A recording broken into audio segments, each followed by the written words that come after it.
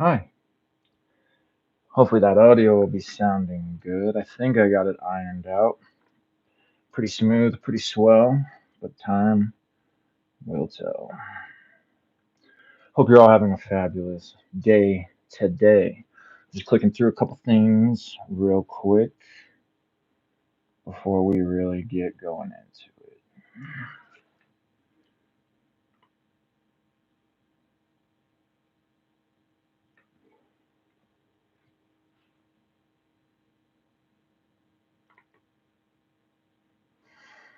Excellent. Okay, so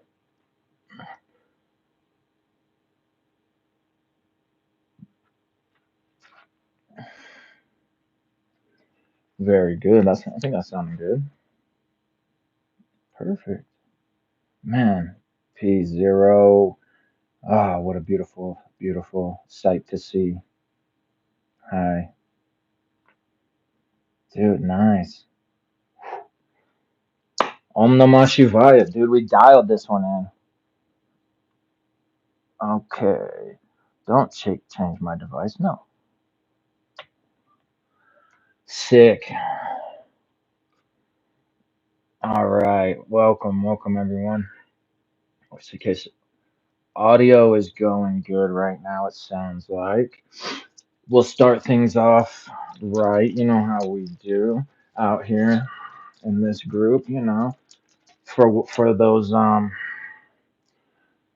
they go by different names as the aeons progress.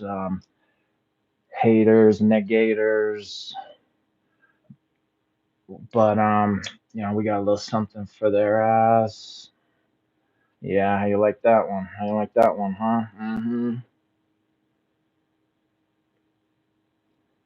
Because we only mess with lovers around here. So be gone, be gone. All right. And now I gotta light this candle. Good thing I got this other device here. Okay. And speaking of lovers, Zero, I'm so happy to have you here. I'm sure you're not needing me to tell you why these cards are picked out and are set out here. But for anybody else, the topic today is a bit of a surprise. Oh, come on, don't give me that grief right now. Come on. Beautiful. Okay, I got it, as I know I would.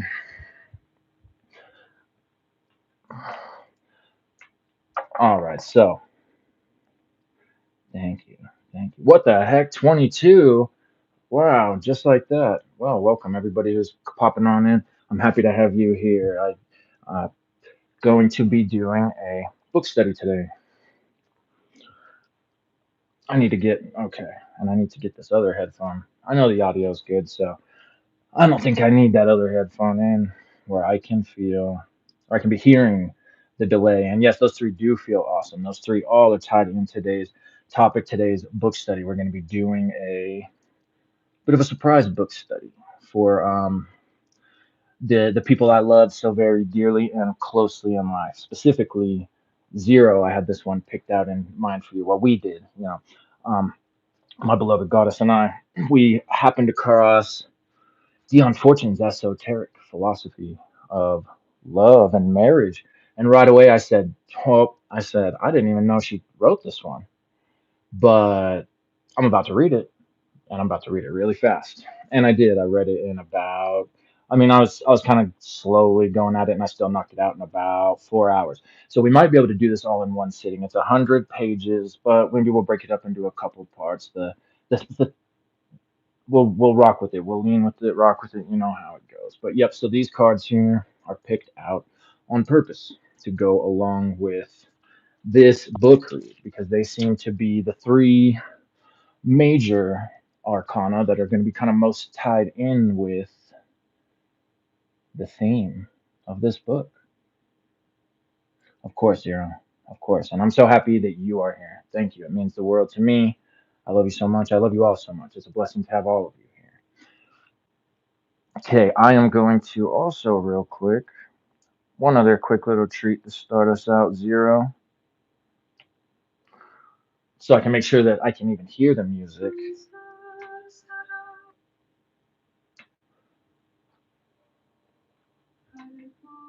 All right, this should be going here in just a sec.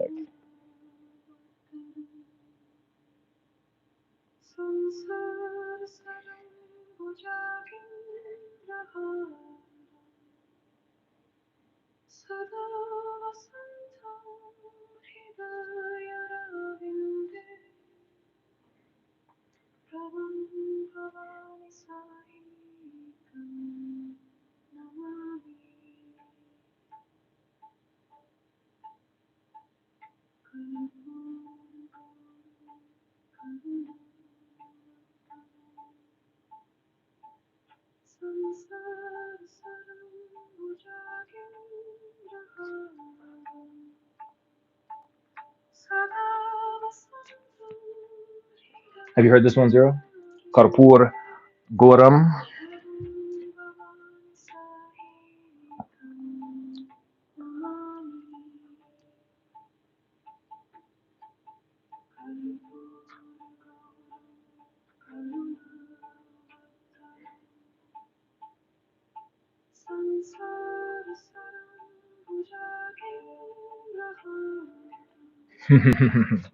It's in that mantra playlist that you have of mine. I found it a couple days ago. It's a stotram of Shiva. Translates to I bow to Shiva, who is white like camphor, the embodiment of compassion, the essence of the world, who wears the king of serpents as a garland, who always resides in the lotus of the heart, and is together with Parvati.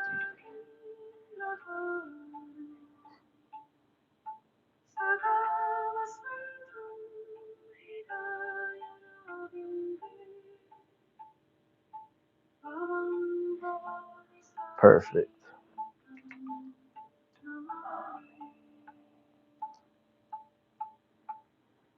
Perfect. All right then. Okay. Well, that started us out. It's important to set things up just right. You see, I went from 22 people watching, which were probably just random people, to back to two, which is probably just myself and zero. And that's all it needed to be. That's all it was meant to be for now. The eye of Shiva just opened, baby. In a sense, I'm packing. Okay. Well, then, we'll have the influence of these major cards coming back through, the influence of the goddess shining through, and we will go ahead and just get going on Dion Fortune's Esoteric Philosophy of Love and Marriage. We'll just make sure real quick that this other music is at a good volume.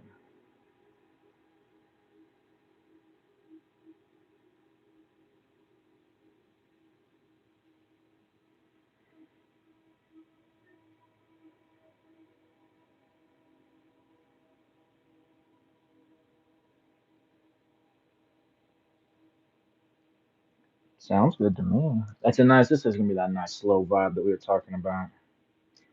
And for everybody else who's ready to get this knowledge if and when, well, welcome. Enjoy. This book, I've already read it once. It touches on such topics as karma, obviously love and marriage, but also the karma and the karmic ties involved with those things. It touches on twin souls, as it used to be called, because nothing new under the sun. Twin flames now. Um, who knows? Who knows what it'll be called next? Something. Maybe you'll think of it. Maybe you'll be that visionary in life who comes up with the next big spiritual fad. Good for you. Okay, so she also talks about some of those little more touchy topics. So for the Rainbow Fam, just be prepared. Just be prepared. But no reason to get upset. No reason to take it personal, um, because there is a lot of really good information in here as well. So, and you know, that's what in our groups. We value that truth and love, baby, the highest of ideals. Okay, is everything sounding good? Heck yeah, perfect. Thank you, Zero. Okay, well then I think, yeah, man, I think I'm good to get going. Do I need? Am I missing anything? It's been a minute. It's been a minute, right? That maybe real quick. That's something to go over. You've had burning questions. Where has Jay been? We thought we'd seen the last of you. Well, yeah, sucks for you if that's what you thought. No, definitely not. Yeah, well, I was going real gung ho, and you could say that the candle burnt at both ends, but no, not really. More what happened is we went on a vacation, and that vacation triggered the tower moment that I knew was coming, that I had divined for my yearly divination, and um, luckily we also did that path study just recently for the tower, connecting Hod and Netzach. And what was really interesting is I actually experienced that this last time, at least in the way that path and that working talks about the tower lifting its crown to receive the lightning bolt rather than, it being a destructing, world shattering type of moment. And that was exactly what happened. And so within that reception of the lightning bolt, Allah, welcome. This is my name is Jay Bothell, and this is Dion Fortune's book. Here we're going to be reading in just a minute. So anyhow, I took that time and reevaluated some things, just in all aspects of life, but also my practice. Sometimes that happens. Trav's been talking about that a lot recently as well. That sometimes it's just graduation time, and usually it's not fun.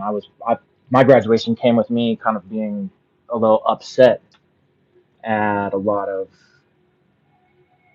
things. But you get over it, right? Believe in Allah, the real God. Okay, well, that's awesome.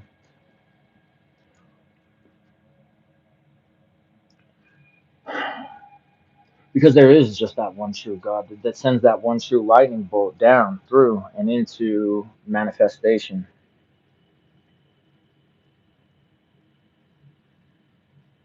Thank you. Yeah, Zero.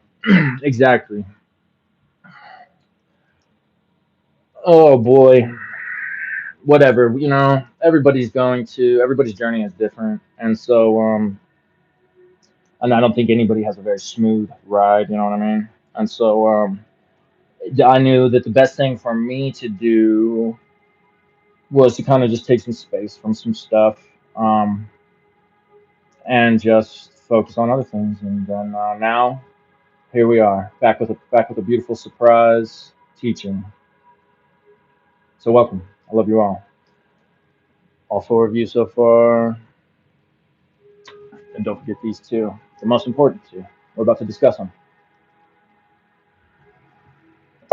Powerful image too. I hope you've been looking at that as it's been sitting there. I have another one of these Aquarian books of Dion's that are two in one. So this one is Esoteric Philosophy of Love and Marriage and The Problem of Purity. We can hit the synopsis on those real quick.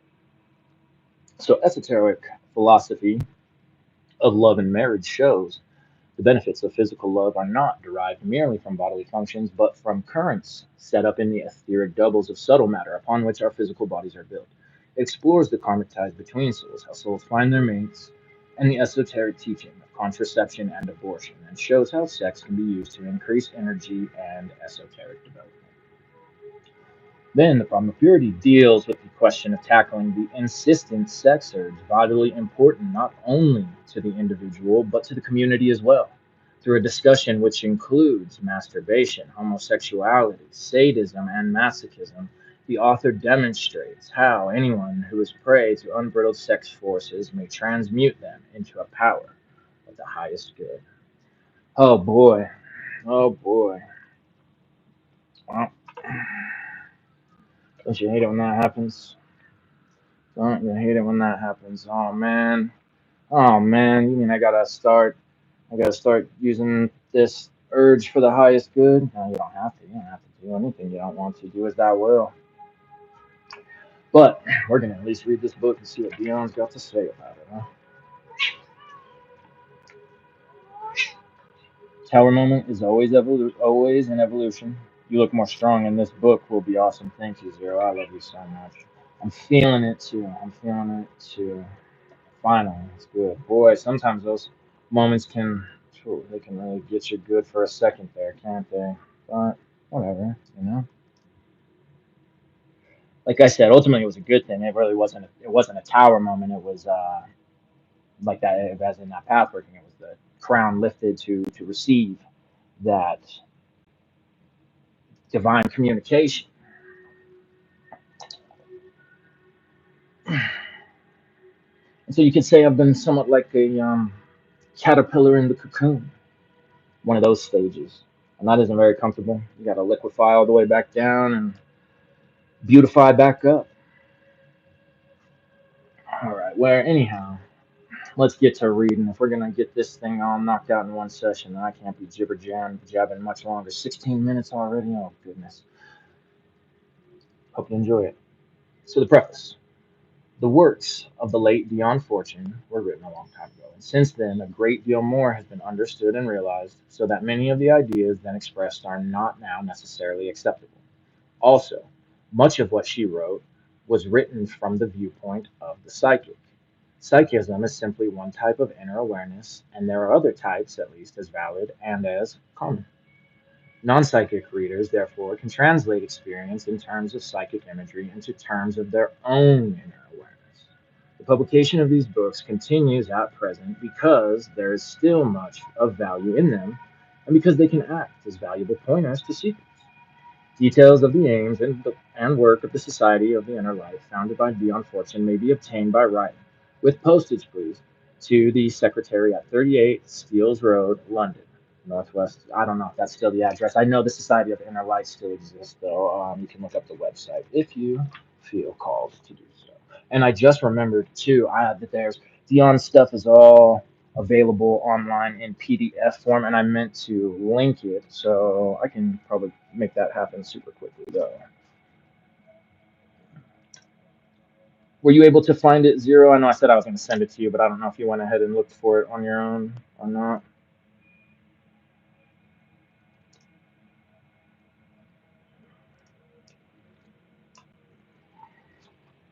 Moon energy writing, beautiful, dude. That's what I'm saying. And the moon is really mooning up right now. Oh goodness. Sagittarius, Capricorn, cusp type full moon. I think it depends what sources you check as to when that switch over was made on the time, but it doesn't really matter to get into the nitty gritty. Just know that it was big time Sagittarius Capricorn energy with that moon barely.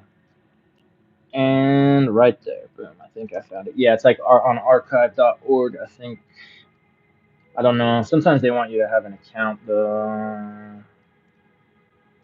Let me see if I can find the other one I actually read. So that's how I read it the first time. It was off a PDF.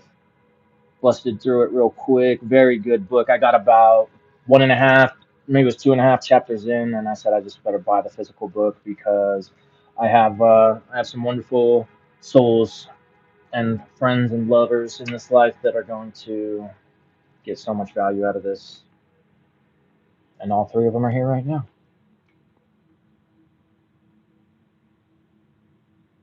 And the rest are here in spirit. Love you all. Hey, see, one just popped. Oh, I just manifested another one. Love you.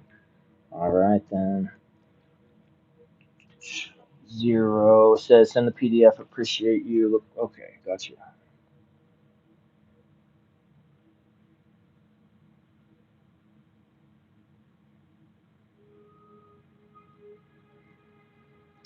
Dude, I don't like this link. Hold on, 1 second.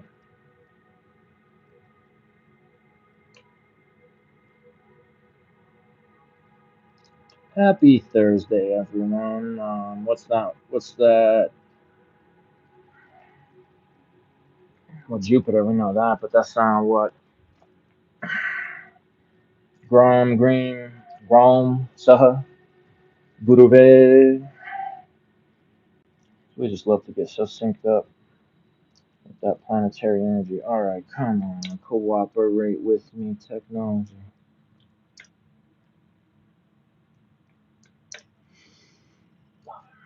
That's the one, dude. I knew I wanted that one. Nice work. Don't give me that. There's that one. Okay. So, all right, I'll be pasting it in just a second, and then our last delay will be over and done with. Venus in its sign Taurus too. Oh yeah, and I saw. I think well, it probably shifted. I don't know for sure. So I saw a post about Jupiter going into Cancer. I don't know if it's already shifted or not though. I need to up my astrology game a little bit more, but all things in time. Okay, so pasting right now. Boom. Go ahead and follow that link there.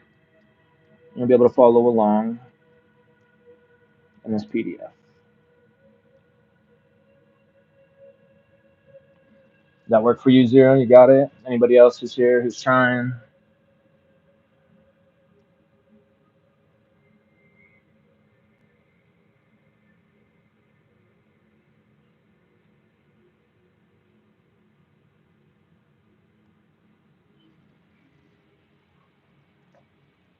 Allah, Allah, Akbar. Dude, how many people did Trav put on to Rackham Willie, huh?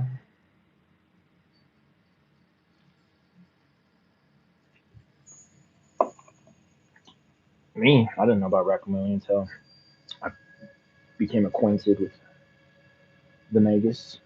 Excellent. Okay. Venus in Cancer. Yes.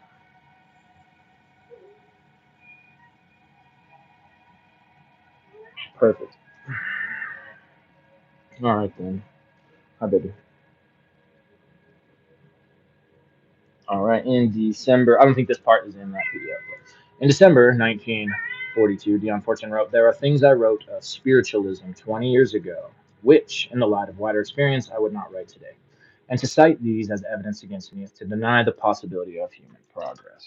So, I know we've talked about that before. I think when we were reading one of them, my notes is how at least she's acknowledging, the fact that, and Gareth Knight did the same. If you have that black edition that has both of the Kabbalistic symbolism in one, he before he passed, I think in like the most recent update, he addressed the fact that he said some things that were probably in bad taste and in young ideologies as a young man and all that stuff. And that's what happens in life.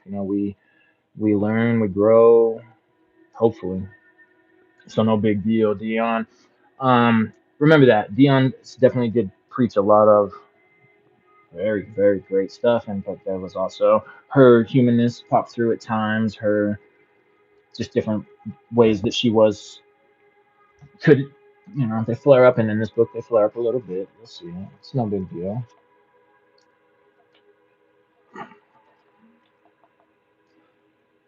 because her love is with us. All right, introduction.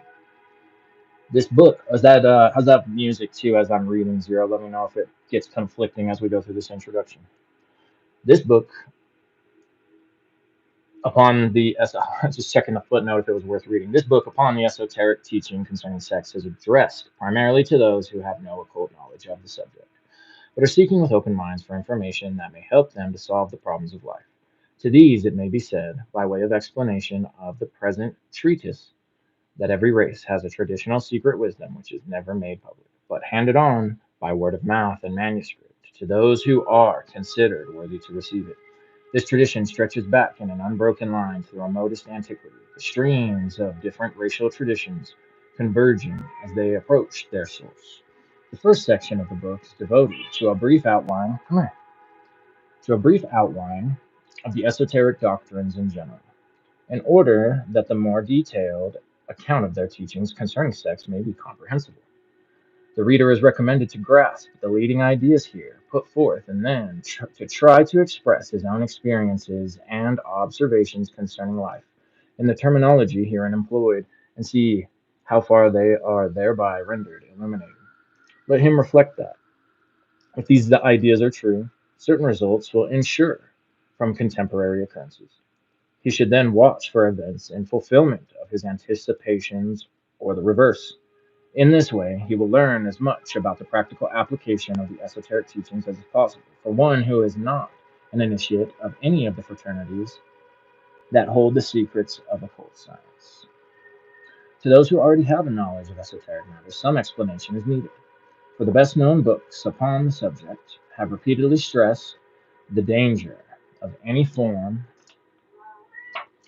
of sex magic, and pronounced it in all its forms to be.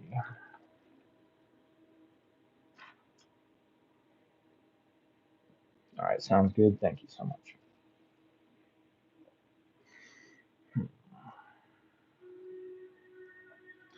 To be uncompromisingly black and of the left hand path. This, as anyone who has had practical experience of the matter cannot fail to be aware, is absolutely true concerning certain aspects and applications of this great force upon its passional side. These aspects are touched upon below, pages 94-6, in order that the unwary may be warned to avoid them. The Western occultist, however, diverges from the Eastern tradition as popularly expounded in this country when he asserts that the sex forces, in their higher aspects, are powerful regenerative agents. These aspects are entirely divorced from physical function and are of the mind and spirit. Madame Blavatsky, in that classic of occultism, The Secret Doctrine, refers to the following words, page 449 of volume 3. For the production of alchemical results such as the elixir of life and the philosopher's stone, the spiritual help of the woman was needed by the male alchemist. But woe to the alchemist who should take this in the dead letter sense of physical union. Such sacrilege would become black magic and be followed by certain failure. The true alchemist of old took aged women to help him, carefully avoiding the young ones. And if any of them happened to be married, they treated their wives for months, both before and after their operations, as sisters. So, oh man, deciding that we're taking this so serious that for this duration of this working, we're brother and sister. We're not husband and wife right now. Though the doctrines of the Eastern and Western schools of esoteric science are practically identical, their methods in training initiates are fundamentally different, working as they do upon different rays and under different masters. No disparagement is contained in this statement. All rays, in the occult sense of the term, proceed from the divine sun.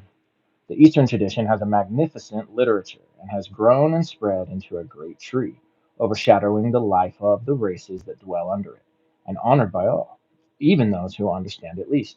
The Western tradition has lost nearly all its ancient documents during centuries of persecution, but it still holds the keys of the gate and can open it to those who seek.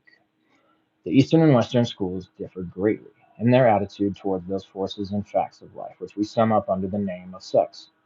To the Eastern, woman is an inferior, less highly developed in every way. Many Westerners regard her, on the contrary, oh boy, as superior to man, the inspirer, the guardian of the ideal. These different attitudes find their reflection in the esoteric methods of teaching tradition. The Eastern occultist seldom finds in Purdah dwelling women developments of intellect and spirit compatible with comradeship in his lofty and exacting work. And in such work, if sex cannot be used in its higher aspects, it must be eschewed altogether. Therefore, the Eastern tradition makes no provision for the esoteric contribution of the female sex to race life. In the Western tradition, on the other hand, woman plays an important part, just as she does in its social and political life. Whatever conditions may prevail among races that segregate their women, no one can afford to ignore the sex element in the higher life of the Anglo Saxon races. Many Eastern initiators have failed in their dealings with Western pupils through inability to appreciate the great importance of this element in the latter's lives. There may be sincere and lofty purpose and true wisdom to impart, but there is not always an understanding of the Western Constitution.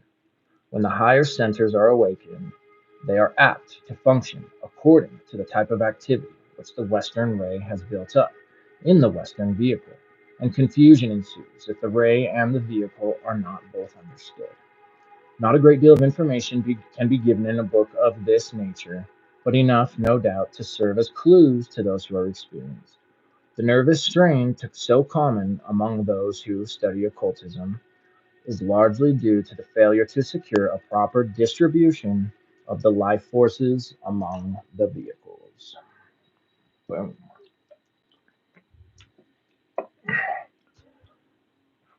Yep. All right. Intro. Boom. Check. Out of the way. Very good. That was just exactly what we hoped it would be.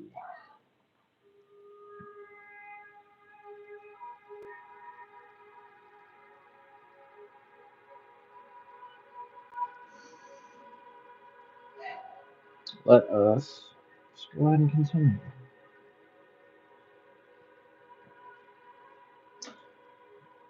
The modern conditions of marriage. A statistician affirmed some time ago that in England, 25% of married couples were pre, permanently separated. 50% lived together without love, and 25% were happy. Thus, only one quarter of the marriages taking place in England fulfill the purposes for which they are entered upon, and a person marrying has but one chance in four of happiness. No one who observes the home conditions among his friends and neighbors will regard these figures as unduly pessimistic. It may indeed be questioned if the amount of enduring love to be found in married life should be estimated as high as 25%. Dang, she was saying, let me double check when she first wrote this, but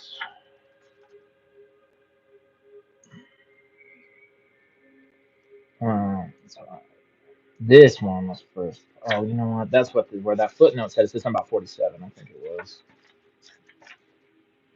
24 now, only off by 23 years. Okay, so 1924. So this is basically 100-year-old information. And it's interesting to see how much of it is still pretty applicable. I'm sure some of those numbers have changed and go into Americans and all that here in a second as well. A lot of what she has to say about the dynamics of marriage. Oh boy, people are probably gonna have some feelings hurt. In the United States, the country of easy divorce, it was stated that the percentage of happy marriages is as high as 50%. Therefore, it appears that a condition of misery or boredom is not implicit in the married state, but is due mainly to the selection of unsuitable mates. Two people who made each other miserable may yet succeed, instructed by experience, in mating happily with other companions if their unfortunate union can be dissolved. There are several admirable books now available which explain the psychology of sex life to the non scientific reader, and these have been of great value in lessening the mass of human misery that arises from ignorance. The mass of human misery that arises from ignorance. But they do not solve the whole problem. They do not tell us why two well informed, healthy human beings may yet feel that they have failed to realize the higher aspect of love, and so missed the best that life has to give, nor why two people, each highly esteemed in the circle in which they move, may have a devastating effect on each other without a single unkind word or selfish action, so that companionship means misery. So that she's talking about people who they get along great. They don't speak bad to each other. You know, they don't ever even they don't. But just the presence of each other is giving them a devastating effect. So,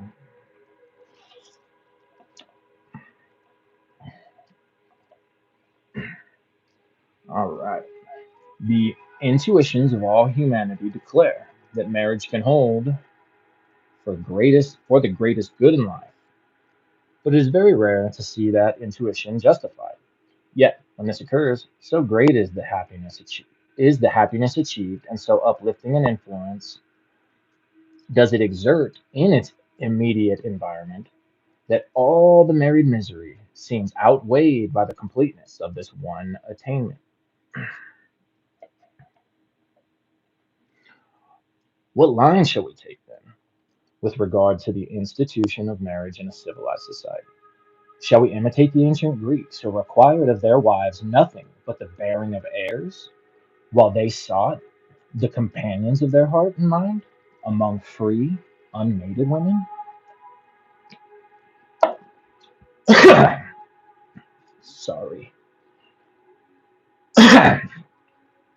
That's the cost we're gonna have to pay, risk reward. So for the audio to be coming through a little bit clearer, if I have to clear my voice, it might be a little more shrill in the microphone. Just a heads up.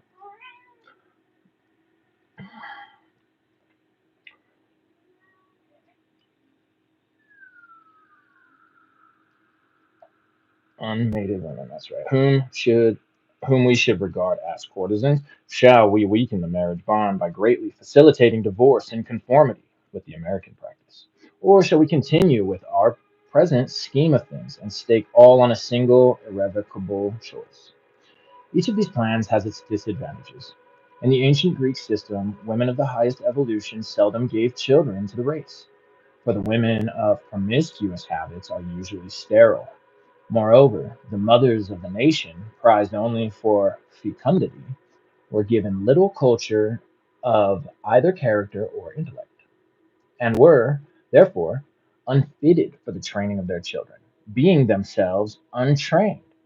It is generally agreed nowadays that the influences of early childhood are extremely important in character building, and that ignorant and inexperienced women cannot transcend their own natures and give to their children what they do not themselves possess. The American method of easy divorce seems at first sight to solve the problem. But until it has been tested for a century, nothing but a provisional opinion can be expressed. Fair enough. Respect, Dion. She knows some things take time. You gotta really give things time to see how it goes. You can't know like microplastics. Tripping on microplastics. We don't know. We don't have the time and the information and all that to see. But we ain't playing those games. No. The consequence of easy divorce among the wealthy seems twofold. Firstly, the character of those indulging in it seems to be undermined, and there is a tendency to shirk responsibilities and take nothing seriously. The depth of life and love are not found in easily broken unions, and sensuality is fostered. Secondly, the children of divorced couples have no home life of systematic training and discipline. A step parent, however conscientious, cannot replace one to whom the child is flesh of his flesh. And all who have worked out the problem of bringing up an orphaned family know that nothing can replace the influence of a mother during childhood or of a father during adolescence, and that the child deprived of either parent enters life under a heavy handicap. In, in estimating the best conditions of marriage, we must not forget the rights of those for whose well being marriage was primarily instituted, the children. Finally, as to the modern English system, statistics condemn it. It is not working well. The Anglo Saxon standard of marriage is the highest in the world, also the most difficult to achieve. What shall we do then? Shall we lower our standards, or shall we try to discover the laws which govern married happiness and so regulate its conditions? The American branch of the race has followed the former course, but the older branch clings desperately to its ideals. It is in the hope that knowledge may help to alleviate conditions before desperate misery gives rise to desperate remedies that the following pages are offered to the reader. They are based upon the teaching given in one of the Western esoteric schools. The reader is asked to endure patiently, unprejudiced by his ignorance, the technicalities of a strange philosophy, and to accept whatever light it throws upon his own life problems. Sheesh.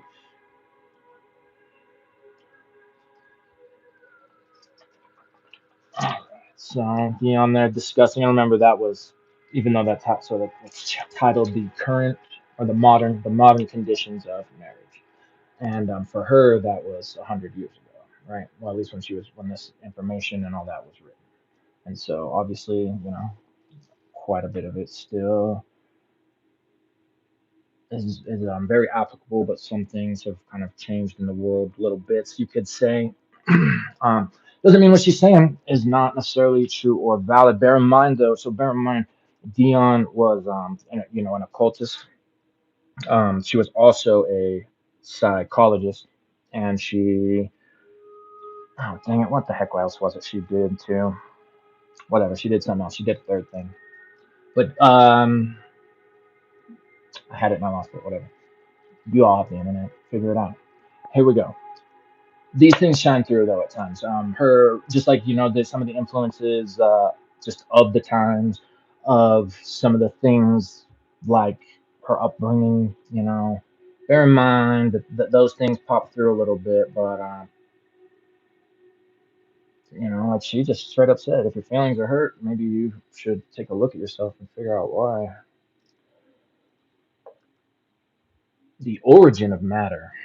Esoteric science premises the existence of the great unmanifest, which may be conceived as a sea of limitless but latent force which underlies all things and whence all things derive their substance and draw their life. This concept corresponds to the exoteric concept of God. Come on, sweetie. Cuddle, huh? Okay. Second, it conceives the outpouring of this ocean in a directed but limited stream. This corresponds to the exoteric conception of energy. Shiva Shakti. Yeah, things do change, huh? You liking it so far, Zero? This was the move, was it not? I sure hope so. Oh, baby, baby, baby, baby. You're so precious.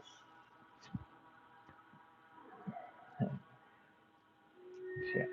And I might need to. This one's just this quick 2 pages, so I might need to take a little bathroom break after this one. Thirdly, it conceives this now manifested energy by the intersection of its lines of force, forming whirlpools, which, by the opposition of forces, lead to stability.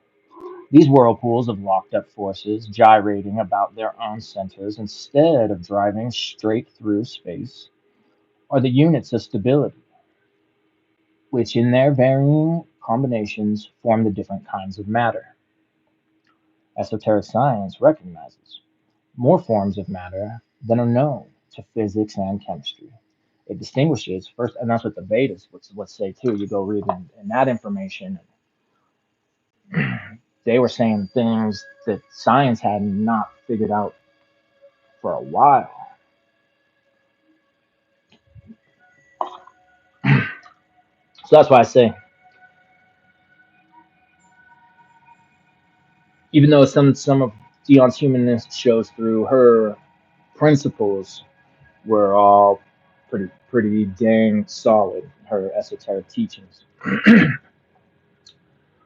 That's why we're reading it. All right. It distinguishes firstly the original vortices of stability. Secondly, their combinations into 7 simple types of molecules. Thirdly, it conceives combinations of these molecules into denser and more complex structures. And fourthly, the further combinations of which these relatively complex structures form the units. In fine, it distinguishes the prime atom of manifestation arising from the great unmanifest and 7 types of molecules. And these great divisions of matter, as known to esoteric science, are called the 7 planes of manifestation, of which the matter that composes our material world, and which alone is known to the exoteric scientist, forms the densest and most inert subdivision, and the latest to be formed in evolutionary time. Thus, it will be seen that the esoteric scientist has, for his studies, a manifested universe. Hang on, sweetie. 7 times as great as that cognized by exoteric scientists. The exoteric scientists. These seven planes, while all arising from the unmanifest as first cause, are conceived of as having immediate causal relations among themselves. Thus, the first plane to develop gives rise to the second and determines its manifestations, and the second to the third, and so on, down to the final plane of physical matter, which may be called the planes of effects, whereon the results of activities on the subtler planes may be observed and their consequences are finally reaped.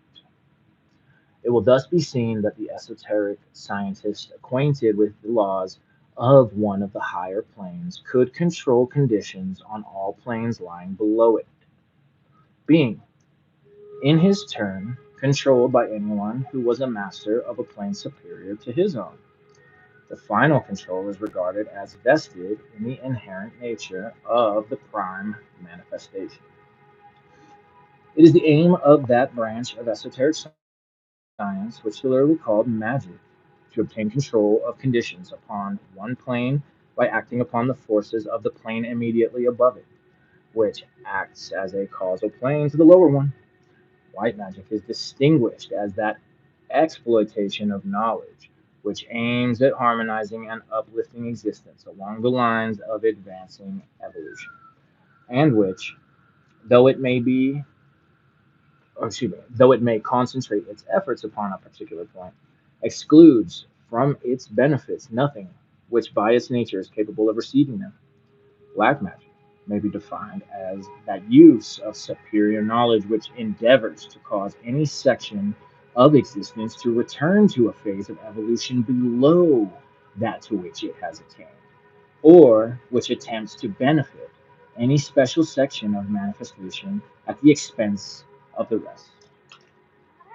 Boom! You heard it from her right here, right now, right here, right now. And I was gonna put in another little addendum there that you have to bear in mind when reading the magical material from this era is it was at what a lot of people consider to be the turning point of the aeon, which means that also things like the magical formula change. So that means definitions like of black magic and white magic have now changed. So with do thou will, love is the law, love under will being the formula of this aeon. Oh, you're so sweet. The definition has changed, and it's pretty in line actually kind of what she's saying here is that essentially, even though this also is kind of tied to the last one, but more with this one because it's anything, black magic would be anything that is going against your true will. White magic is anything that furthers your true will. Simple as that. So that's why you better call up that HGA of yours and figure out what it is you need to be doing because it's probably not whatever it is you've been doing. All right. You tell them. Okay. So, see though 2-0 how I told you she was setting this one up because oh look now here we go the origin of man. Oh, and this one's a short one too, so I could probably hold my bathroom break for a little bit more.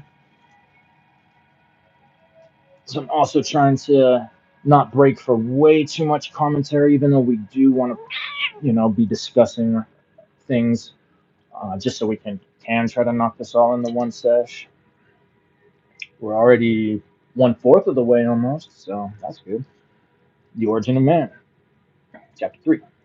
Esoteric science, having conceived the first or atomic outpouring of force, of which the unit of manifestation is the primal vortex or so called atom, whose development forms the matter substance of each plane of manifestation. Next conceives a second or monadic outpouring, of which the unit of manifestation is the monad or spark of divine consciousness. So what's that's the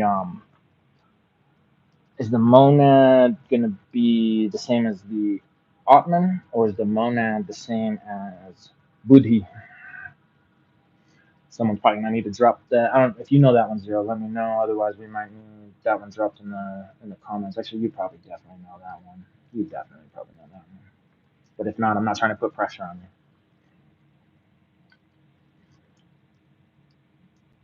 The monad.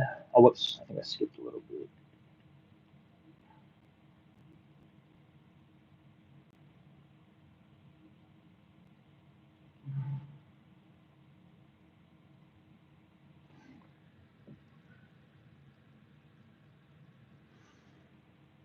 Gosh dang it, where was I? Oh, silly me. Just a second. Monad, or spark of divine consciousness, whose evolution leads to the development of the human soul, so the Atman, and the heights of spiritual grandeur that lie beyond it. This monad, or spark of spiritual consciousness, is conceived as forming about itself a body built out of the atoms of the plane below that upon which it comes into manifestation. This body is formed upon the lines of force inherent in the spiritual monad in the same way that the particles of a crystalline substance in solution build themselves up along the lines of force of the parent crystal. For the insouling life determines the configuration of the body.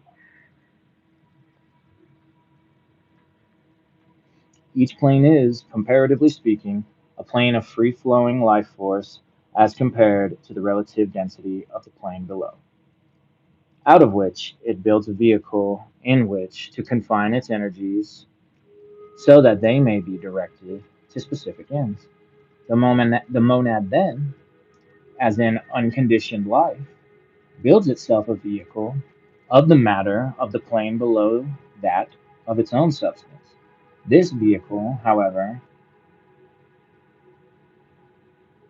though material when compared to the density of the plane of its installing life, is non-material when compared with the plane below it.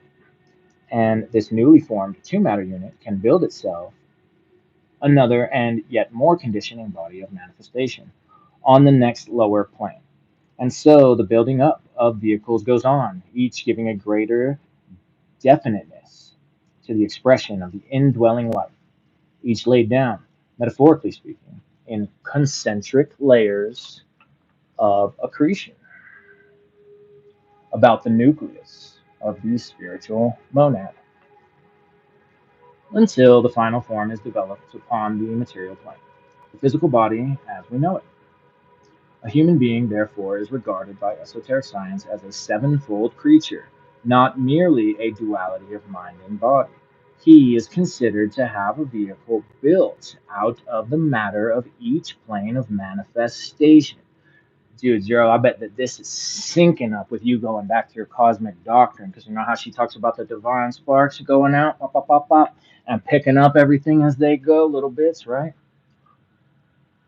Subject to the laws and conditions of that plane, and capable of functioning thereon and nowhere else.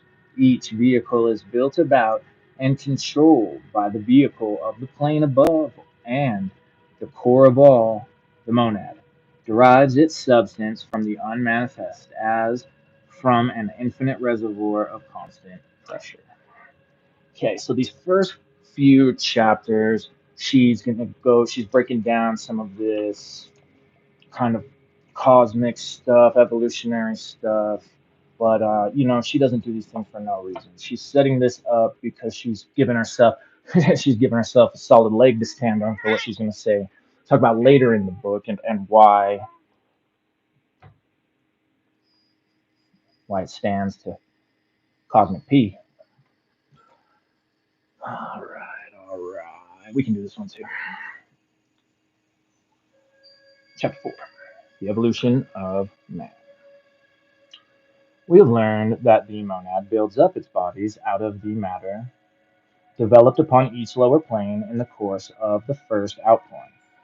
We have next to see how it learns to use those bodies. At the beginning of its evolution, it grows by accretion, as the mineral kingdom does, adding body to body until the last plane is reached, and it has a sevenfold form. Thenceforward, it adds no more bodies, but grows in complexity, body by body, beginning with the organization of the last to be developed, the physical body, The latter, therefore, is brought to perfection while the subtler vehicles are still underdeveloped, mere potentialities. She always explained to us in the beginning how to understand the next. Yeah, exactly, exactly.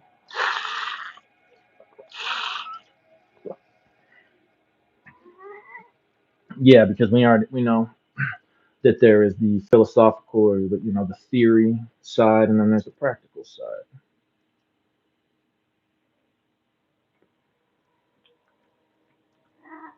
You are so beautiful.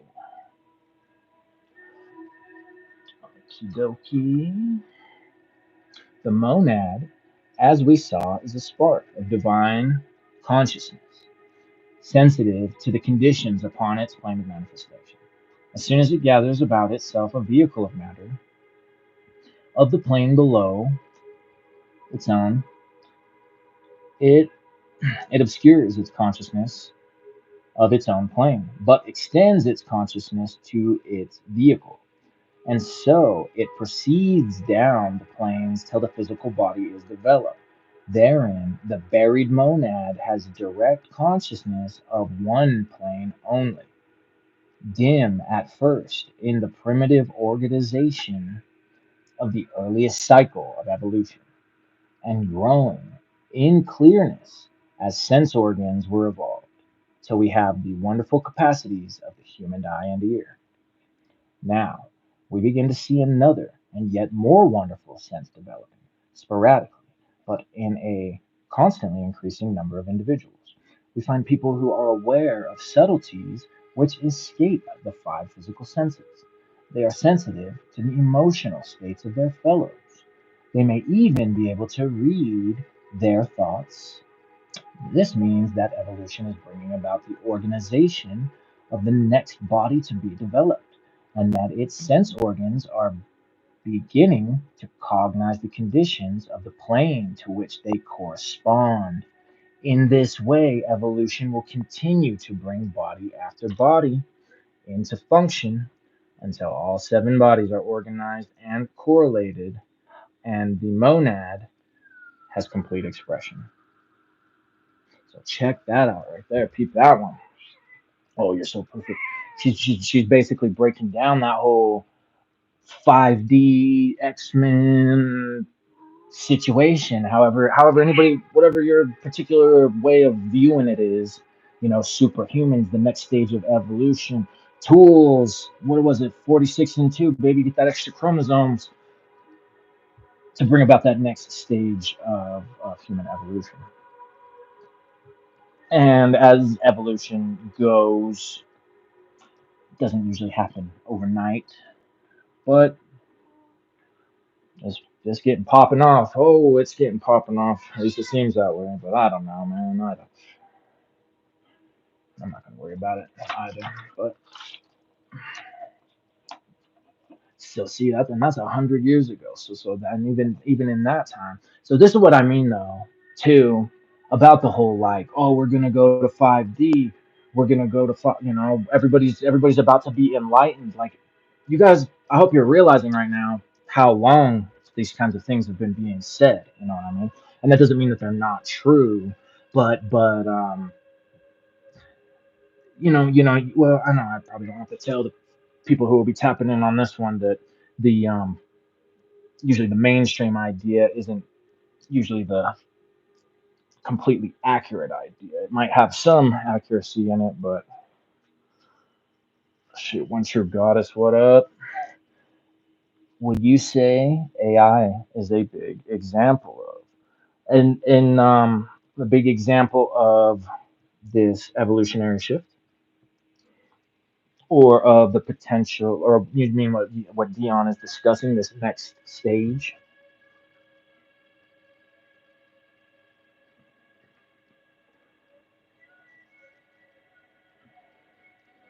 And luckily, most of these chapters are pretty short. There was only a couple of them that were somewhat long. Oh goodness! I got to take a cat hair break. The costs we pay. Evolutionary shift, I guess both. I think it's hard to say for sure. I think that I definitely do think that plays a pretty big part in it though.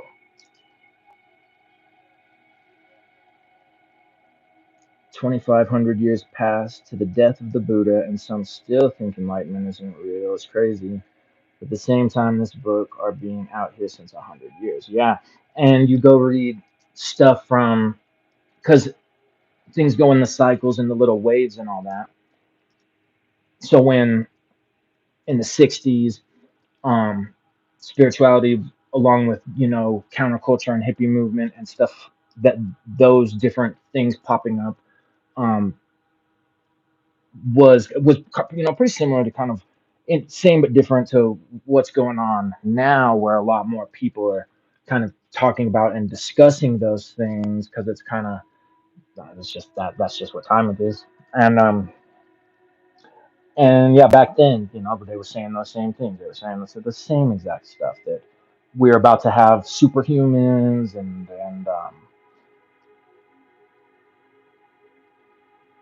doesn't mean it won't happen at some point. But I have a very very beloved friend who likes to kind of buy more into those types of things, and will always be talking about how we're about to shift, we're about to wake up. Don't worry, it's coming, it's coming. But to me, that just sounds like waiting for Jesus, but with a different word way of wording it. Jesus is coming, just like my mom. She loves Jesus will be back any day. He's coming back any day.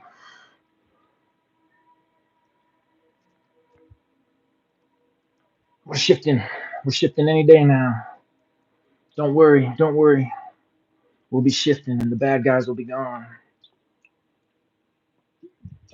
But I do think AI plays a big part in that.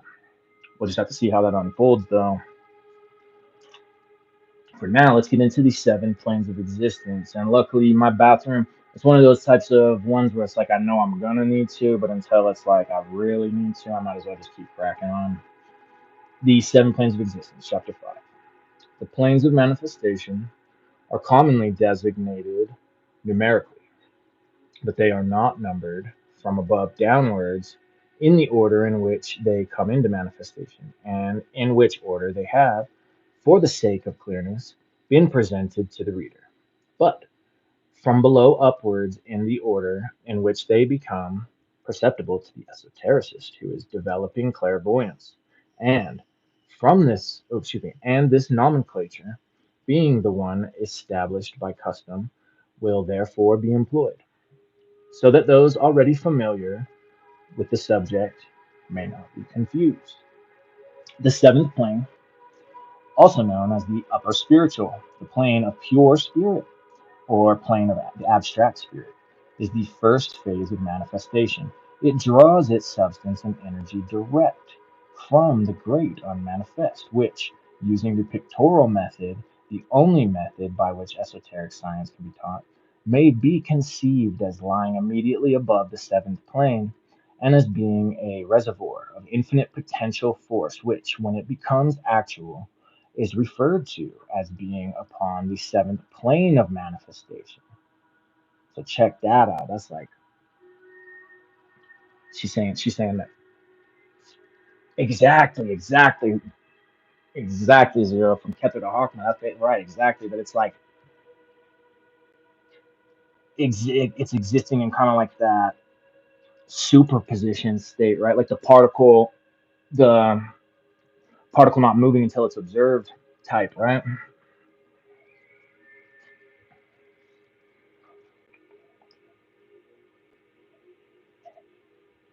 Upon this plane, there is no different differentiation whatever, and it is the plane upon which all are one and one is all. It has but two characteristics. The first is absolute harmony, and the second, a tendency towards combination among its particles. Upon this plane, at the beginning of an evolution, issues into manifestation the monadic essence, in which may be conceived as floating those innumerable nuclei of life. The monads, which eventually develop into individualized human lives. The sixth plane, lower spiritual or plane of concrete spirit. In the course of ages of cosmic time, evolution brings the organization of the monadic essence to the phase of the sixth plane. Hereon, it is found to diverge into seven different tendencies, seven currents of outflowing, which are called the seven rays and are designated by color names. And it is held that the monads, which may be conceived of as floating in each of these streams of spiritual tendency, will evolve to their ultimate perfection by means of a different type of activity. This partiality does not imply a one sided development, but that, although all elements must be present, one will predominate and give the keynote. The prime characteristic of the sixth plane is tendency. The fifth plane, the upper mental or plane of abstract mind, sees the development of qualities in the monadic essence and its differentiation into types. From this point onwards, it would no longer be justifiable to speak of the monadic essence, for upon this plane the life nuclei come into function and life becomes lives.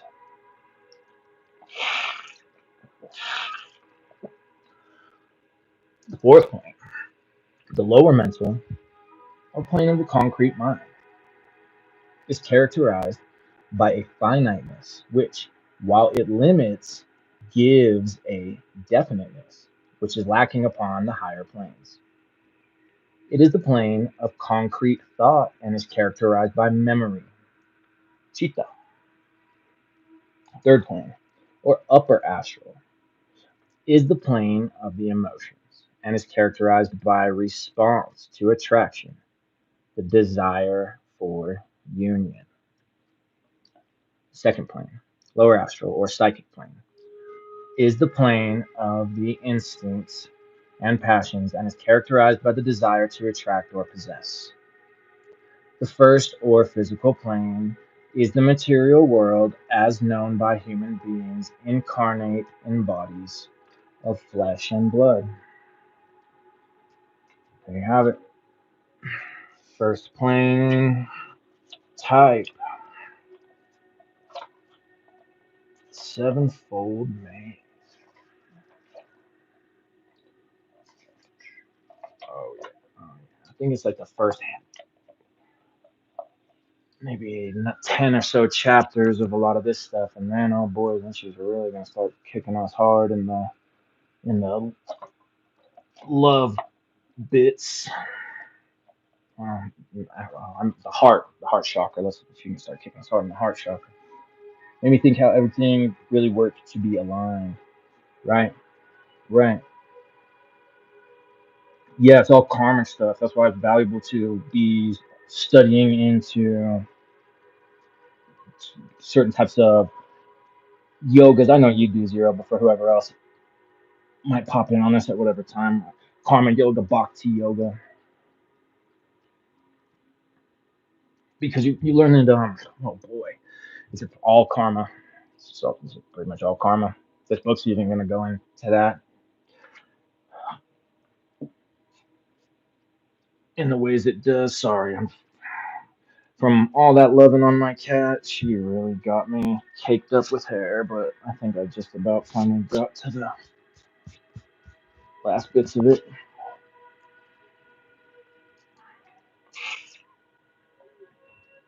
That's what you always think, right? Anybody else who has pets that shed a lot, you already know.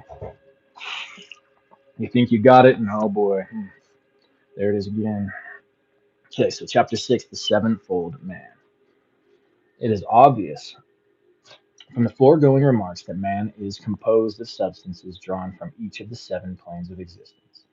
By means of these elements in his nature, he contacts these planes, and if he were without an element proper to any particular plane, he could not perform the functions appertaining to that plane. Thus, if a man were lacking in substance derived from the third plane, he would be devoid of tender affections, incapable of incapable equally of feeling them himself or understanding them in others. Hmm. Hold on a minute. Hold on a minute. You mean to tell me that all the things people say online, they don't know what they're talking about? You mean to tell me about the the ways why people are the ways they are? You mean to tell me they could actually be something way deeper? Oh no! Don't tell me that, Dion. I need a boogeyman. I need a thing to cling. All right, let's keep going. Let's keep going. Each of the substances proper to the seven planes is organized according to the laws of its own plane, and is referred to in esoteric literature as a body. But the expression state of consciousness conveys a more exact impression of the esoteric meaning of this term. Let the reader, in order to grasp the implications of this esoteric doctrine, conceive himself as having, in addition to his physical body, which is built of the matter of the first plane and responds to its conditions, an organized system of instincts and the passions to which they give rise.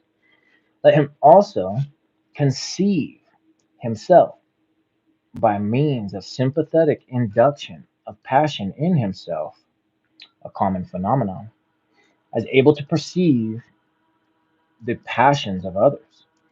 Then let him call this aspect of his nature his psychic or passional body, and conceive of it as functioning upon the second or lower astral plane. Let him then conceive, babe, I want to love on you, but I already saw what it's going to cost me. So I'll tell you what, I'll make you a deal. You don't yell and interrupt us too much, and I'll give you a whole lot of love when I'm done. Because then it doesn't matter how much fur you get on me. Deal? That sounds like a deal to me. All right. Okay. Talk about it. Talk about it. Talk about it. Expression. Let's just start at that paragraph back over. Each of the substances proper to the seven planes is organized according to the laws of its own plane and is referred to in esoteric literature as a body. But the expression state of consciousness conveys a more exact impression of the esoteric meaning of this term. Let the reader, so just like we talk about with the Kabbalah, that the Sephiroth, these aren't places to go to, these are states. So she's saying that even though it's referred to as different bodies, you're different, whatever, you're gross, you're subtle, your causal body, stuff like that. These are actually more states of consciousness. Let the reader, in order to grasp the implications of this esoteric doctrine, conceive himself as having, in addition to his physical body, which is built of the matter of the first plane and responds to its conditions, an organized system of instincts and the passions to which they give rise. Let him also conceive himself by means of the sympathetic induction of passion in himself, a common phenomenon, as able to perceive the passions of others. Then let him call this aspect of his nature his psychic or passional body, and conceive of it as functioning upon the second or lower astral plane. Let him then conceive of his emotional nature as similarly organized and related to its own plane of existence. Likewise, his reasoning faculties and power of abstract thought. Finally, his spiritual nature and that ultimate spark of divine life which forms the nucleus about which his individualized existence is built up. Thus, it will be realized that man has, as it were, seven different aspects to his nature, and that each of these aspects is referred to as a body by esoteric science.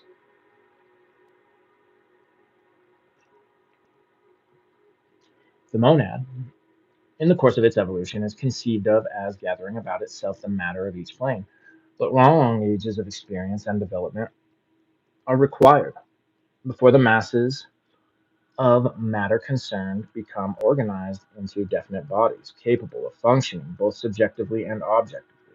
In other words, Ages pass before the forming bodies are sufficiently involved to carry on the functions of their respective states of existence and to be aware of external conditions on their own planes of manifestation.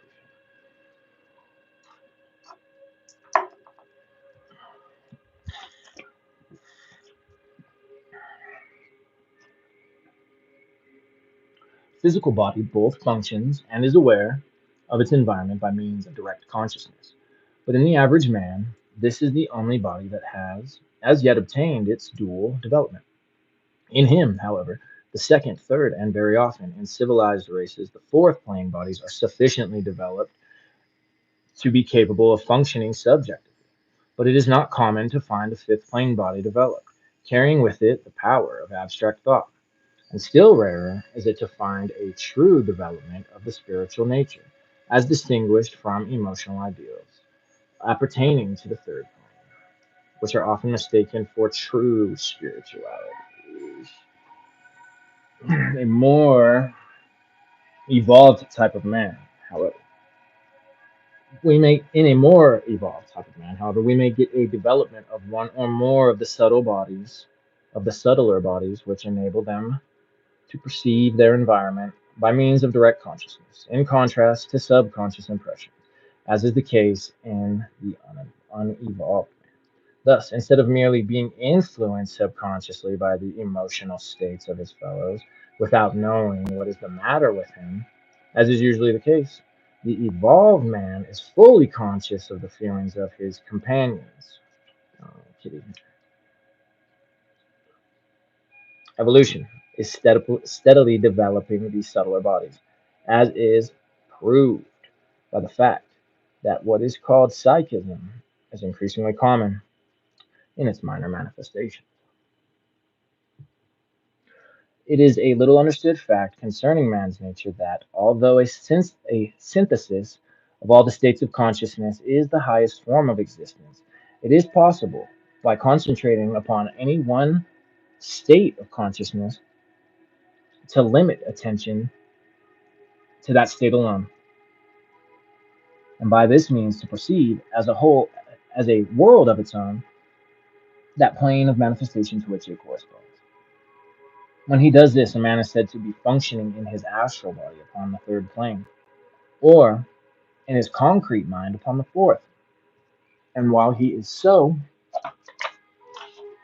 engaged, the physical form, owing to the detachment of consciousness, come on, from its nervous system, is found to be in a state of trance.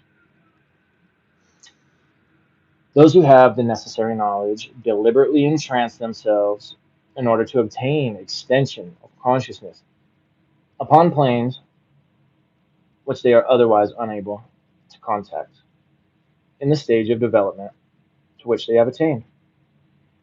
But it is little realized the extent to which this expansion of consciousness takes place involuntarily in sleep among persons who have evolved a little beyond the average.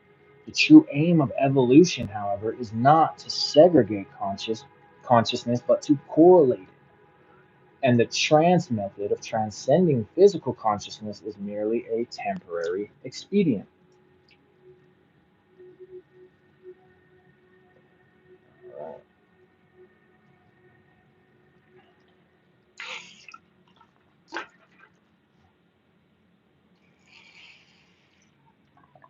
All right, so we've been going about an hour and 20 minutes, and we got 6 chapters in it. Intro knocked out so far. It's pretty good. Say we're doing pretty good as far as all that's concerned. How are we doing as far as this book is concerned? Enjoying it so far?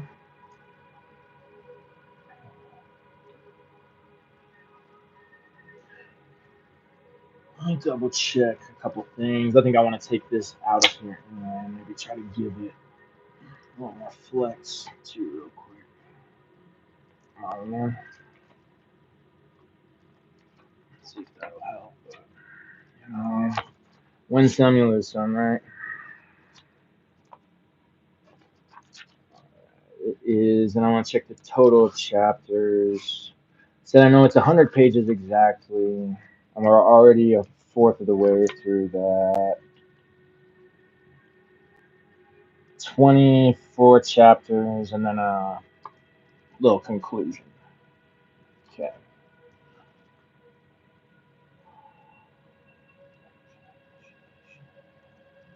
All right.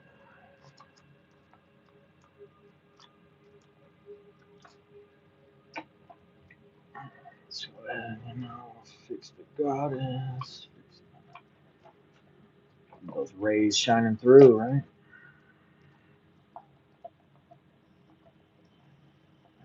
Nice. I got another like. Thanks for the like.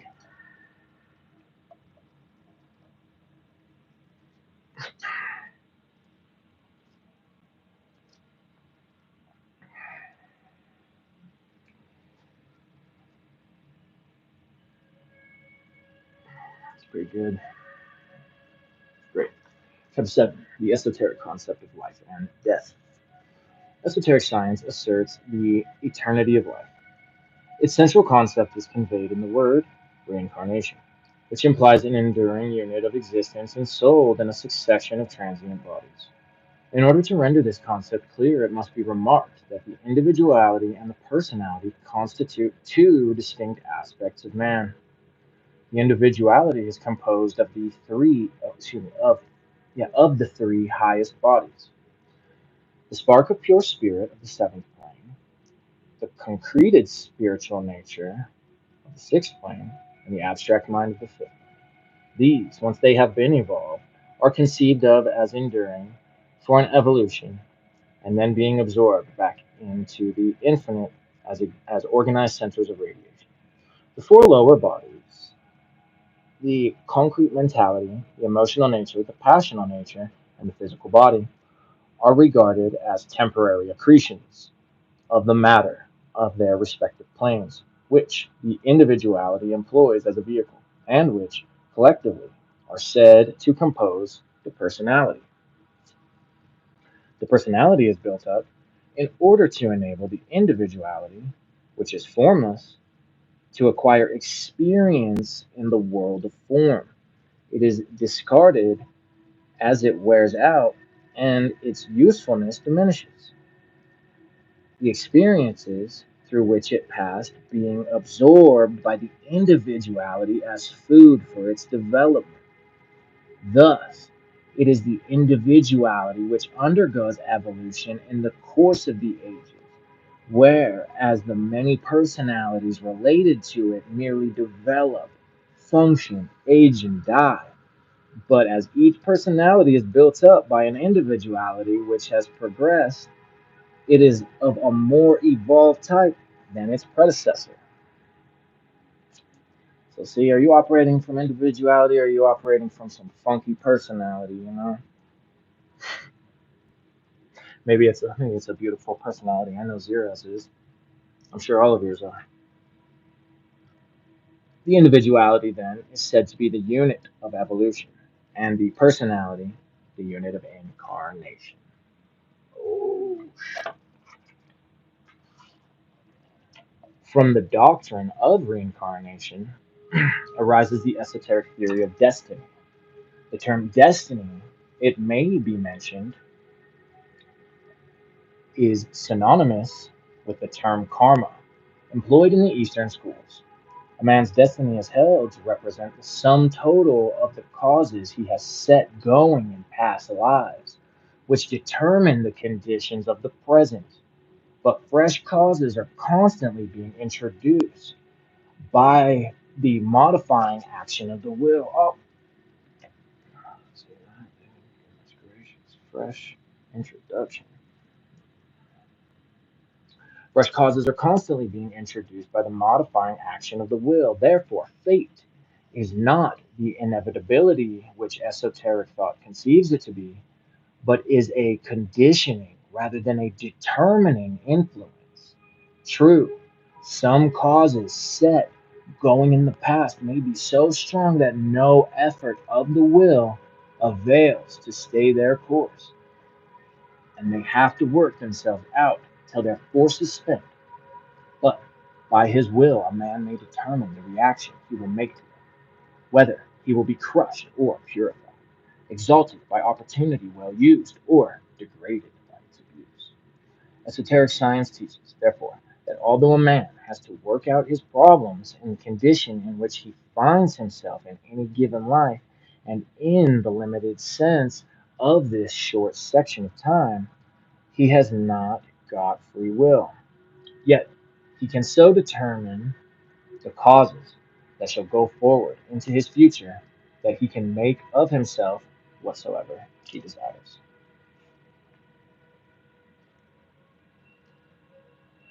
Well, well, well. Now, Zero. Oh, now it's really peeling into some of the stuff that's probably making you say, "Man," that's what it's making me say too.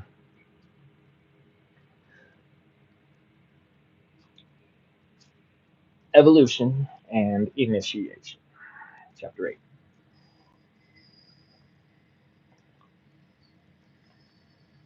It will be seen that esoteric science conceives of man as evolving from the subhuman to the human, and then on to the superhuman, to the states of consciousness of the psychic, the inspired, and the illuminated.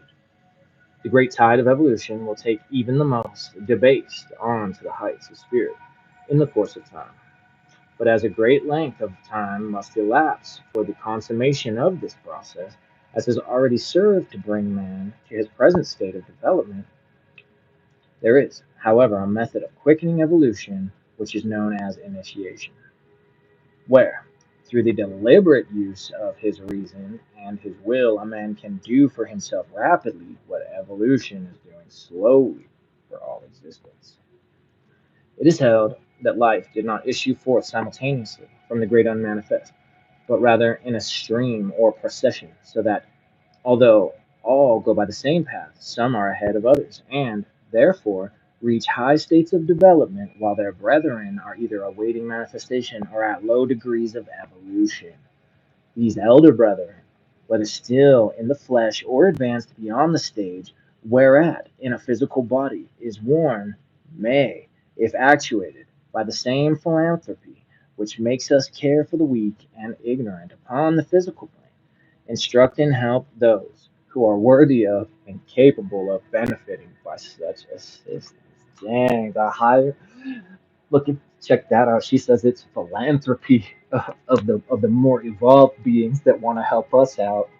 They're doing charity work in their own from their own plane. They're doing their karma yoga from their own plane. Sheesh.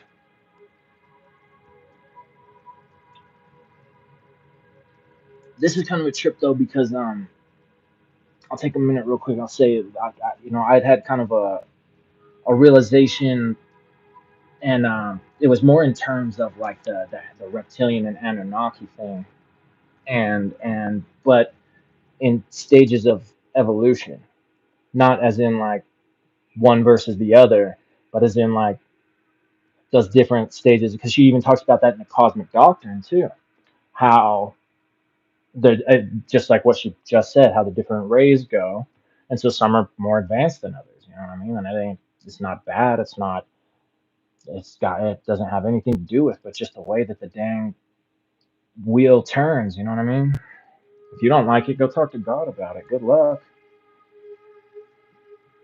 You're gonna find when you try, if you actually go there and do it, you're gonna find that you're not really gonna have a whole lot to talk about after all. Chapter 8. Oh wait, I already. Come on, dingus. Many of such individuals have already been trained by the elder brethren, and these disciples form the vanguard of evolution. They, in their turn, instruct others who are their successors, so that evolution may be compared to a flight of wild duck, in which the strongest take the tremendous air pressure at the apex of the wedge, and the weaker spread out behind. If a man's moral, intellectual, and spiritual natures are well developed, I love you, Jay. You're not a dingus.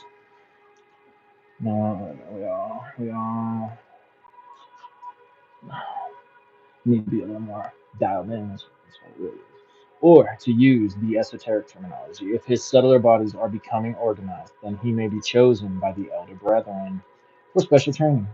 Instruction will first be conveyed telepathically to his subconscious mind, and when he has progressed sufficiently far in this way, he will be placed in contact with pupils of the elder brethren upon the physical plane, who will teach and train him consciously by the ordinary means of that plane, the spoken and written word. Then, when he has made further progress, the elder and younger brethren together, by means of the process known as initiation, correlate subconsciousness with consciousness. The reader, at this point, may ask how this contact with the masters can be made. Little can be said upon this point, for it is a matter of inner experience. Did you ever think about that? I'm sure you have, but in case you haven't, maybe that's why some of the information isn't out there, and what is out there is such garbage, because for the people who have actually had it, it's such a personal inner thing that how are they going to put that out there in a way that it's going to work for everyone else when it's kind of specifically for them, you know what I mean? The reader at this point may ask how this contact with the masters can be made. Little can be said upon this point, for it is a matter of inner experience. It suffices to say that the desire, if strong enough and maintained long enough, will pierce the veil the and effect the contact desired. Thereafter, the path opens up as the pupil advances. And now that we're about 90 minutes, I might go ahead for that bathroom break. So I encourage you to do the same in about 5 minutes, and we'll reconvene for the esoteric concept of sex. Oh boy, everybody's favorite game to play, favorite activity to participate in, favorite dance to dance. See you in 5.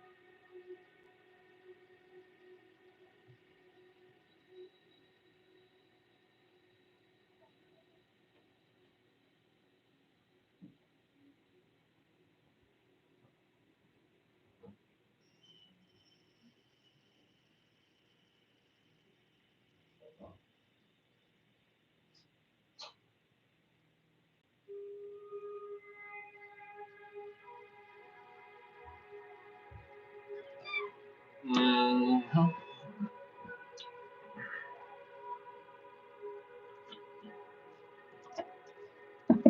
All right, get a refill. When I'm at it.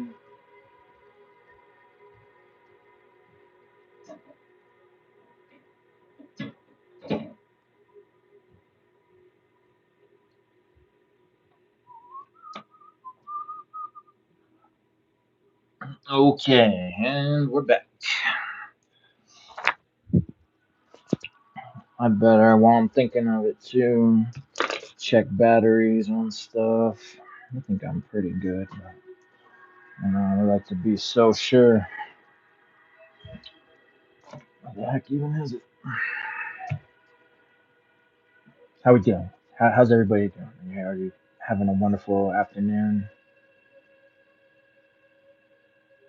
Are you ready to learn about the esoteric concept of SEX? Oh yeah, see, I don't think about that type of stuff either. Really, the whole like, I don't think that there's rules. I don't know if I'm allowed to say that on YouTube or not. If I get in trouble, I'm not trying to get flagged. Come on, YouTube. Come on, I'm a good guy. I'm just trying to teach people. Well, I'm mostly just trying to relay information. This isn't my teaching. This is Dion's teaching.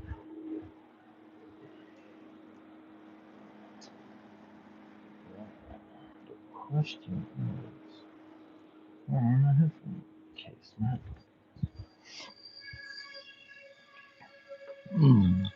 Well, excuse me.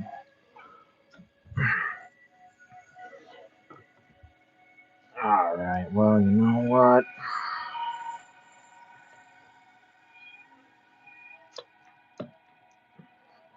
Dude, where did I put that? Stinking case. You know what? It's about time to light another incense anyway.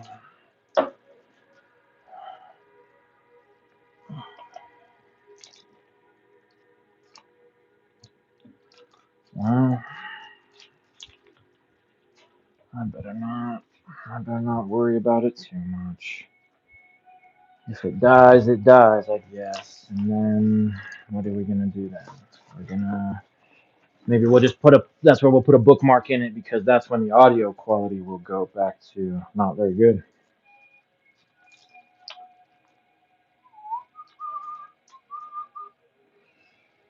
However, I don't know, and it's hard. I get it. It's hard because not too many people want to sit through more than like a 10-minute video. So to like throw a whole book up and see however many hours it's gonna take. Good luck with whoever sticks around on that.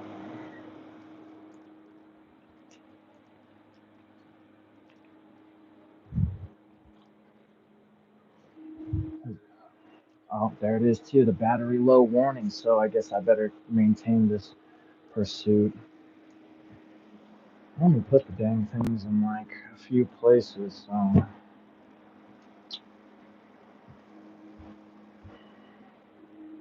where could they be? Where could they be? I don't know, but I hope to see. Where did they go? I do not know. Please come out yourself. Show. Oh man. Hopefully my little spell will reveal their location. I might have I might have kicked them under there. Oh, I did. Gosh dang it. I really get myself good. All right. Well, that's okay. Thank you so much.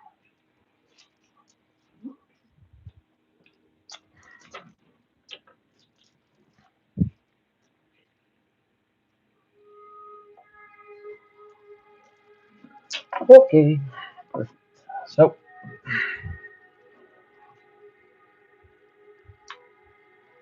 go ahead and pop you in.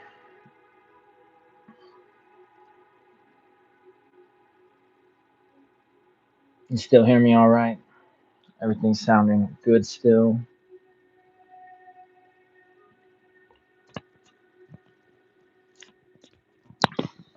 I hope so. I can check myself too. Check myself.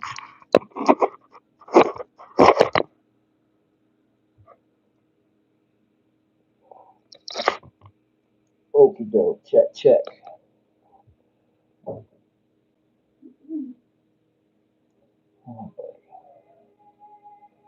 perfect. All right. Chapter 9. The Esoteric Concept of Sex. To understand the esoteric philosopher's concept of sex, we have to remember that the world, as known to him, is 7 times as complex as that known to the exoteric philosopher. For to the former, the physical world is but one of 7 planes of manifestation. The physical phenomena known to us as sex form but one aspect of a force that functions upon all these 7 planes. Even exoteric science is beginning to recognize that sex has an emotional as well as a physical aspect. Esoteric science declares that it has mental and spiritual aspects in addition to those under which it is usually recognized, and that upon each plane it expresses itself differently, functioning according to the laws of that plane. For all the elements of sex found on the 7 planes, blend in right proportion, are essential to the highest kind of sex life. Moreover, it is on the subtler planes that the sex forces originate and are controlled. It is only by understanding the manifestations of sex and the laws that govern them upon these planes that we can hope to control their action in ourselves and society. The esotericist does not use the term sex as we do. He speaks of life force, which he conceives to be an energy of an electrohydraulic type, a radiating, magnetizing, vibratory activity, similar to electricity, to which it is very closely related, yet capable of compression and of exercising pressure after the type of water power. This force he conceives to radiate from the great first cause, and therefore to be divine in its nature, expressing itself through the vehicles which the monads have built upon the different planes, and therefore conditioned by the nature of the plane on which it works, and further limited by the type and imperfections of each individual vehicle.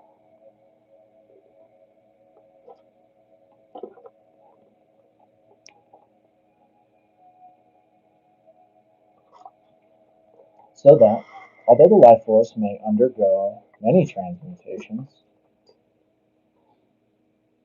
and even be put to uses far removed from its original impulse, it is nevertheless divine in origin and nature, to be revered as sacred, and to be held by the individual through whom it is functioning as a sacred trust which he has to administer under the direction of the divine life itself, with the entire species of which he is a member as beneficiary. This life force maintains in existence all that is, and preserves living forms from the disintegrating forces that constantly seek to reduce all specialized substance to its common root. This is the first function of the life force, to maintain in manifestation that which has achieved a form, and to hold it at the level to which it has evolved. When functioning thus, it is known as the life, the preserver. It is known as life the preserver, and is conceived of as unity as a unity. It has a second task, however, in the creation of new forms, and for this it has to function in polarity as a duality with a positive and negative aspect. And it is to this phase of life activity that the exoteric concept of sex is related. For the maintenance of life, a single force is sufficient, but for any form of creation, 2 forces are necessary, one of which shall be actual and one inertly potential. That is to say, the first force shall be a velocity, and the second shall be a force locked up in form, which shall be set free by the stimulus of the velocity. We have then, in these 2 forces, one that is seeking to expend itself, and so arrive at a state of equilibrium, and the other that is inert potential awaiting a stimulus. The latter, or female force, may be compared to a change of dynamite, or excuse me, a charge of dynamite particles, chemical, in whose particles chemical energy is stored up late, and the former, or male force, to the electric shock or blow of a hammer, which releases that latent energy.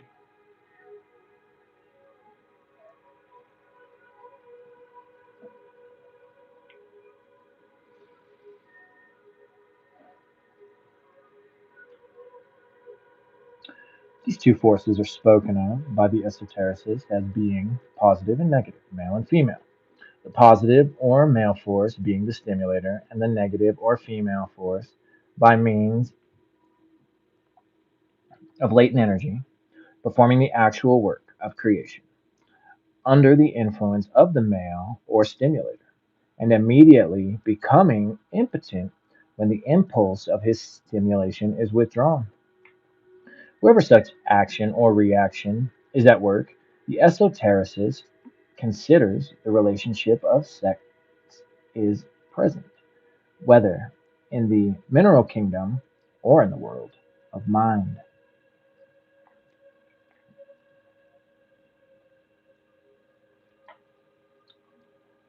All right. The esoteric concept of male and female, chapter 10.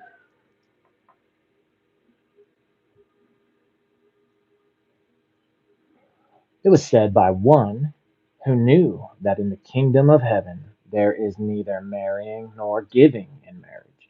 This is erroneously supposed to mean that the spiritual man is sexless. Esoteric science, however, conceives him not to be sexless, but on the contrary, bisexual, and therefore complete in himself.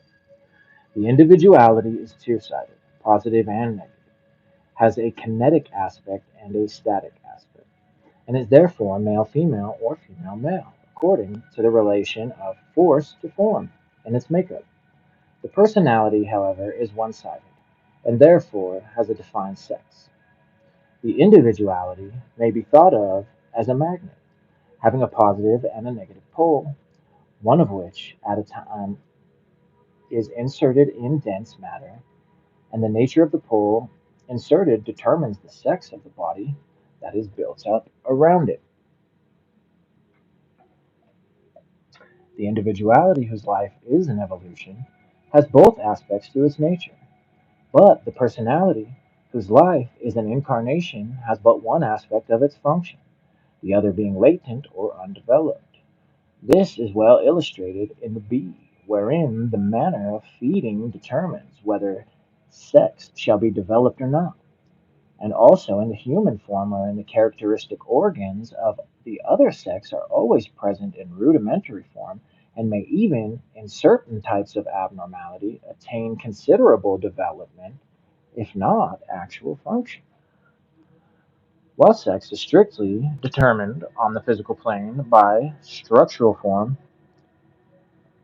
on the subtler planes it depends upon relative force, which is constantly varying, so that two people who are male and female on the physical plane may be constantly shifting their polarity in their relations on the inner planes. Thus, should they be dealing with a matter in which the man is preeminent,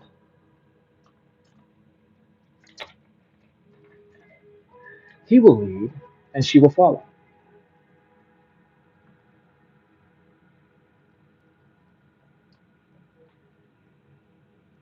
But should conditions change and the pair be working in a sphere in which she is preeminent, then the polarity will shift and the woman will assume the mastery.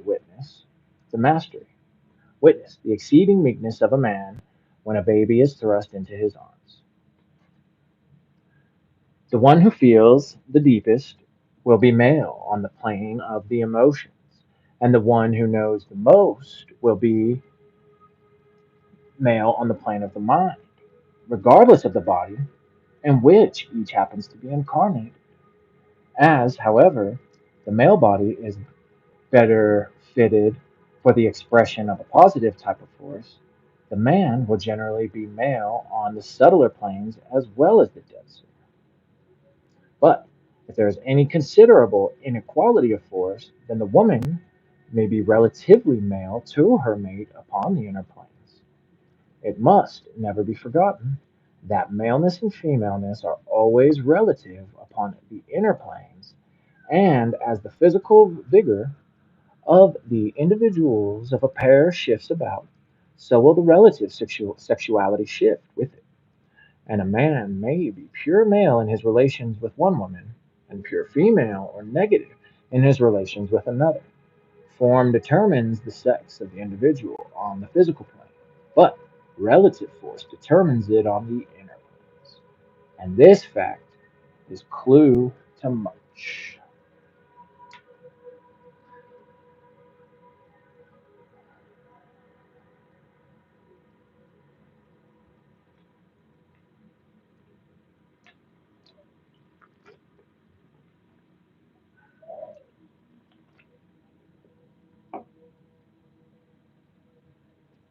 All right, chapter 11. And it was just 111 minutes. Wow.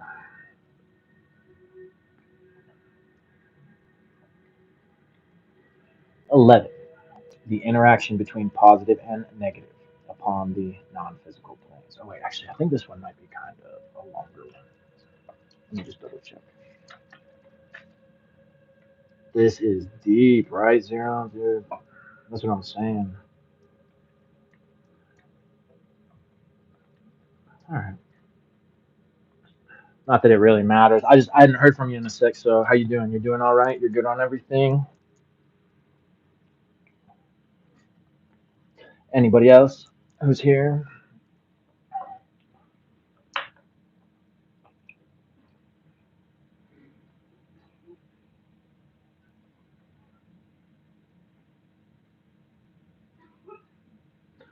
We're cruising through pretty good. We're not even all the way to the 2 hour mark yet.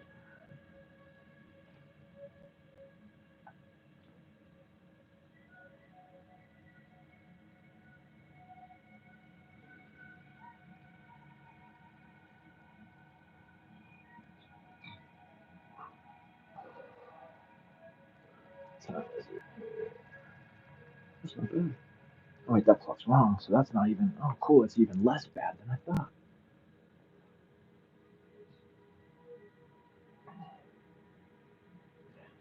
All right, Zero. Well, you just let me know how you're hanging in, and I'll just continue from there. And I love you to you and everyone here. Thank you for being here. Hope you're learning something. Hope you're enjoying this. A. These spiritual planes. Upon the seventh plane, all are one and one is all. This is an oft repeated axiom of esoteric philosophy.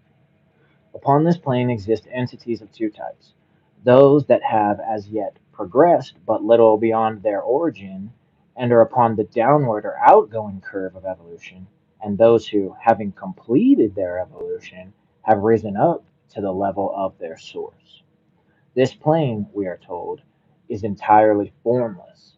Entities of the former type have not yet achieved form, while those of the second, having learned all that form can teach them, have cast it aside, together with its limitations, and attained to perfect freedom within the limits of the universe to which they belong. Dang, so that check it out. That really is the alpha and the omega, right? The beginning and the end of the evolutionary sparks, right there on that spiritual plane. That's crazy. That's crazy to think that there are some forms of evolution out there that are still on they're still on the dock waiting to head out. They got their bags packed up and they're ready.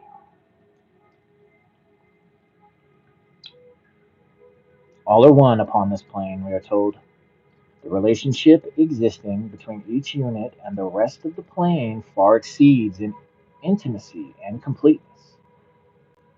The highest that is ever attained by earthly lovers in their most ecstatic moments of union. This state is the permanent, normal condition of the seventh plane, which may well be called the kingdom of heaven, for it is a state of perfect love and perfect harmony. Human lovers fear that they may lose each other in what they conceive to be a vacant, formless nirvana. On the contrary, the perfection of union, which has hitherto only been possible at rare moments between rare persons, there becomes the normal state of the whole creation. Upon the seventh plane, and upon the seventh plane only, there is no differentiation into positive and negative force. This plane has sometimes been called the plane of pure pressure. And remember, Dion, she said that God is pressure. At least those were her words. But that was one way of defining God. God is pressure. Upon the sixth plane occurs the first differentiation, or beginning of separateness. The universal. Oh man, I'm always getting myself. All right, that's right. I need to slide this over anyway. The universal pressure of the seventh plane causes force to flow forth in all directions, and the streams diverge as they proceed. These streams are called, in esoteric terminology, the rays, and each ray is conceived to be a special aspect of the divine nature. Each monad, as it comes into being upon the sixth plane, is found to have issued into manifestation through one ray or another. And this primal environment determines the type of the monad forever after. It will work with the forces of other rays, but the color tone of its own ray will form the keynote of its nature, and by the gate through which it issued forth must it return when its cycle of evolution is complete. It is well known that for electricity to become active, it must flow in a circuit. The man who is completely insulated from all earth contacts can touch a live wire with impunity because he offers no channel for its force. So it is with the life force. It flows into each monad from the divine source, and having passed through that monad and energized it, flows forth into circumambient space. Then, having made a circuit which is only bounded by the limits of the manifested universe, and in the course of this circuit been reduced to its lowest form of manifestation, it is finally reabsorbed by the divine as unorganized cosmic force. If, however, hey, you got. I'm leaned over my chair and shit. My cat came up, I didn't even hear, and she stuck a claw in my rib. It scared me. You got me. Yeah, I love you. I love you. Baby, I already told you I can't be having your hair all up on me right now.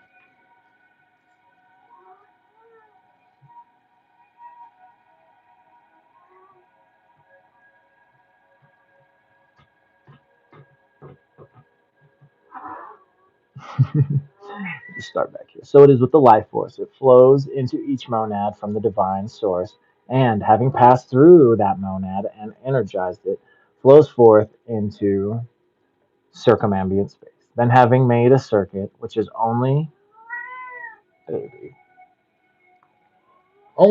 bounded by the limits of the manifested universe, and in the course of this circuit been reduced to its lowest form of manifestation, it is finally reabsorbed by the divine as unorganized cosmic force.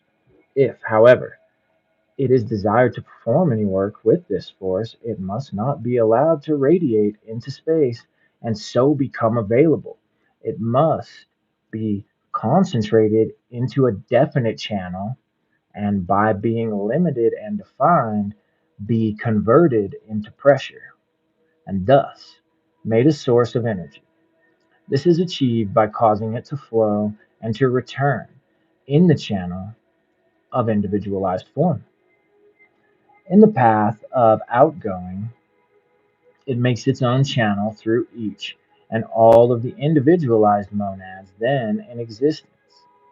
But a path of return for it has to be made if its wasteful diffusion is to be prevented. The knowledge of the methods of making this path of returning is one of the secrets of practical occultism. The methods of achieving this flow and return are, in principle, the same upon all the planes, but the exact device employed differs according to the matter in which it is being carried out. In essence, it is this: a monad of a type inclined to press forward into manifestation or individualization cooperates with a monad of a type inclined to press forward towards union with the divine, towards a universalization. If these two can meet together and form a continuity of substance, the life force that is flowing out from the divine through the positive or male individual, instead of radiating into free space after its work in the machine of his organism has been accomplished,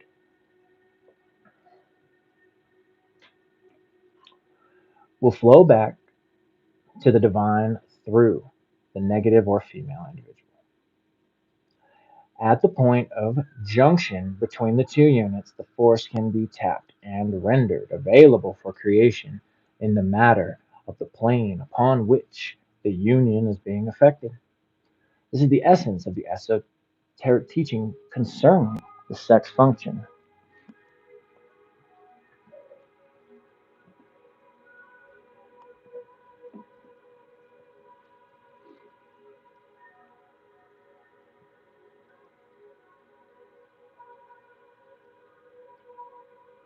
This device of cosmic sex or polarity, if that word be preferred, owing to the associations of the other, is restored to upon the sixth plane. Firstly, in order to induce a strong flow of force from the seventh into a sixth plane form, and secondly, in order to maintain this force upon a high level and avoid the degradation and diffusion it would undergo if allowed to follow its normal course, run down the planes and diffuse into cosmic space before returning to the divine. An example will assist to make this clear. Let us take the case of a man of lofty spiritual character who feels himself called to a spiritual mission of regeneration to mankind. In the parlance of esoteric science, it would be said that such a man, in order to be a channel for lofty spiritual forces, must have his sixth plane body highly developed because he is working with the forces of that plane, and they can only achieve adequate expression through a highly organized vehicle. If that man is content to remain a solitary devotee, he may raise his own life to a very high degree of evolution by communing with the divine life. But he will make no mark on his race and age. The outside world will be uninfluenced by him. Should he, however, choose to perform work in the outside world to influence the spiritual life of his fellows, it will be observed that he immediately gathers about himself a little group of disciples who stand in a different relation to him than do the rank and file of his followers. To his followers he gives and neither asks nor receives any return.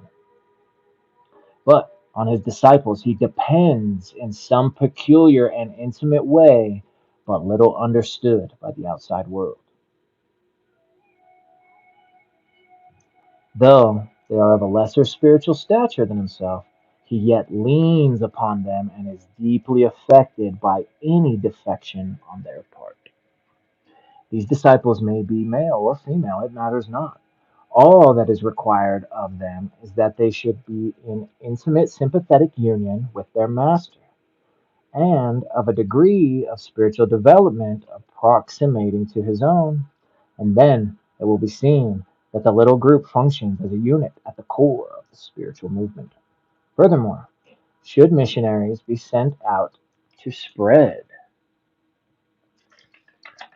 the gospel, baby, spread the gospel, spread the master's teachings, it will be observed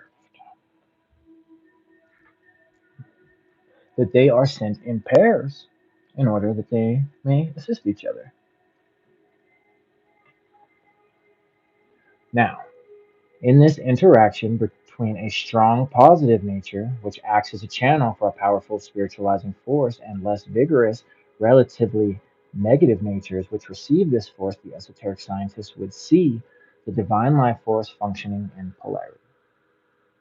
A curious confirmation of this statement will be seen in a phenomenon which not infrequently occurs in connection with the invocation of spiritual forces. Many a religious teacher founders upon the rock of sensuality, and those who succeed in steering the bark of life safely through the narrow strait of righteousness, have left record in their autobiographies of terrible struggles before the victory was won. They were tempted of the devil to an extent which is spared the ordinary mortal.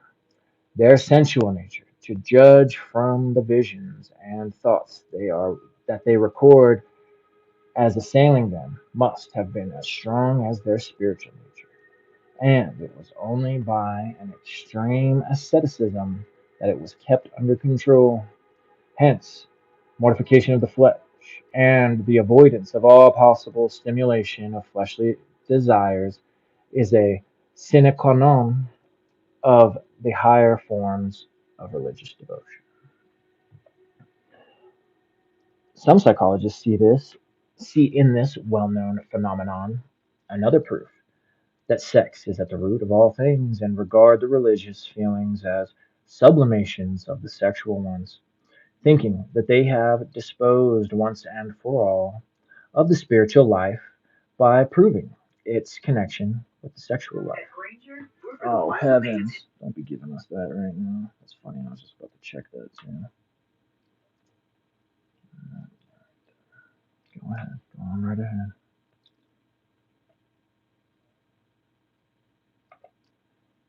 Go ahead. But we keep on rocking to the beat. And you don't stop.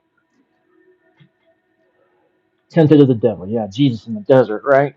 Satan came to him and said, "Hey, dude, I'll help you out." Jesus said, Satan, not right now. Not so easy. Not so easy for some folks. As we've read from some of these books, the whole path being littered with all kinds of tragic tales.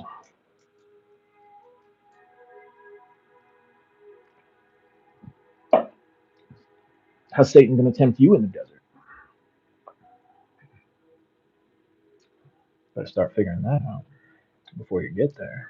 Hopefully. This, I mean, even still, everybody has a plan until they get punched in the face. The esotericist, however, views this phenomenon from a different standpoint.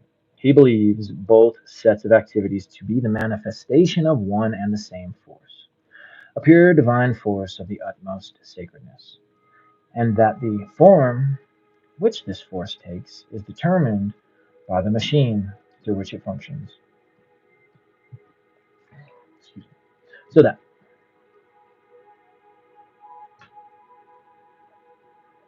should this force be run through the vehicle of the sixth plane body, it will manifest itself as spiritual fervor and dynamic power, and will act upon the spiritual natures of those with whom it comes in contact. Whereas, should it be run through the mental body, it will be creative intellect, and if through the physical body, sex force in the ordinary sense of the term.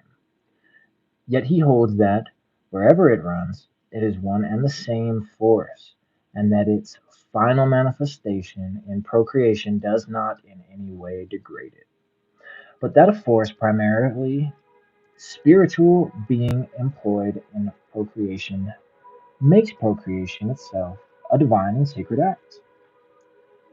Popular thought, however, and especially theological thought, frightened by the well known phenomenon of the sensuality of the mystic.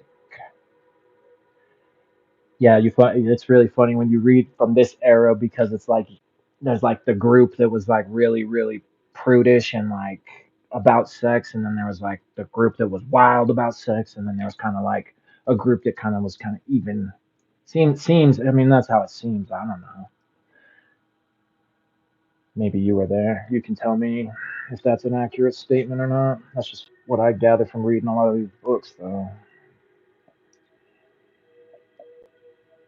So, frightened by the well known phenomenon of the sensuality of the mystic, does not regard the life force, when manifested upon the physical plane, as in any way a sacred thing, but rather as a manifestation of the lower side of our nature at war against our spiritual self. Oh man, are you at war? Are you at war with yourself?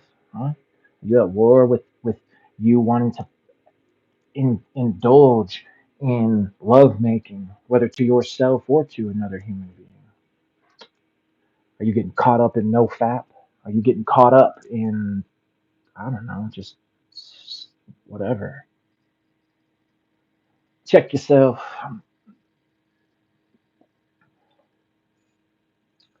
When sensuality brings a religious teacher. Oh, nope, I skipped a little bit. Hold on. Yeah, war against our spiritual self. That's right. But there are some confessors, wise in human nature, who are shrewd enough to see it as a different aspect of one and the same thing. When sensuality brings a religious teacher into disrepute, it is usually considered that the man's life, as a spiritual force, is necessarily over, and that this may indeed be the case. For should the great forces he was handling have so slipped from his control as to come down to the physical level, he will find it very hard, after such a cloudburst, to gather them back again into their appointed channel. His embankments may have been swept away, and he may never again be capable of the concentration of energy whereby work is effected. But all the same, it was a spiritual force that broke bounds, and not a force of the underworld. But all the same, it was a spiritual force that broke the bounds, and not a force of the underworld. The tremendous cosmic energy which that man had caused to flow through the channel of his individualized self proved of greater voltage, metaphorically speaking, than he could carry. And so his spiritual nature fused under the strain and short circuited. The current was literally earthed instead of the strongly organized spiritual nature keeping the current within its appointed channel and handing it on to the spiritual side of others, so that it should flow back to its divine source without once leaving the sixth plane. The pressure upon that man's spiritual body was so great that the force got out of hand and followed the line of least resistance, the line of the natural evolutionary flow from the seventh plane down to the first, and then back again via this earth soul. And he was as little culpable as is the man whose mill dam gives way and swamps a village. True, he ought to have known that the head of water was too great for the strength of his embankments, but he is not the deliberate murderer of that village. Jeez. This is a phenomenon well known to the esoteric scientists. The bursting of a spiritual mill dam under pressures too high for the organism to withstand, and the degradation of divine forces to the lowest planes of existence. What, it may be asked, is the remedy for this? Firstly, prevention is better than cure, and all subtle forces should be carefully regulated to the moral stamina of the person employing them. Secondly, solitary work should be avoided so that others' eyes may be able to see the first crack in the mill dam, a thing of which the owner thereof would be the last to become aware. Then, should such a warning of collapse appear, the menaced individual should stop all inner activities and turn out onto the material plane in vigorous bodily exercise or even mortification of the good old fashioned type. Above all, he should refrain from invoking any more spiritual power till the channels for its passage have been repaired. For the mystic to invite further ecstasies under such conditions is to induce either an outbreak of sensuality or an outbreak of hysteria, and the intuitions of many spiritual souls were sound when they felt that under such circumstances they were unworthy to approach their God, but must work humbly in the fields or tending to the poor, till they had rendered themselves worthy recipients of his favors, and he deigned to approach them again. Such spiritual humility would save many a would be saint from shame. When the life forces are upon the lower planes, we open up the higher planes at our peril. B. The mental planes. The action of polarity can be clearly traced in the two aspects of mind functioning as abstract and concrete thought. Upon the fifth plane, or plane of abstract thought, the great rays that represent the activities of the sixth plane are further elaborated into qualities and abstract principles.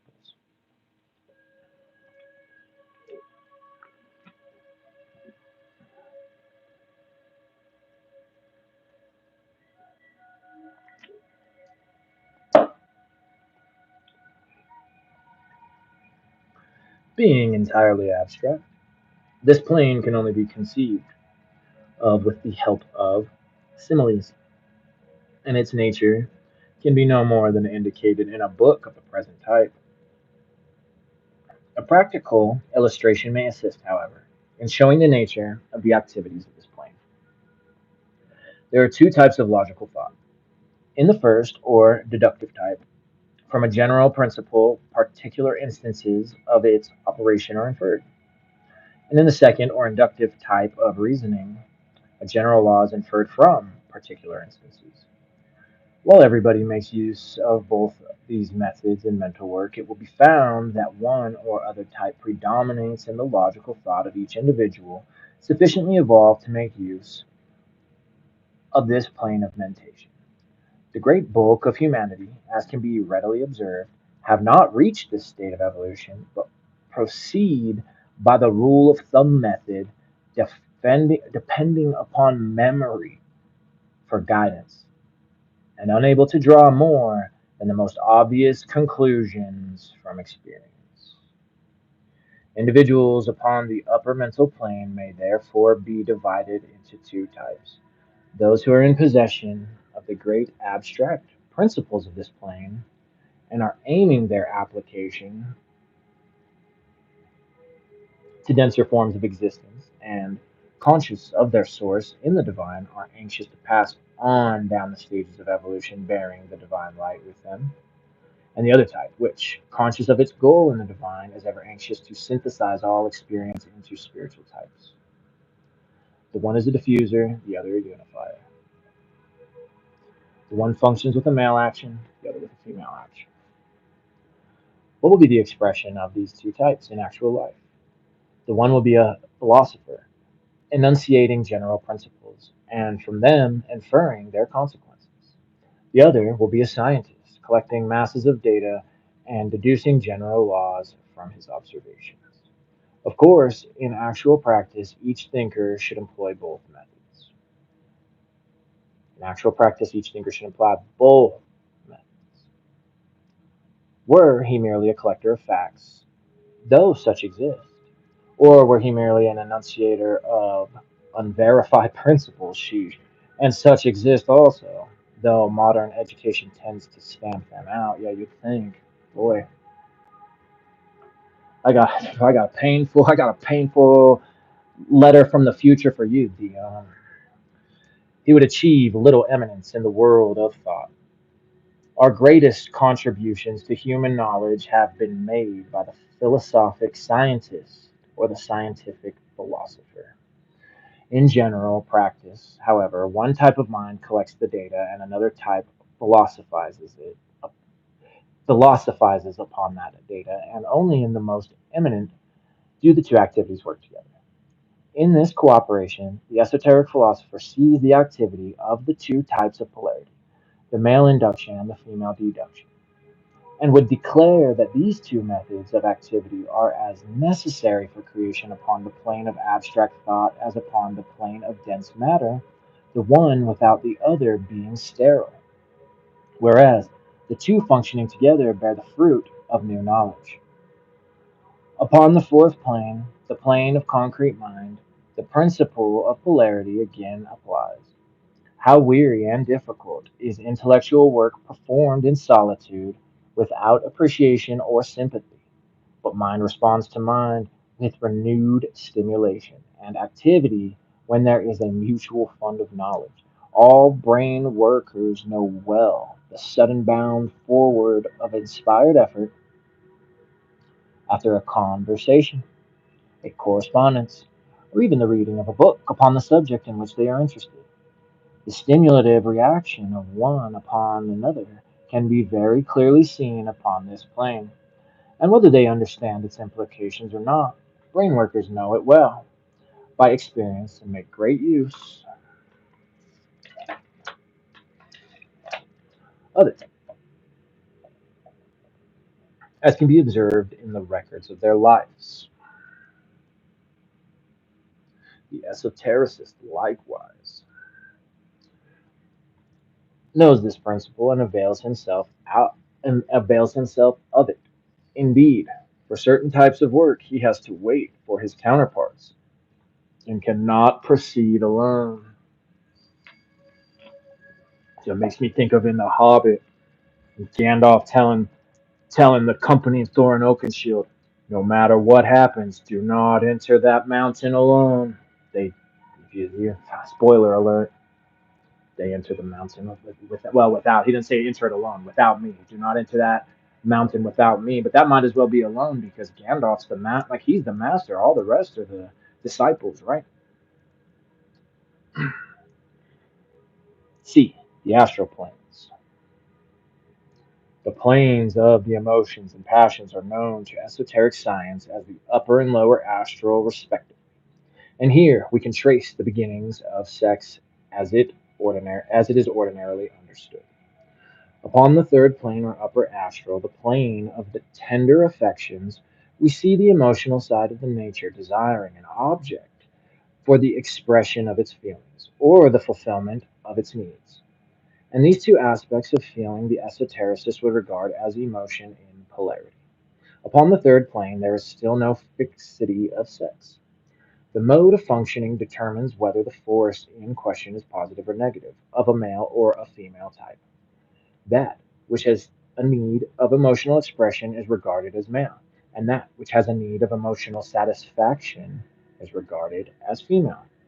These modes of functioning, however, can occur in rapid sequence or even simultaneously in respect of different aspects of the nature, and the polarity is therefore constantly fluctuating.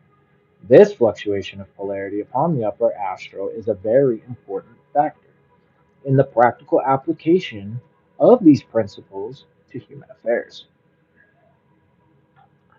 Upon the lower astral or plane of instincts, polarity tends to become more stable because this plane is very closely linked to the physical and its conditions are influenced by the physiological phases of the body. But strange as it may appear at first sight, the sex of the second plane body is the opposite of that of the physical body. It is not difficult, however, to give the reader evidence of the truth of this statement.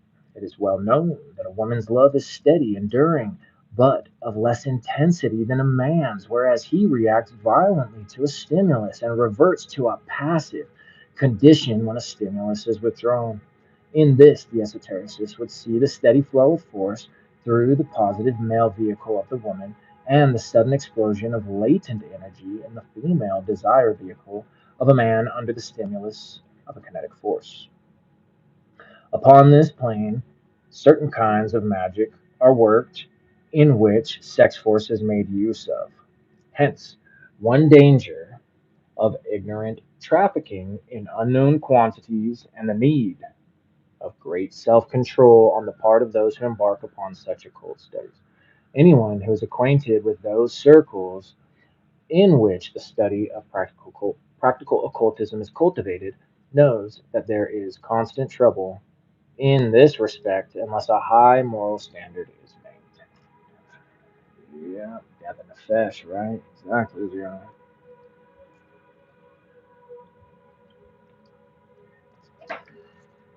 Cool.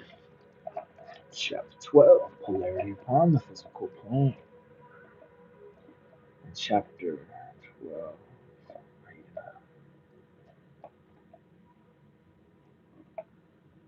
Cool.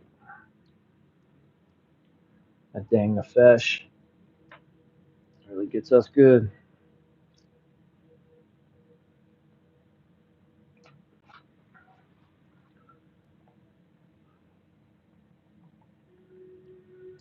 Chapter 12, Polarity upon the Physical Plane. We are equipped with physical bodies in which the configuration of the generative organs determines the part we shall play in the polarity of life. We are born male or female and have to abide by the decision of our conception. The phenomena of the hermaphrodite and homosexual being regarded as pathological by the esoteric as well as the exoteric scientist. Oy, Sharia, here she goes. The control of sexual activity upon the physical plane is determined by the chemistry of the endocrine organs, the ductless glands that pour into the blood secretions known as hormones, which, circulating in the bloodstream, stimulate the secretory organs into activity. Thus, the sex pressure rises and falls in an individual according to the chemical composition of his blood, which is constantly fluctuating within certain limits. Charts have been worked out to prove this. The monthly cycle of a woman's sex life has been shown to coincide with the percentage of lime salts in her blood, and the male also. And in the male also, there is a rhythmic rise and fall of desire, which, however, has been less studied than the more marked periodicity of the female. The more marked periodicity of the female. It has been declared by certain popular writers that in this discovery we have the clue to the whole of life, emotional, intellectual, and spiritual. It has even been stated that a man is simply the synthesis of his endocrines, and that every spiritual impulse, every emotional ideal can be expressed in terms of lime salts. One point, however, is ignored by these philosophers of the physiological, and that is the profound influence on the endocrine organs of emotional states. Not just any influence, a profound influence on your endocrine organs of emotional states. One school of physiology declares that the adrenal glands situated over the kidneys are the controllers of the sex function. Another school calls the adrenals the organs of combat,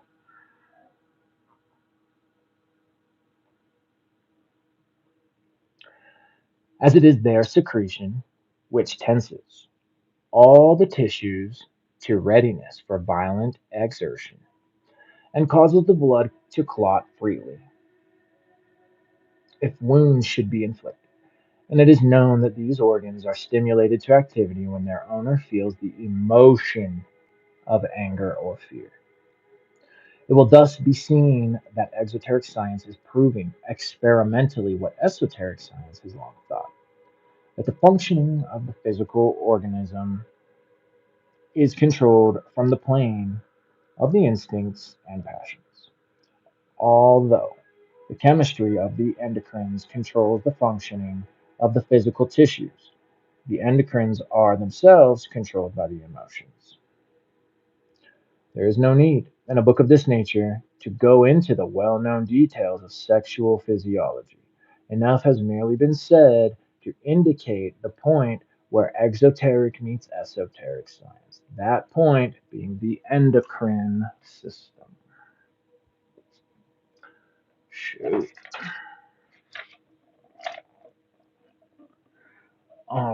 and so that puts us chapter 13, which is page 50. So that's an exact half. How you feeling, Zero? What are you thinking?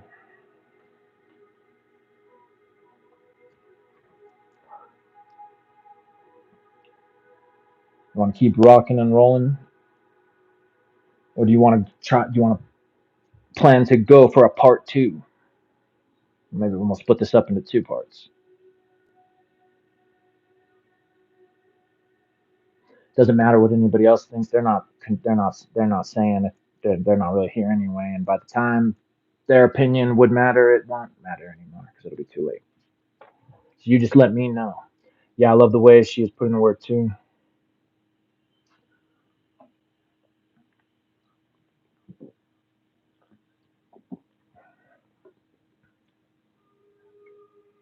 You want to go, but only if I can.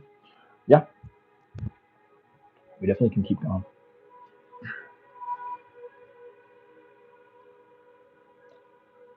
And so we shall.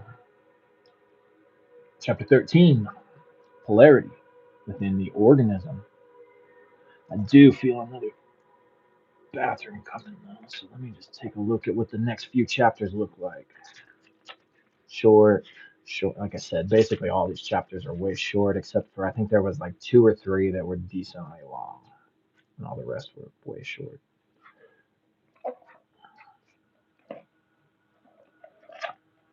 Dude, this book's been sitting on a shelf. Oof.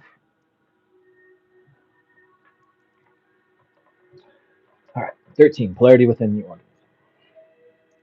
In the foregoing chapters, the facts of polarity between units of opposite types functioning upon the different planes has been briefly explained. There is, however, a secondary type of polarity known to esoteric science that occurs within the individual itself. The several bodies or principles of man are relatively positive and positive in its relation to the more dense. Oh, wait, did I skip a line? No, I did, yeah.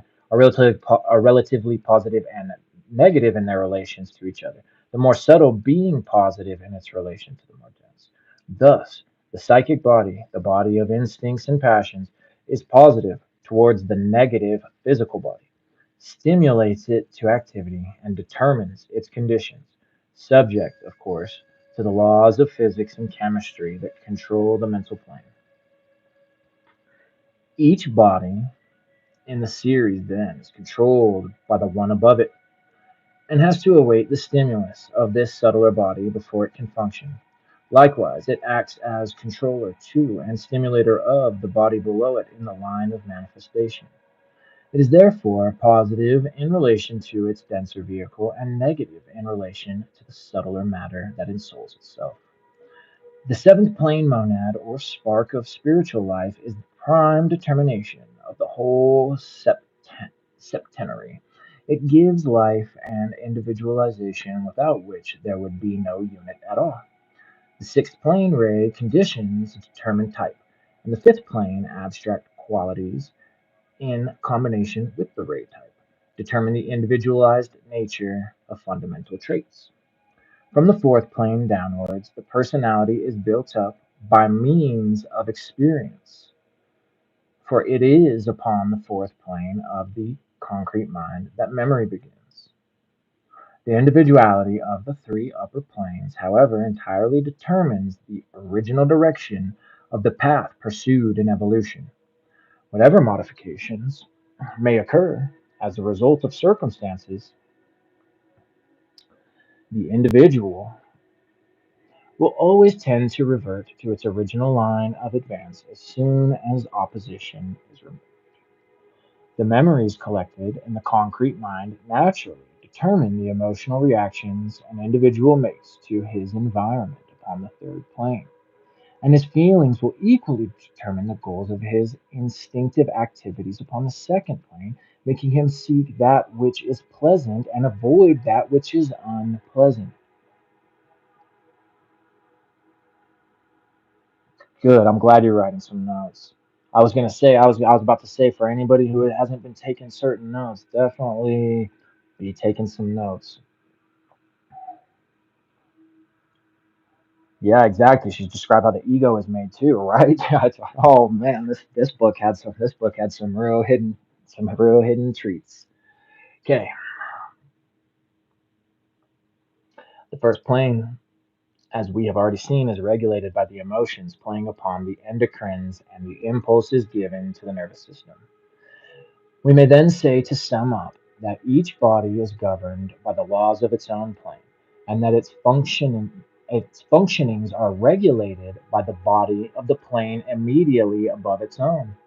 Thus, the physical body being controlled by the psychic body, we should seek to influence that body if the control of the physical machinery should go amiss. This we do from the third plane, which is the plane of picture consciousness, by causing it to dwell upon images of health and perfect functioning. These pictures, if they arise with sufficient clearness and persistency in the picture consciousness of the third plane, will pull the second plane body into line and cause it to send corresponding impulses to the dense vehicle, which, as soon as the poisonous chemical combinations arising from faulty functioning can be expelled from the system, and provided no organic change has taken place, will then revert to conditions of health. Shadow, yeah, straight up, one true goddess. Yep. Yeah, that's what I was saying on the phone, and when we were reading it too, um, about this beginning and all this setup. Because yeah, she's literally like, she's getting you to understand like all the different ways you're put together from the very get go, basically. Um, and same with everyone else though, and then yeah, she always spilling the beans. And then from that though, then she gets into, then that's where you actually can start to factor in things like love and marriage, and especially with karma and relationships in life. Oh boy, she she's great. Yeah, Dion had some really wonderful things to teach all of us, and we're lucky to be sharing them with one another. Hopefully anybody else who comes across this will find it equally as beneficial. Okay, let's see. Where was I? I was at the top of the page.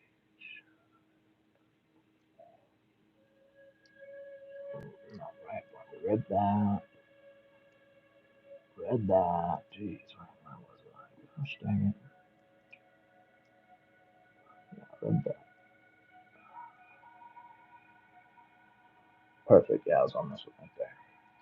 Great way to solve all the questions without touching someone in particular, right? Why do you think I had those few tarot cards I had picked out that I said synced up really well with what this book is going to get cracking into? This remedial process has been popularized by the system known as autosuggestion, and a more elaborate and far reaching application of it has been made by Christian Science, wherein the fifth plane aspect of the mind is induced to dwell upon abstract principles of harmony and control assumed from that plane. When true spiritual healing occurs, as contrasted with so called spiritual healing arising from the autosuggestion of the religious faith, it takes place from the seventh plane itself, the monad assuming control of all bodies below it and determining their conditions, an exceedingly rare occurrence. In the ordinary course of nature, the mutual control of the series of vehicles goes steadily on, but the man who wishes to raise the forces of any particular body to a high potentiality can deliberately avail himself of it. Supposing the man we are considering is a creative artist, he can raise the potentiality of his astral body, for it is upon the third plane that the imaginative arts are carried on. by bringing it to bear upon his intellect in addition to his imagination. He will find that the application of the concrete mind to the problem of a half visualized work will cause his emotion to concrete itself into an artistic form. A concretion that would have not taken place had nothing beyond the emotional forces of the third plane fired. Excuse me. Equally, upon the fourth plane, or plane of concrete thought, he must bring into function his power of abstract mentation if he is to see the implication of the facts he is considering. Abstract thought must derive its stimulus from spirit itself.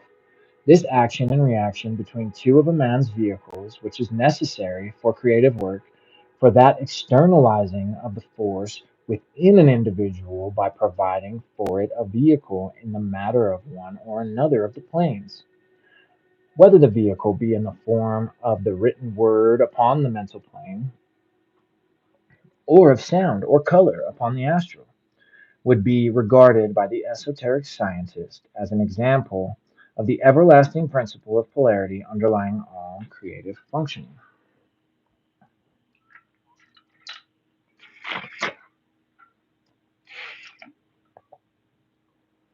A reverse flow of the current, however, is sometimes achieved. A man may seek to stimulate a particular vehicle by means of the one below instead of the one above. Thus, he may cause his concrete mind to throw his abstract mind into a state of activity. In this case, we get the man who uses abstract principles in the service of particular instances, who demands that the laws of the universe shall fall in with his standards of right and wrong, who reads his own interpretations into the utterances of minds greater than his own, and then presents them as justifications of his views. He is one sided, bigoted, unamenable to argument, and unable to see any other side of the case than that which he has predetermined. Thus, the nature of the lower plane limits the inspiration available through contact with the higher. Equally, the man whose emotions prompt him to intellectual work is inclined to seek to prove a case rather than to discover the truth. And where the emotions are controlled by the appetites rather than the reason, we have the unstable, inconstant, violent individual. All things by turns and nothing long. The sentimentalist, lacking the driving force and intelligence necessary to give effect to his dreams. Goodness gracious. When the instincts are controlled by the physical sensations rather than the tender affections which should humanize them into love, we have the sensualist, cruel or voluptuous, as his passions fluctuate with his endocrines. Alcohol is one of the most potent factors in reversing the polarity of the bodies. Absorbed by the physical body, it speeds up the vital process till the dense vehicle is more actively energized than the subtle bodies, and therefore becomes positive in its relations to them, and capable of giving the stimulus that sets them creating. When, however, the urge of alcohol slackens, there is a period of slack water as the flow of the vital current comes to a stop before it can reverse its motion and resume its natural course. This constitutes one aspect of the reaction well known to follow upon the use of alcohol. Oh boy, huh? Trav, you know about that one, huh? Oh boy, that you take that sip, woo! You're ready until oh man, until you just get the sluggishness. That's why I don't really enjoy drinking so much anymore because most of the time I find that I just get that like like when you go out with some friends and they want to have a drink or something, like the tiny little bursts followed by the just kind of feeling like crud for the next handful of hours.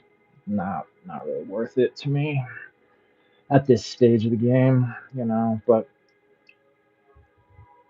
sometimes it might be. Fits with a good friend like you, Trav. I love you. All right, polarity within a group. Chapter 14. I might go to the bathroom again after this one.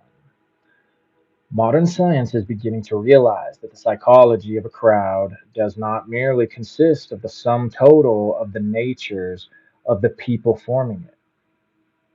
Esoteric science has long known this truth and made great use of it in its work. Oh man, here come the Illuminati crowd. Ritual draws a large measure of its power from the fact that it focuses a group and draws upon the powers of the group mind.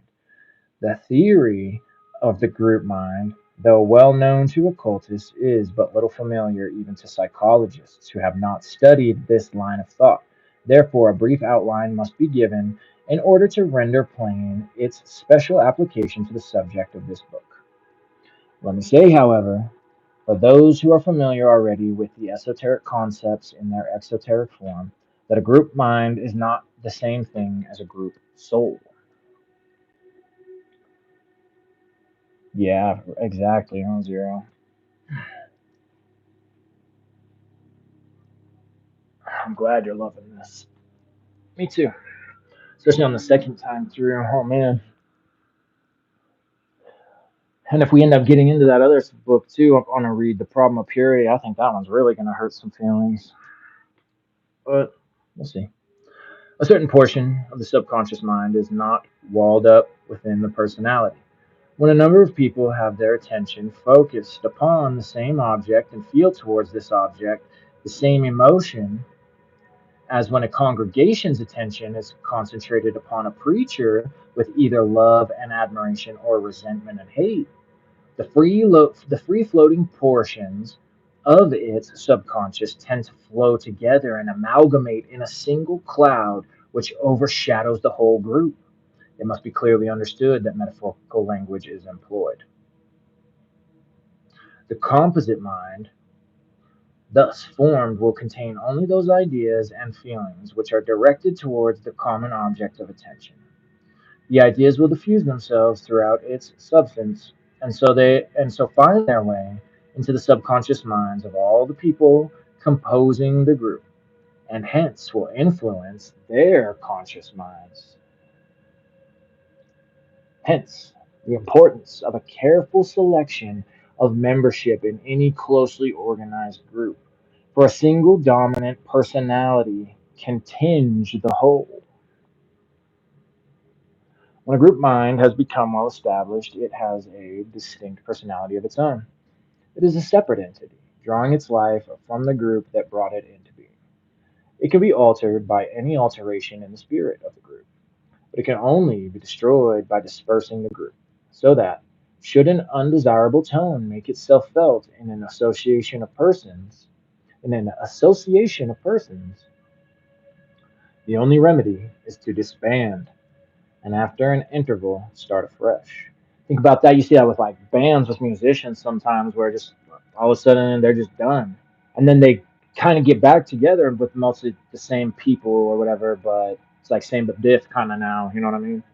Or some bands even that have been around a long amount of time, and maybe when they were younger and pretty much a completely different band, had a different name and maybe sound of music. But as the years went on and members changed, and now it's been 20 years later, and pretty much only one member is like the same member, they decide, hey, maybe we should just change the name and just kind of. That's one example. What's your example in your life?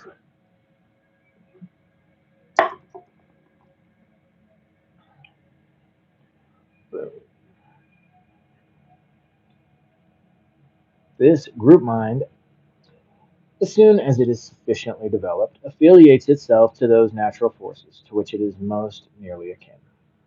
For instance, a philanthropic group mind will draw upon the spiritual forces of the faith that inspires it, and a patriotic one upon the group soul of the race.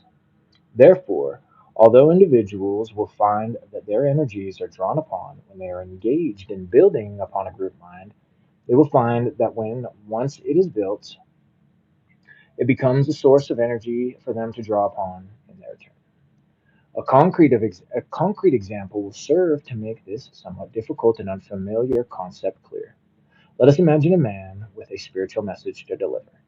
By great effort, he succeeds in gathering around himself a little band of believers. As soon as he has accomplished this, he finds that his work has become much easier. He preaches with much greater force and influence, and less effort. His inspiration becomes stronger and less spasmodic. Disharmony or indifference among his group will affect him very closely. Any minister of religion will confirm this from his experience of the dead weight of an inert congregation and the inspiration of an enthusiastic one. Those most prominent in the work of the church will be very definitely aware of the backing and momentum of the group mind established by a common interest and enthusiasm. It acts as a psychic flywheel to carry them over the dead center of personal shortcomings. To these people, the group soul acts as a male force, stimulating them in their creative activities and protecting them from external influences and antagonism. In the case of the rank and file, however, the position is reversed and the group soul draws upon them. But by drawing their life forces from them, it sets up a spiritual suction, as it were, and fresh life forces enter them from the universal life. One of the principal causes of trouble in unmated women is the stagnation and staleness of their unused life forces. The group mind, by calling upon these, prevents this stagnation and puts them in circuit. It will be invariably observed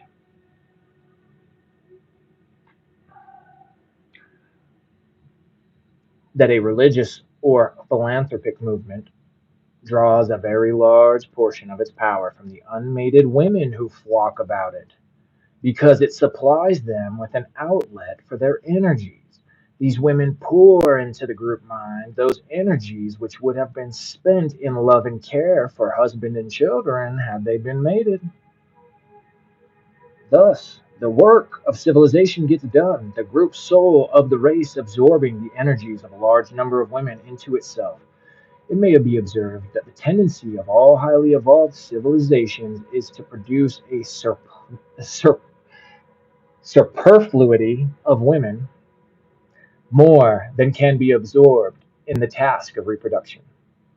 These women are produced of deliberate purpose because they are wanted for the group work by means of which the higher phases of evolution are brought into manifestation. By knowledge of this fact and deliberate use of its possibilities, the unmated woman can find her place in the world, feel her idle energies being drawn upon, and herself caught into the great streams of psychic race life, which is such a potent source of inspiration and satisfaction to those who are taking part in its flow. A group mind, then, has two aspects. It is a reservoir of force upon which the leaders of the group draw for their creative work, and it is an outlet for the unused and wasted energies of its rank and file. A knowledge of this fact offers a valuable contribution to the solution of the problem of our superfluous womanhood. Even the group is alive. Yep. Yeah. Oh, yeah. We know that for sure, dude. We definitely experienced that within our groups, whether it's our magical groups or even our personal life groups. Right? How often is it within each group there's somebody who's kind of the leader of the group.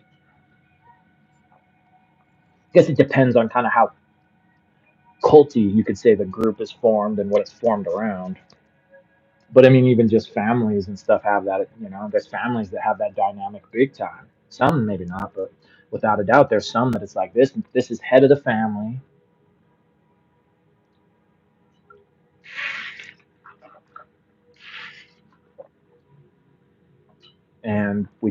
and what he says goes. Okay, so before we get into 15, the ideal marriage, which is, oh boy, it's good. This whole thing's been good.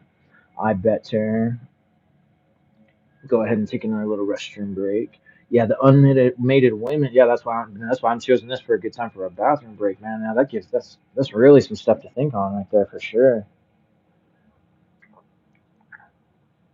All right, I'll see you in just a minute.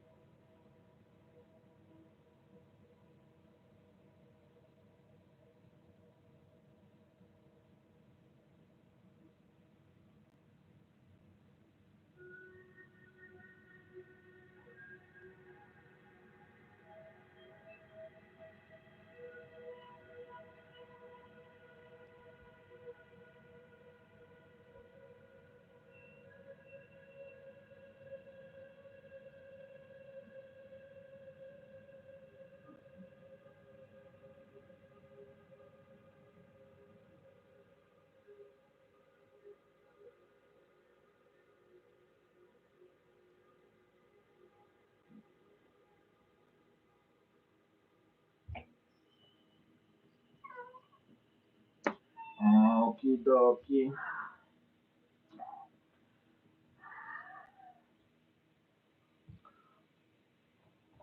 Mm-hmm. All right. Nobody left. Perfect. And I'm back. In case that wasn't obvious.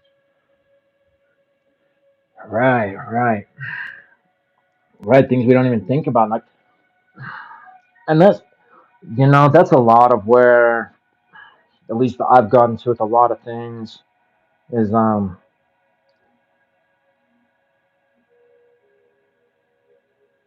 rather than getting upset in those ways of like, man, why can't people just wake up? This isn't even that hard to see to figure out, um, It's just like the reality is, it's like I just really don't even consider it, don't even think about it, don't. Man, that's some of the stuff is deep stuff to think about. Like you would have to be really sitting deep with yourself to kind of like channel some of these deeper aspects of this science. But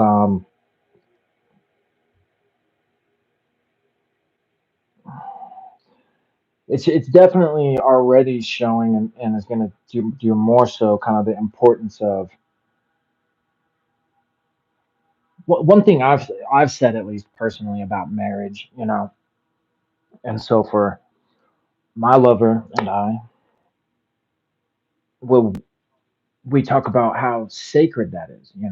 We consider ourselves married to one another, but kind of in our own terms. We consider ourselves husband and wife, but we not on paper, not the official type of way, but because we understand, and oh boy, now even more after reading this book, the that this is a like a sacred union, like a sacred pact type of thing. This is us agreeing to intertwine our karma, even though it clearly already is, but further that, and potentially, see each other through this incarnation, through this lifetime, as loving one another, as helping one another to grow, um, and all of that. You know what I mean? And so both of us have had some really eye-opening experiences through our relationship, on the amount of work it really takes. It's not fun. It's just like with magic. You know what I mean? And then it's like she's stressing the importance of shadow work before you even try to love someone else. Forget trying to cast a spell, bro. You want and then you want to talk about, you need to cast a spell to get a girlfriend. Sheesh, what you need to do is go sit and look in the mirror for a while.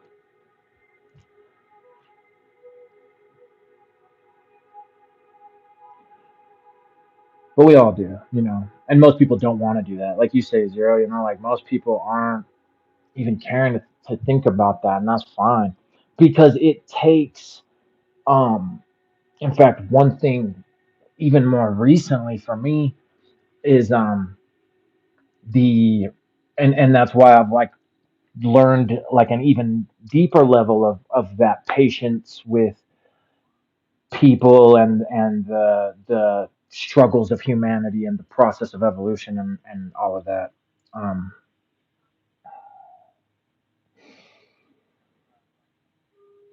because I've oh crud, don't brain fart right now.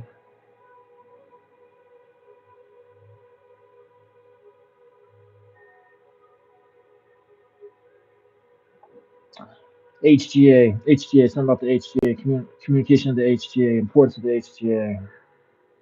Not thinking about it, not looking in the mirror. And that's fine. That's why, because most people aren't doing it. That's what it was. Because most people aren't doing that, and that's still perfect. So you don't need to be getting all worked up about it. Like, man, why can't anybody else quit being so silly? It's just the way it is. It's just the way it's supposed to be. Acceptance, non-attachment. 15, the ideal marriage.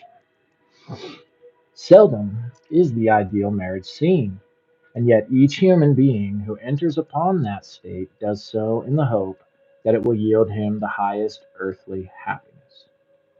Intuitively, he knows that only in union with another being of an opposite polarity to himself can the full possibilities of human evolution be realized.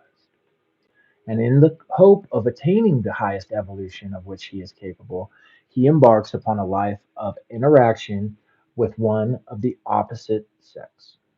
He stakes all upon a single venture, and seldom obtains thereby his soul's desire. Many marriages rest upon no other basis than mutual toleration. Many couples are only held together by the pressure of public opinion. Some are bound to each other by no higher bond than mutual convenience, and yet each of them was led into the married state by the sense of a need which only union with another could fulfill.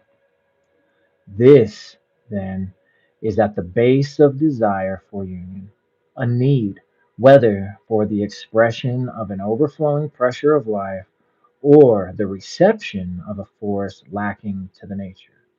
And only that union fulfills its purpose in which these needs are met, in which each of the pair finds in the other a demand for that which he craves to give and a fulfillment of his own desires.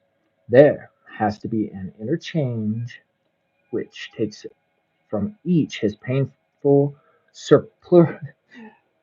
superfluity and uses it to supply the other with that which he lacks. If this consummation upon all points be not achieved, then the craving for union will continue as an unsatisfied and tormenting hunger, or will turn elsewhere for its satisfaction, involving misery and social disorder. The alienation may be partial or total. The individual as a whole may withdraw from his or her mate and seek another in an unlegalized union, with all its dire consequences. Only or he may turn away with but a part of his nature, seeking intellectual companionship and emotional sympathy alone, and refraining from that act of physical union which popular thought alone recognizes as a sexual act. It would, however, be rash to say that a man is any less male in his relations with a woman because he represses his desires towards her and contents himself with intellectual companionship alone. Jesus says that whatsoever looketh upon a woman to lust after her hath already committed adultery with her in his heart. And those who have insight into human nature know that they have more cause to be jealous of the loyalty of the mind than of the body. A wife has little cause for pride in a tribute of the physical instincts which could be paid to any comely female of the species. If the deep yearning of the higher man in the being she has married turns elsewhere, it is the woman who is the object of an illicit love who truly holds the man, rather than she who shares his name and bed. Our laws and theology, however, with a short sighted policy, reckon of nothing but physical fidelity and ignore the lust of the eye, thereby building for us whited sepulchres full of all uncleanliness. Goodness. The laws of mating, as understood by esoteric philosophy, embrace much more than physical union, much more than mere physical union, recognizing, as they do, the seven bodies of man and sex, or polarity, upon each of the seven planes according to their several conditions. Esoteric philosophy teaches, therefore, that unless a man mate each of his bodies which has arrived at a functionable state, his union will be incomplete and he will still be in a state of sex hunger, seeking his mate. All men, however, are not equally evolved. In the average man at the present day, only the first three bodies are capable of mating: the physical vehicle, the body of the instincts, and the body of the emotions. That is to say, he is capable of physical conquest, of instinctive desire, and of tender affections for his mate, but has little conception of intellectual companionship. A more evolved man, however, will have this latter ideal if his mental body be in function, and will seek for his wife one with like interests to his own. A more primitive type, on the other hand, will demand of his mate nothing but a gratification of his senses, and will be quite indifferent to her when his passions are satiated. Thus, it will be seen that if a man who has three bodies in function and is capable of tender affections marries a woman who has but two in function and has no concept of a married life beyond passion and physical gratification, disaster will occur. Or should he, having four bodies in function, marry a woman who can only love and is not capable of being a companion to him, sorrow will also occur. The woman will derive from her husband all that she requires, for she is functioning up to her full three plane capacity. But he will have an unmated mental body, which will assuredly seek a mate, and possibly find it in an intellectual woman capable of functioning upon the fourth plane. And then will be seen one of those platonic friendships of which everyone is intrinsically suspicious, but which no one can convict of any offense against the laws of morality.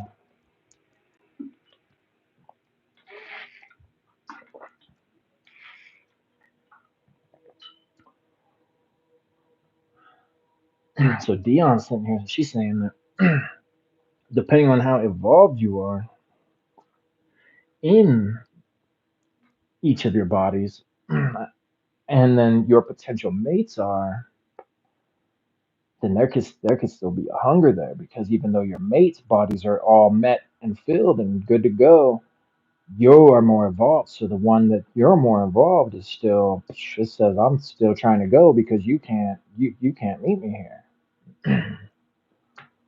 Hmm. It will be found that no matter how loyal a man will may be in will and in action towards his wife, a union upon the higher plane will tend to divert the flow of the life current so that it short circuits across the fourth plane, instead of passing down the vehicles of that man, till by means of the generative organs it be returned to the divine through the completion of the circuit in the act of physical union with his wife. It will flow to his intellectual companion in the form of intellectual force. His feelings towards his wife will become as empty as the bed of a stream below the closed sluice gates that have turned the water into another course. It will remain to be seen whether the morality of the Platonic friends can avail to keep the current in its appointed channel, or whether they will be shaken out of their Platonism under the pressure of the life of the universe seeking expression. If their morality give way, the life forces will break bounds and, following the line of their natural flow, run down the emotional and passional vehicles till they reach the physical. Then, and not till then, will what is legally known as misconduct at last be committed.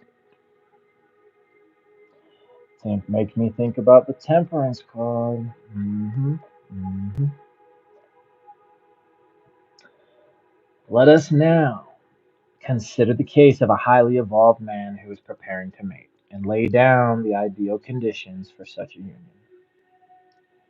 First, he will have to remember that his different bodies reach maturity at different ages. The physical body is complete in all its parts at birth. The desire body does not come into function till puberty, which indeed marks the completion of the desire body. The tender affections develop during the teens and the concrete mental body during the 20s. A strict septenary reckoning is employed by some schools of esoteric science, but individuals vary in their development. And the foregoing rough division will serve. The abstract mind develops during the 30s, and the spiritual nature will not have reached to its full unfoldment till the late 40s. Remember, traditionally in Kabbalah too, in Jewish Kabbalah, they weren't even allowed to start doing Kabbalah till they were over the age of, or they were the age of 50. Yeah. At least I'm pretty sure that's what it was. Therefore, the highly evolved individual should delay his mating till well on in life, when it can be seen which way his evolution is trending. Many people, unfortunately, are hurried into a permanent mating by the activities of the desire body and resort to marriage with the first available person of the opposite sex as the only means of obtaining relief from gnawing desires. Gnawing, they're just gnawing at you. Oh no. Other hasty people mistake emotional surging for the rapport of true union, not yet realizing the capacities of their own nature, which may continue to develop after marriage.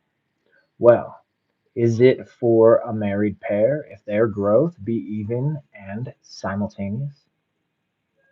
They will find in married life the deepening and enriching of their love as body after body comes into function and meets its mate within the home that is reaching up to heaven. If, on the contrary, one has reached its full stature while the other is still capable of growth, the marriage, which started happily, will end in compromise or failure, since the more highly evolved of the two will be conscious of needs which the other cannot comprehend or satisfy.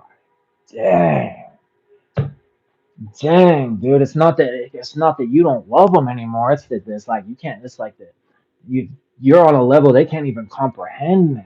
Jeez, that's heartbreaking. In perfect marriage, however, the same pair mate with each higher body as it comes into function, experiencing with each mating new depths of love. Physical union and mutual desire will give harmony and poise to their nervous system. Love will blend desires and aims into one and bind the personalities together.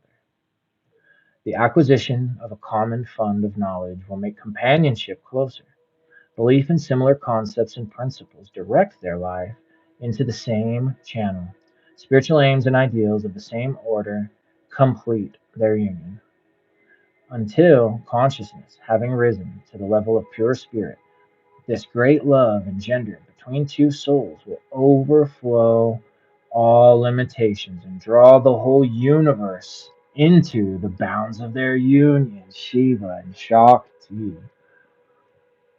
When this is achieved, it is held by the esoteric philosophers that the greatest stimulus which it is possible to give from the physical plane is applied to evolution.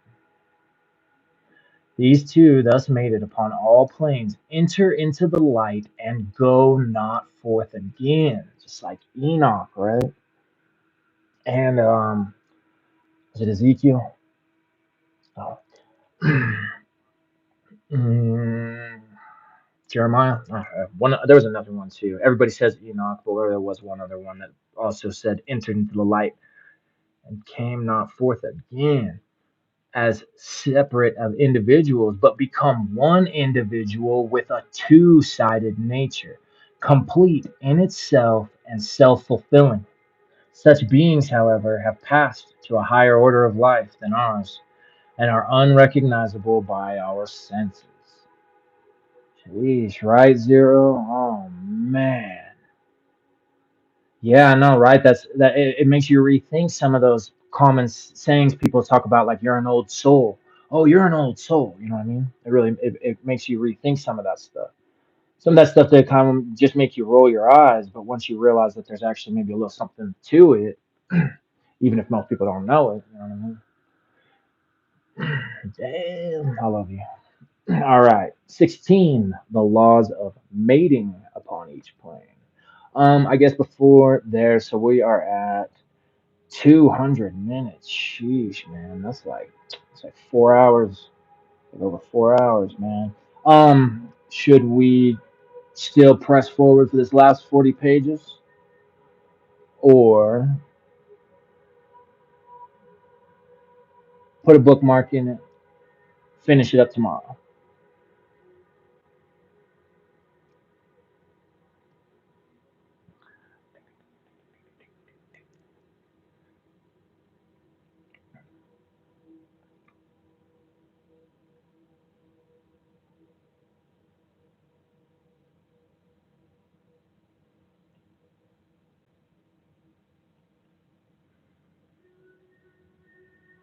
Exactly. Yeah, that's something they don't tell you is out there. Probably because if it's what's meant for you, it'll happen, and it's what's meant to be, or it's not.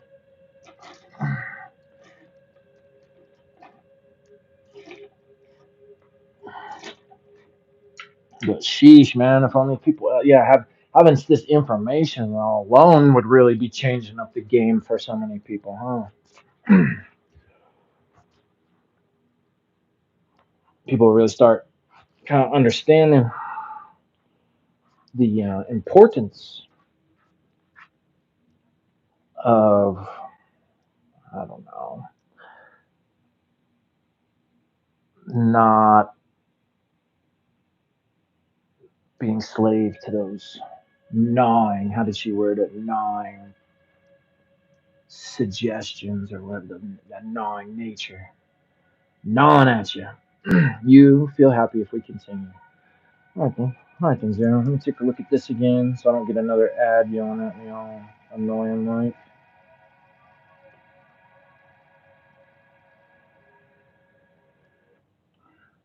But if you want to finish tomorrow, is perfect. All right, then. All right, then. Let me see. Let me take a look at these next couple chapters. I don't necessarily mind trying to finish up. I'm sure we could probably fly through it pretty quick. But you know how it is when you get to being in the same spot for too long. And I don't want to like get up to stretch my legs for so long that I don't know, there's like a 20-minute break in the video or something like that. You know what I mean? But we'll keep going into at least a couple more chapters. And then if I need to do the two-parter, we will. But I'd like to check with you as well.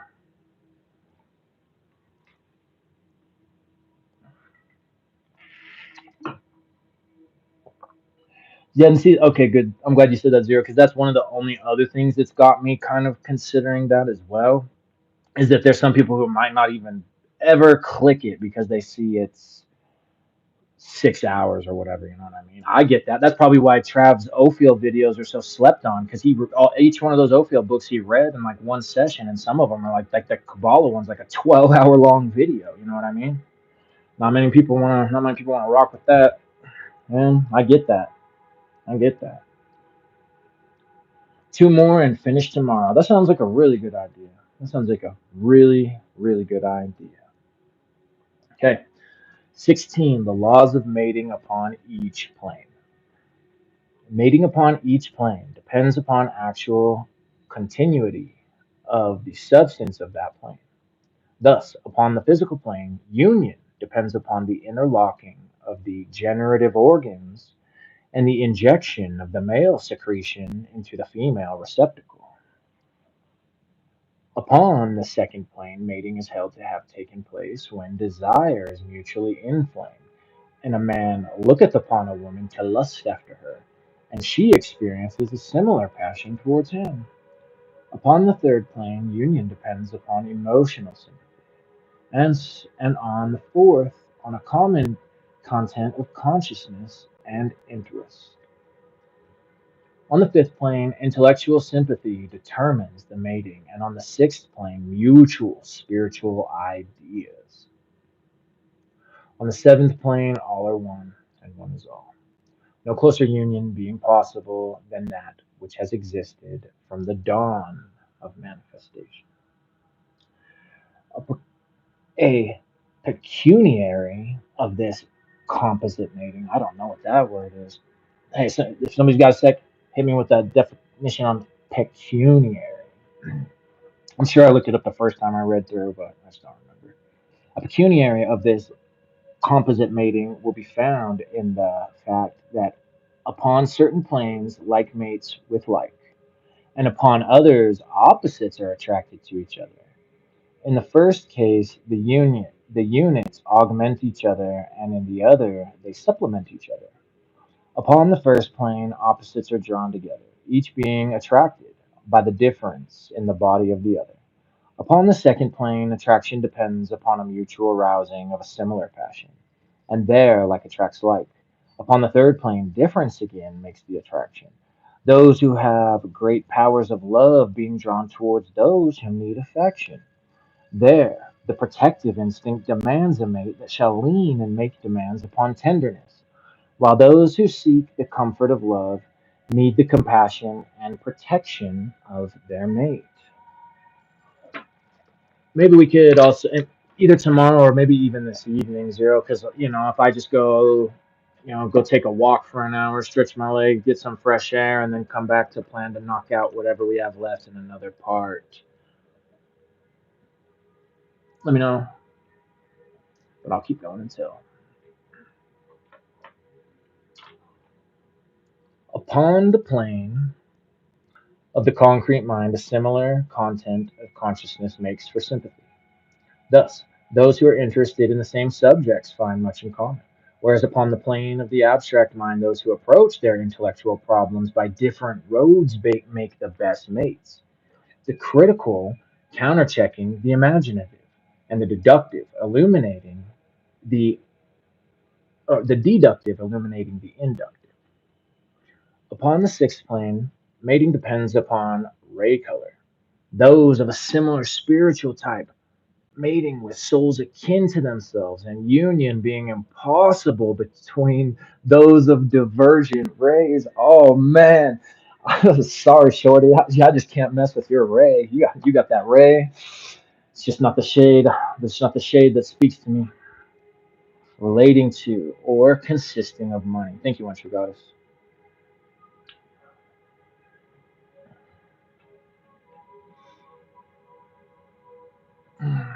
Dude, you guys I knew you guys weren't gonna work out. You were just on a you were just a different ray. Two parts for this book. All right, then Zero. Well, then maybe we'll just hit the other part this evening, and since that one will only be 30-ish or so pages, it'll probably be only another 2 or so hours tops. Different rage, divergent rays. Yeah. Now, it is said in esoteric science that mating upon each plane depends upon actual function, and individuals are said to be mated only so long as they are functioning in polarity. When the rapport ceases, mating ceases. Mating, therefore, must not be confused with marriage, which is a legal contract and depends for its validity upon the laws of equity and not upon actual function. Marriage is a contract entered into between the man and woman on the one part and the child on the other, and will be dealt with in a separate chapter. This concept of marriage is only mentioned here in order to make clear the difference between marriage and mating as understood by the esotericists. Mating upon the physical plane endures only for the few moments of coitus. It can take place with any member of the opposite sex within the limit of the species. Upon the plane, mating continues as long as desire continues. That is to say, only during the breeding season or those years in the human being during which desire is active. Third plane bodies are mated as long as there is affection. Should the fourth plane body, with its content of consciousness built up during an incarnation, become mated, that mating will continue for the whole of the incarnation, and nothing but death can annul it. When, however, mating extends up to the fifth plane between people of like ideals and principles, it has come into the sphere of the individuality which endures for an evolution. And for the remainder of that evolution will the bond continue, the souls waiting for each other and finding each other in life after life, and making that wonderful tie which, once formed, will bring them together from the ends of the earth and break all other chains. When union is confirmed on the spiritual plane, then the pair become one in actual fact and substance, and, entering the light, return not again. It will thus be seen that the esotericist's concept of mating is very different to the popular one. He declares mating to be a matter of actual function. and to cease when the function ceases. On the other hand, should mating extend to the physical plane, then there is always the possibility of offspring from the union to be considered, and to bring into the world a child for whom there is no home is to do that child a cruel wrong. Yeah, it does. It does in a sense, and then it's gonna. She has like a full chapter on twin souls too. Zero. The church, guided in many cases by men who had a profound illumination. One sec.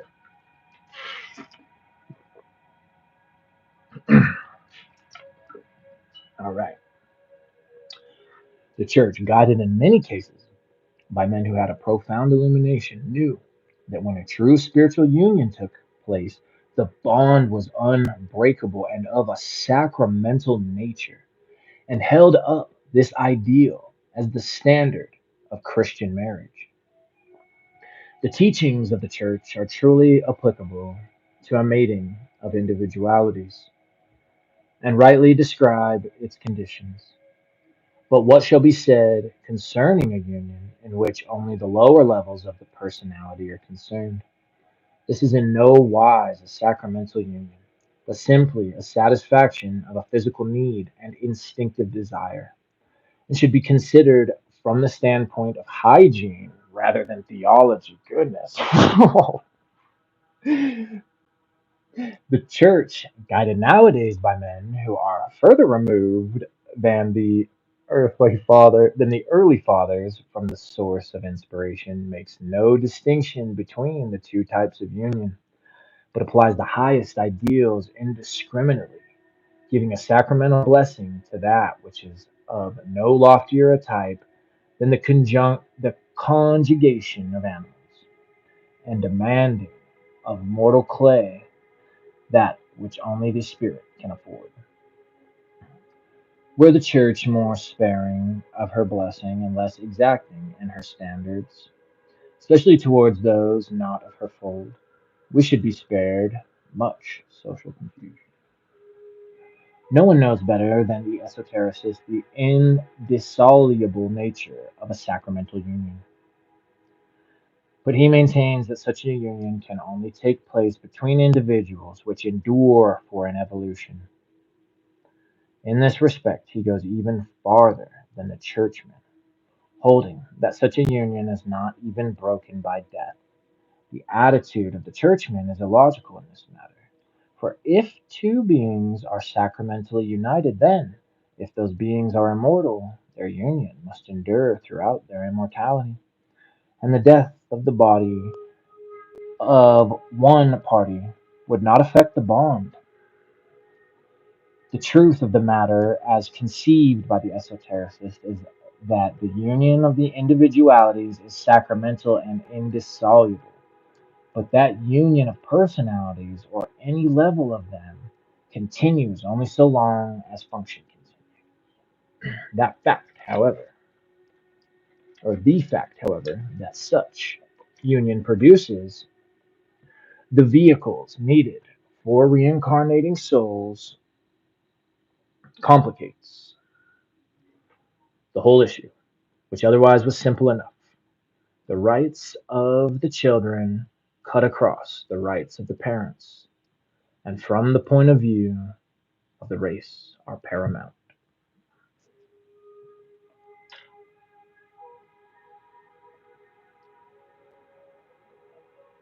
Right? That is, dude, that is so awesome. Really, I bet, especially for you too, and like the conversations we've been having, like now we're into the part of the book that I know is really gonna get your wheels turning. And I think that's the part where I might leave the cliffhanger. Sorry, because that's the twin soul chapter. But I think we might. I think it would maybe better be just to hit the part two this evening, like in like just a couple hours, as long as you think that works for you too, Zero. Um, Again, anybody else who would have an opinion, this is going to be too late by the time you get to this. 17. Damn. Yeah. So, hang on. Give me 1 minute. Let me go check real quick.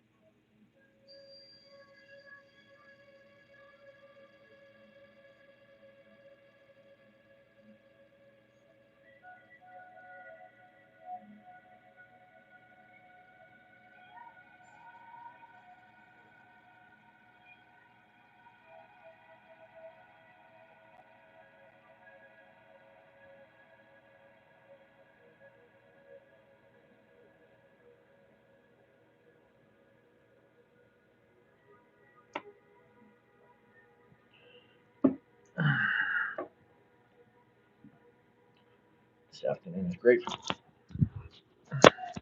Would you prefer this afternoon or first thing tomorrow morning?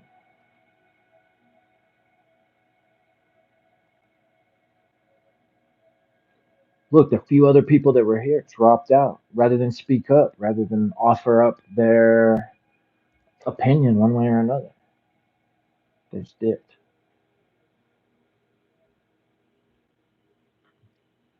It's all good.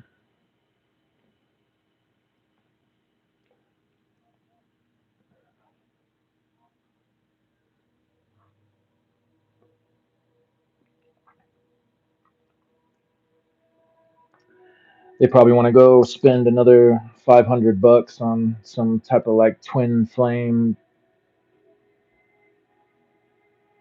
finding service. I'll find your twin flame. Pay me $500. Oh, gosh.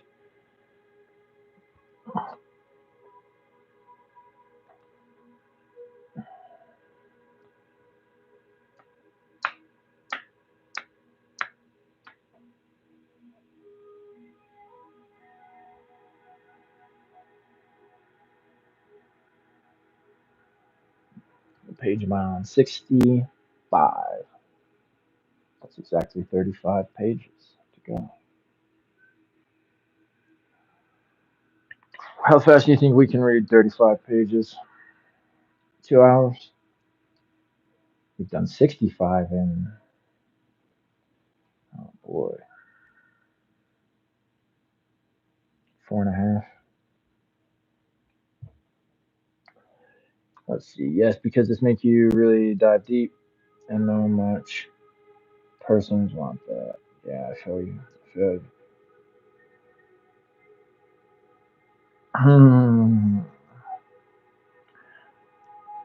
Dude, I'm just gonna keep reading. I'm just gonna keep reading until the goddess comes and says that it's time for the break, because she's chilling.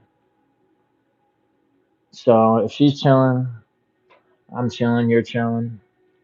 Again, that's the three Gunas, baby. So let's rock it. All right then.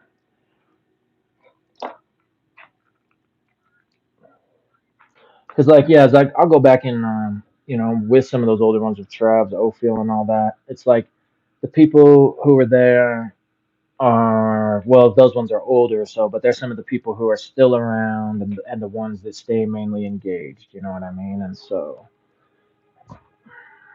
it's gonna come to who it needs to come to, and I'm not gonna really worry about it being too long and boo hoo hoo.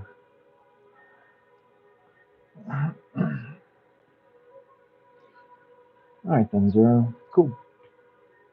Well then, drum roll, because this one, oh boy, this one's really gonna get you. My Gnosis, chapter 17,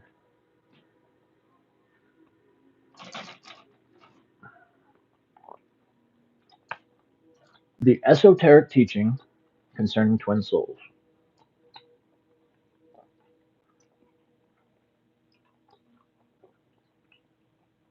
Mm.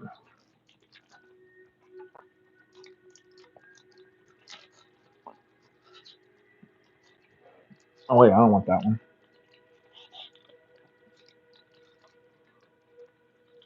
I never lit that other incense earlier when I was like, probably should light another incense. I never did. So now I am going to.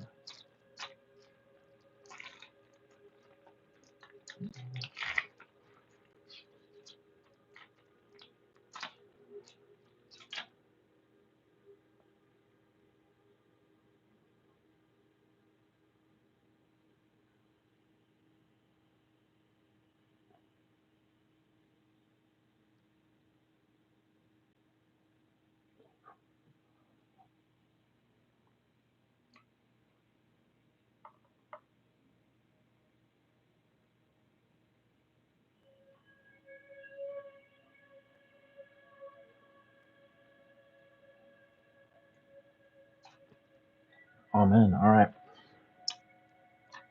Okay, let's do it.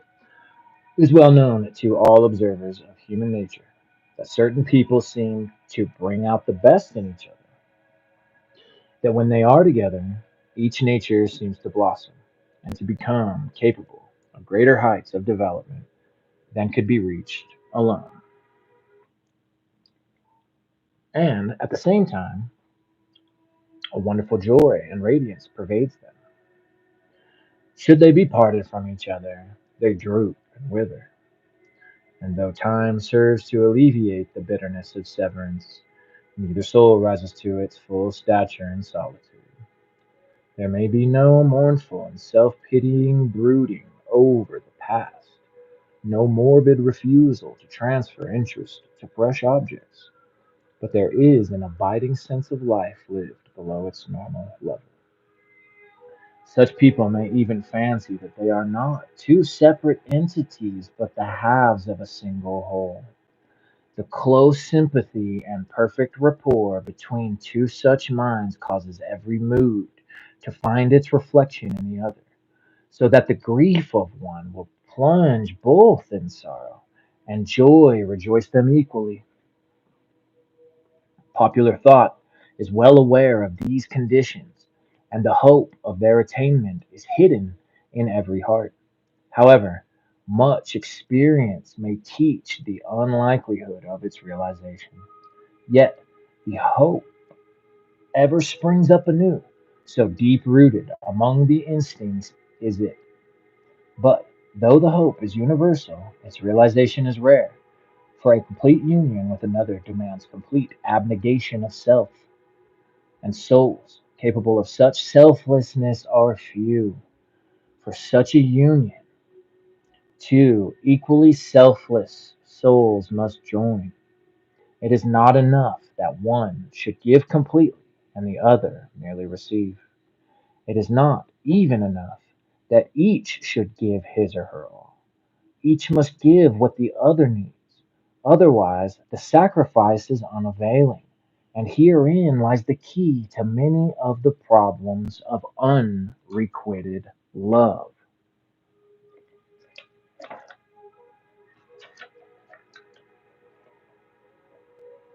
Exactly. Yup. I know it's zero.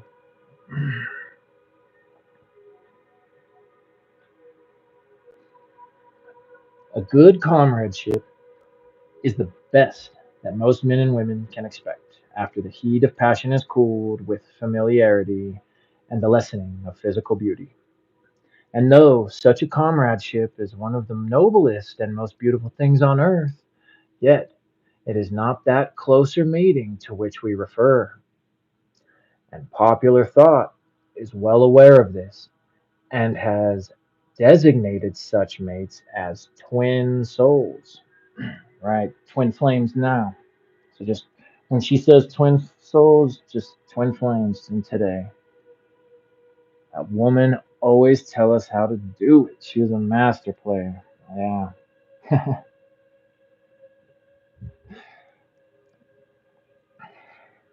Okay.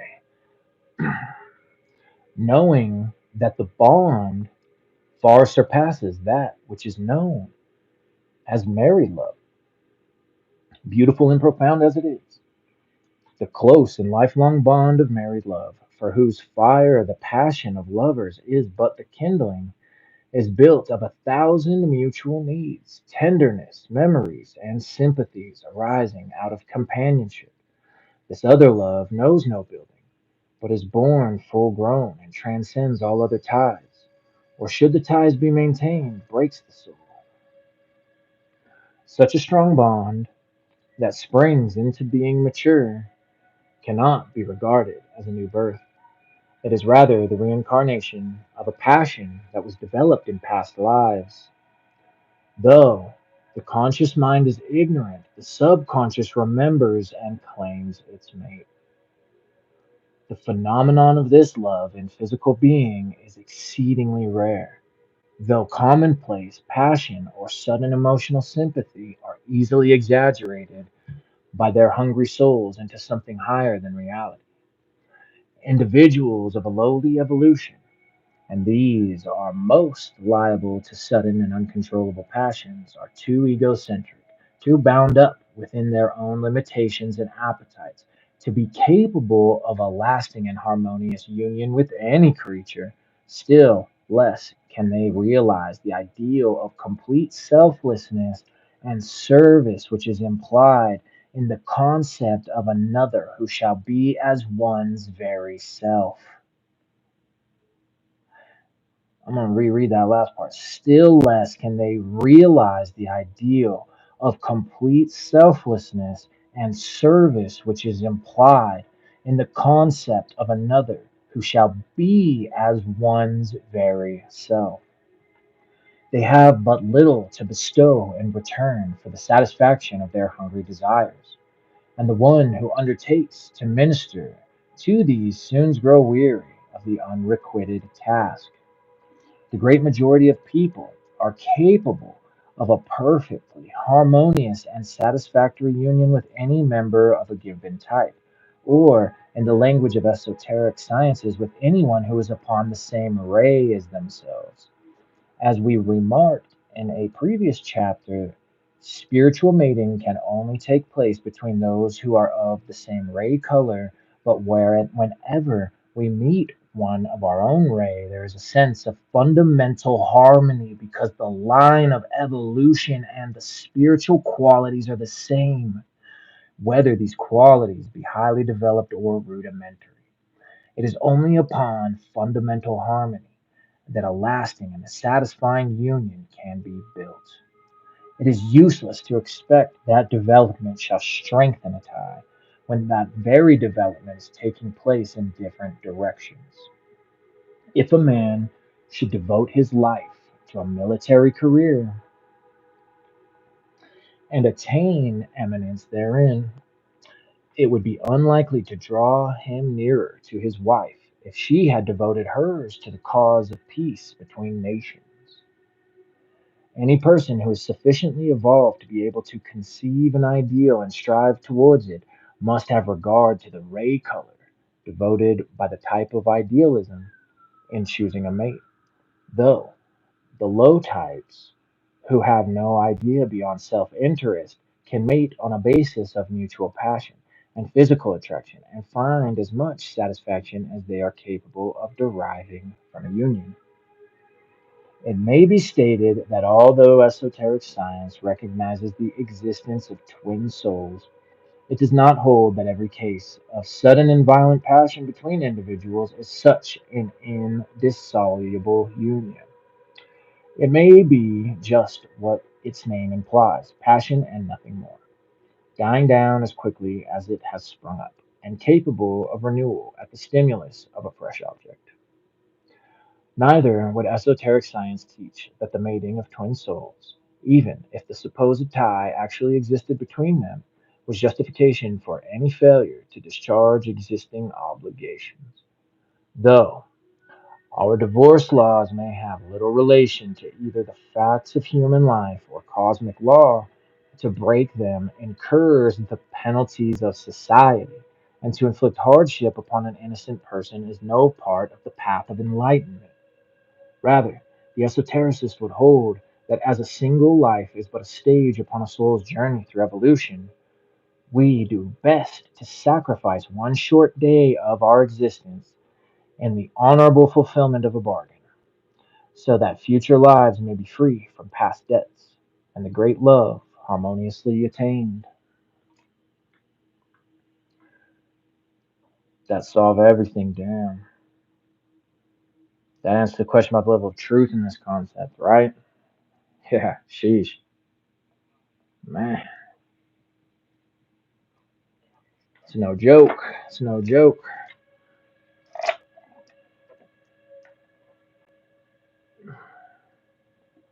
So I'm saying karma yoga and bhakti yoga are going to be two yogas to very much invest in.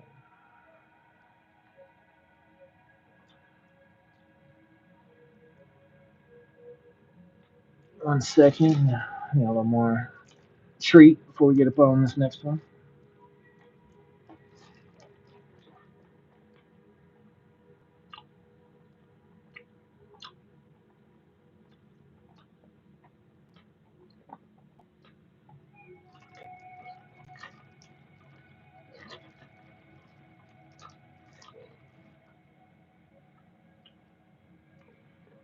Karma Yoga 100.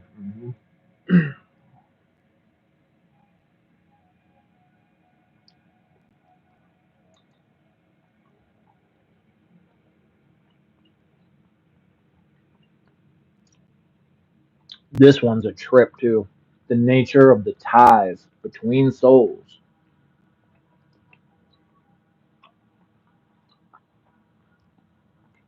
Just finished chewing up my gummy here.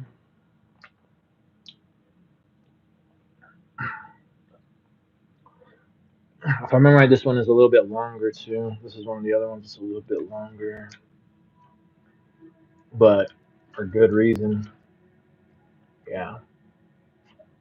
Okay.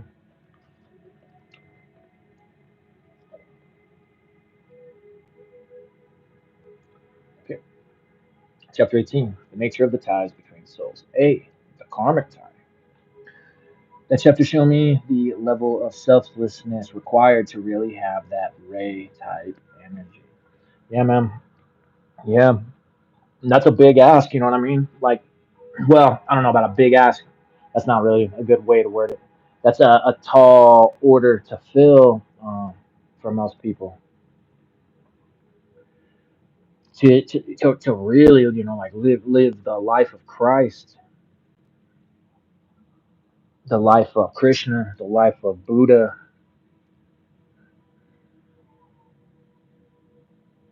My journey, I really strengthened that part a lot. It's crazy. I love you too. I knew this was gonna hit so good for you, and I already know there's gonna be at least a couple other of our dear friends who are gonna tap in and say, "Yo, this is exactly what I needed to hear." Okay, so the karmic tie. Esoteric science recognizes two types of tie that can draw souls together and bind them in a common fate. These binding ties, which originate upon the inner planes where the unseen causes operate, must be carefully distinguished from mutual attractions that arise upon the plane of effects cognized by the physical senses. The commonest type of bond is known as the karmic tie. The term karmic, adjective of karma, is borrowed from the Eastern esoteric school and is used, for convenience sake, to denote the forces, both good and bad, set going in previous incarnations. No corresponding English term exists. The word fate, its nearest equivalent, having come to mean, especially in its adjectival form, a force exclusively evil. Oh man. Yeah, bhakti yoga. I've been thinking too, even though this is kind of a surprise in there, we'll still finish the other ones because finish. It's like the Gorilla Biscuits said, finish what you started. So we're gonna finish those ones still, and then I was thinking I probably wanted to do Swami Vivekananda's Bhakti Yoga, but if my gnosis beats me to it, then whatever. I don't care as long as the Bhakti gets out there. You know what I mean? But I was definitely considering doing that one. There's just that was also part of what took me a minute on a break is because more and more other good books kept falling in my lap, and so I was like, well, crap, man. There's just why is there just so much good information, so much good stuff to read, and well, not just information, so many good practices to apply to your life, so many good teachings. Well,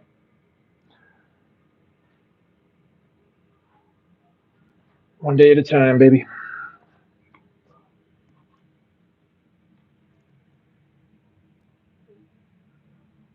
Communist, that's right, communist. So you see that stuff like there too, where the words is I don't know, communist. Apparently, it's a word. If Dion used it, it was a word in 1924. I think most common.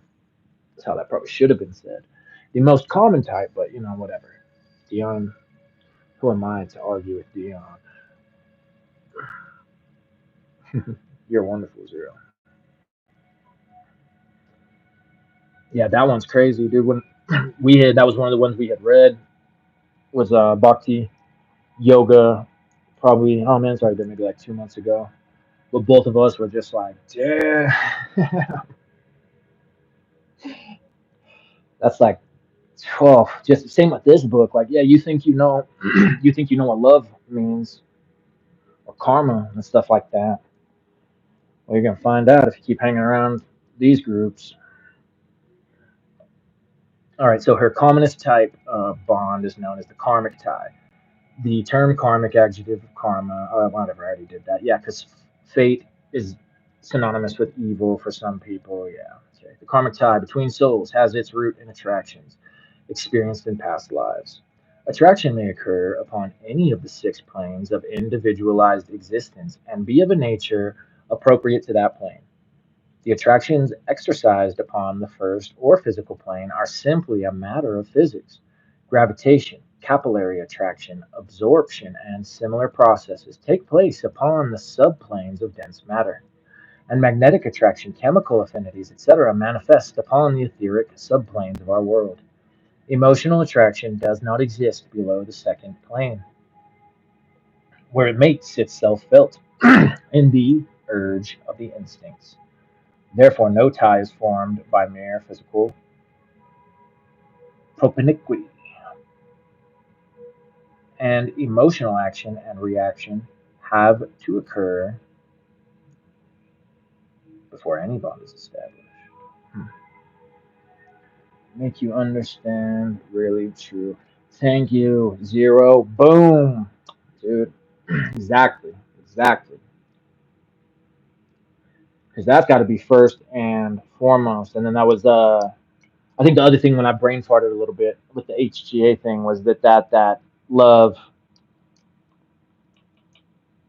you with yourself, but you did that not with all those parts of yourself. So that's why I say the HGA thing, because it's like that should be your first and foremost your ishtadev, as they say in Sanskrit.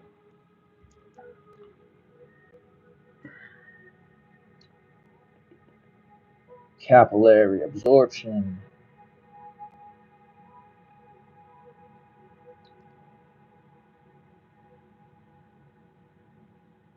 Emotional attraction does not exist below the second plane. Now we read that. It's reaction, which is the essence of the bond. It is reaction, which is the essence of the bond. The fact that one person feels an emotion towards another does not link them together. You heard it here.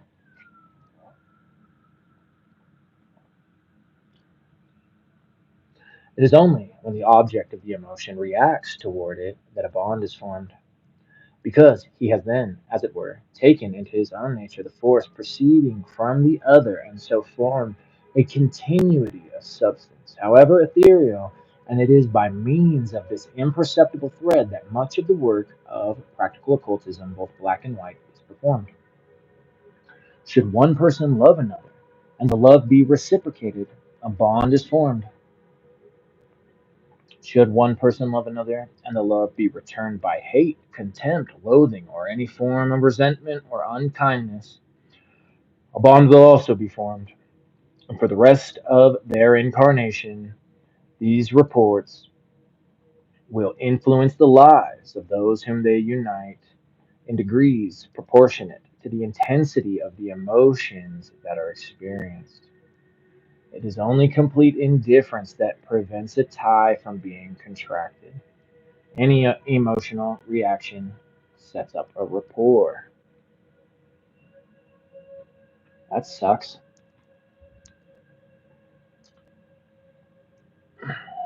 Well, maybe it does for you. For me, not really, because you know what? Why would I get upset about something that I have complete control over? I wouldn't. So neither should you.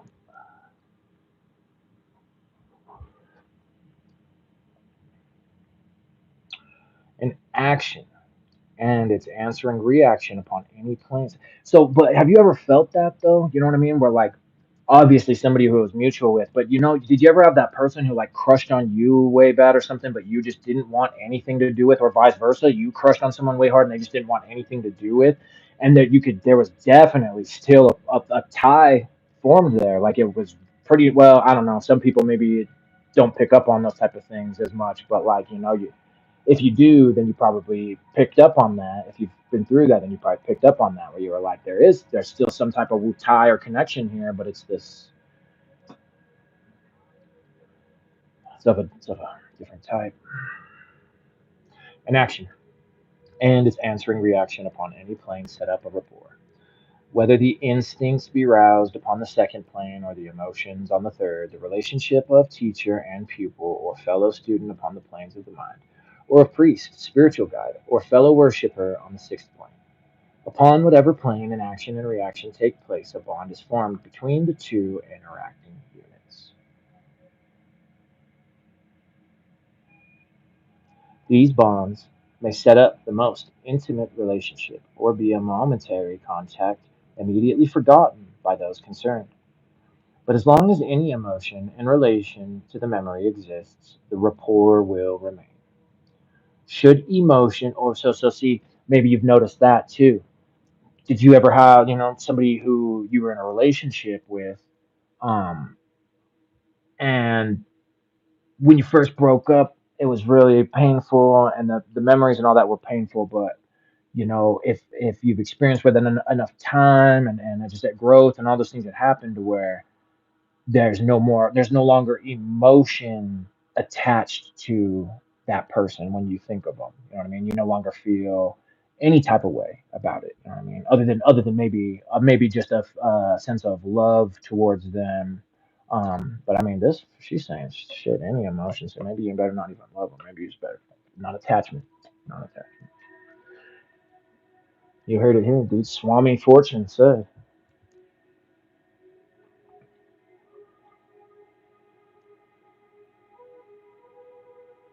These bonds may set up the most intimate relationship or be a momentary contact immediately forgotten by those concerned.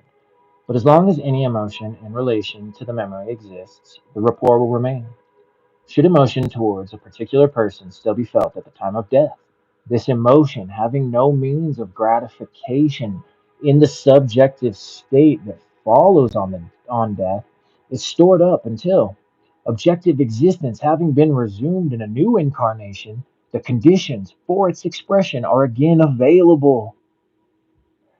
It is this unexhausted emotion which forms the karmic tie. And though it waits for hundreds of years, as time is reckoned in revolutions of the earth, it loses none of its force, but reacts to the same objects that previously stimulated it whenever those objects shall again become present. Hence, the sudden outrush of love at first sight and the sense of understanding and intimacy which twin souls experience. Each renewal of a karmic tie increases its strength, and though it may start as the merest carnal attraction in the childhood of the race, as body after body comes into function in the course of evolution, the rapport will spread from one to another until a great spiritual mating is achieved. If, however, the bodies of the pair fail to develop synchronously, then a strong bond will exist upon the lower planes, and the higher self The more advanced individual will be left unmated and unsatisfied, possibly loathing the response of its own lower nature to a degrading attraction, yet unable to free itself therefrom.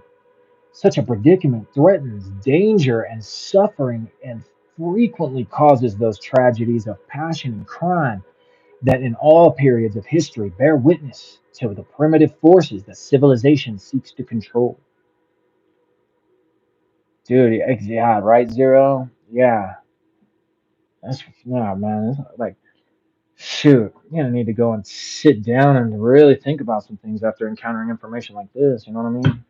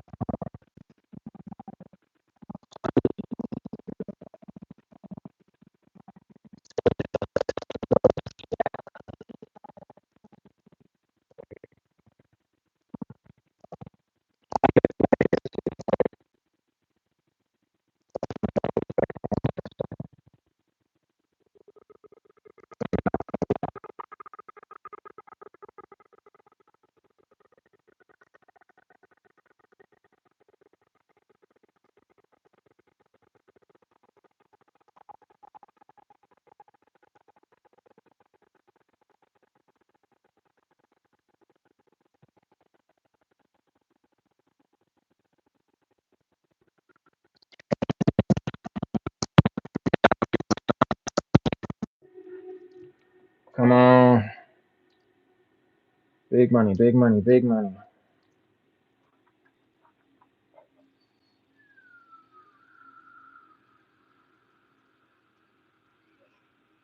Thank you, Zero. Sound good now? Oh, I bet this one's dead, and that's why I can't hear from that one. Yeah? Back to normal? Back to real good? Heck yeah. Thanks, you guys. All right. Teamwork. Thank you so much. Okay, so where about did it cut out? I'm going to start that one over. Whatever.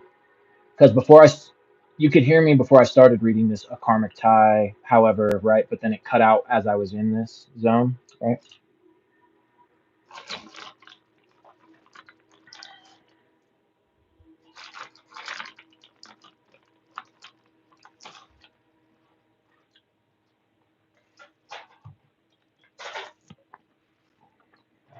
Well,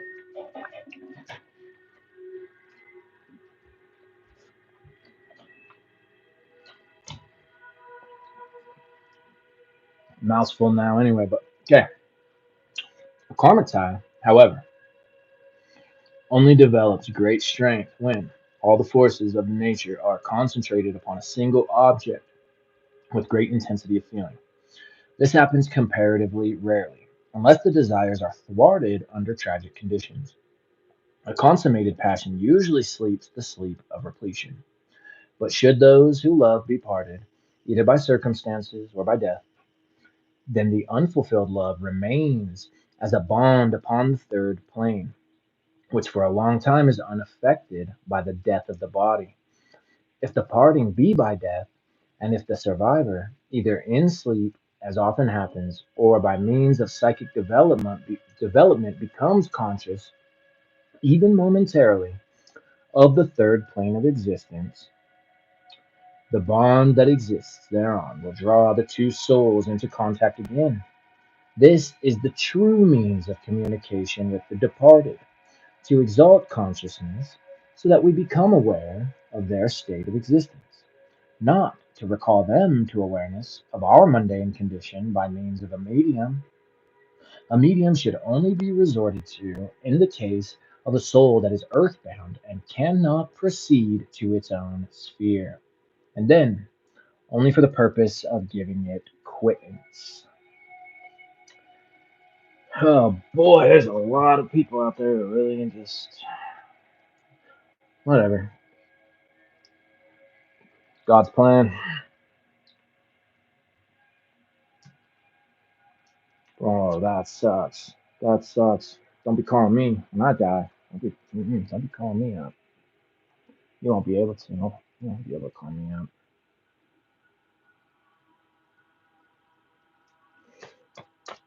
You don't need to. We'll be all in the machine by then. Man, my mind is blowing. I know, huh? So, yeah, sheesh.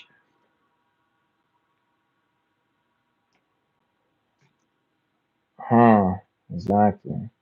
Blessings to you, Trev. Thank you. The third plane is the sphere of existence referred to in spiritualistic literature as the heaven world. But before the outgoing soul, released from its body, can attain to this state, it has to pass through a phase of second plane existence known as purgatory, where arrears of evil are paid off and the suffering brought about by subjective realization, thereby adjusting the balance of fate. Once the soul is released from the deadening influences of the physical body, all subtle forces become increasingly tangible.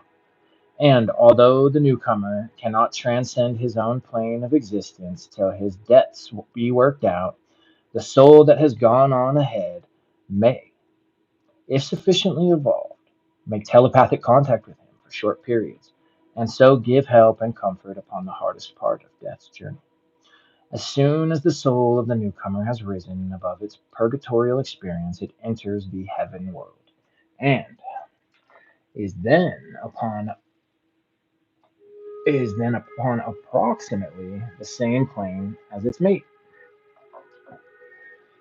No barrier of different states of existence now keeps them apart. The bond of love, exerting its natural attraction, draws them together. They can then pass the rest of their time between incarnations in companionship. The bond between them will tend to draw them into incarnations again at the same time and under similar conditions. And then upon meeting will come that strange uprush of subconscious memories so incomprehensible to those who philosophy does not extend beyond a single life on a single plane, but so readily explicable in terms of the esoteric doctrines. I know, right? Yeah, that's literally, it's like literally explaining that whole thing, huh? That's so cool. Should two souls be drawn together life after life by these means, in each life loving and companioning each other and steadfastly eschewing all other attractions, the bond thus formed will become very strong. This, however, but rarely happens.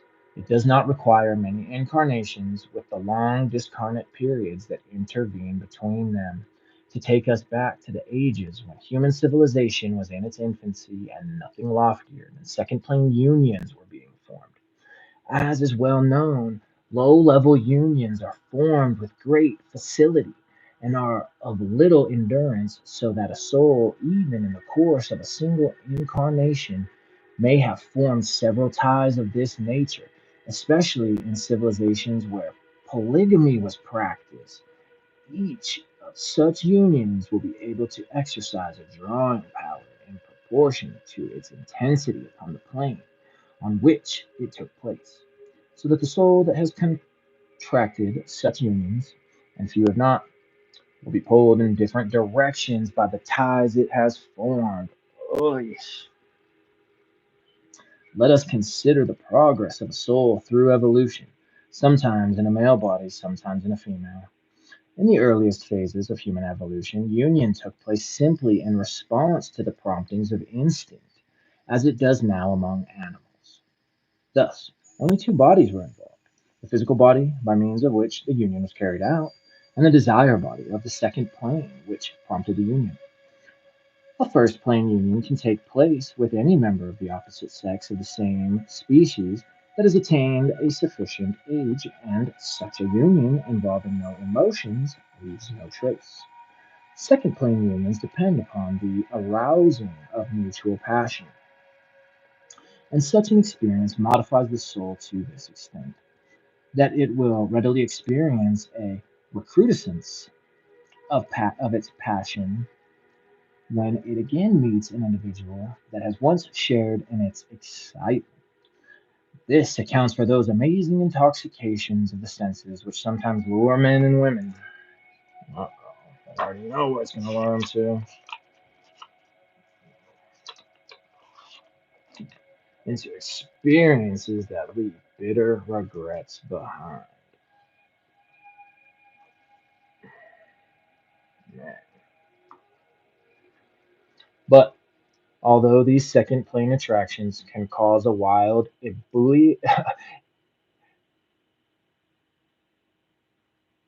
ebullition of passion, I'm pretty sure. Ebullition. Hit me with a definition on that one. I thought it was going to say, I thought it was going to be ebullition, but that's just ebullition of passion, which it requires considerable force of character to master. They are usually short lived. It is not until a soul has evolved sufficiently to be capable of a third plane union that a bond is formed which extends beyond the senses and is capable of influencing character. Even here, several unions can be formed in a single incarnation. Esoteric science does not teach that souls are created as twins, but that such unions are built in the course of many incarnations. And it will be seen from the preceding paragraphs that many vicissitudes may befall the soul while it is still at a primitive and unevolved stage of development. And these fleeting unions entered into at the bidding of the instincts, the only mentors that primitive types recognize, militate against one another, or militate one against another and prevent any lasting union being formed. For it is only by the fidelity of many lives that the union known as twin souls can be achieved. Oh, yeah. That's so funny, right? Makes you feel, makes starting to make you feel real old, huh? That's crazy, dude. A time of human evolution where we really were just like animals, dude. We were just bumping. We were just out here bumping into each other. And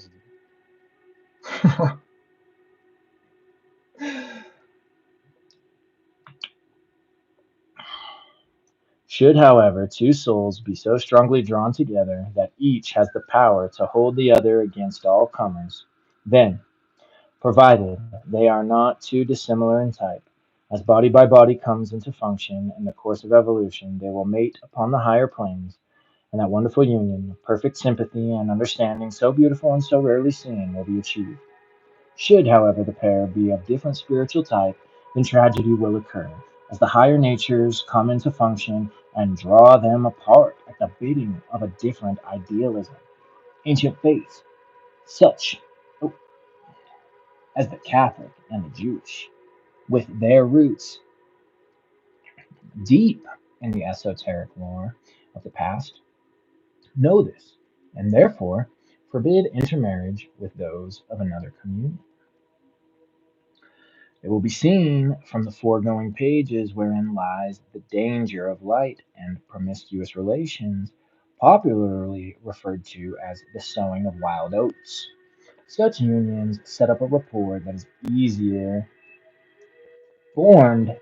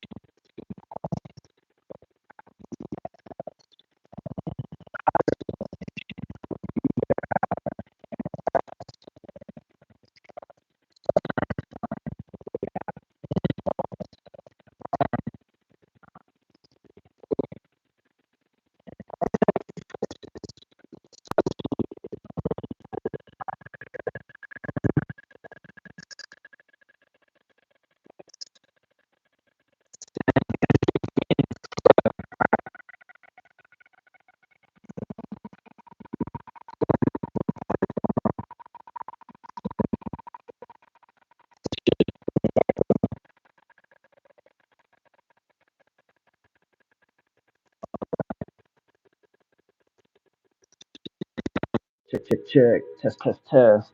How we doing? How we feeling? How we living? Thank you, Zero, for letting me know. That should have it back good. Yeah? No? It still sucks. Dude, I hope that's not how it's gonna be. Now it's fine. Zero says it's fine. Is this well if it sound does it sound bad for you?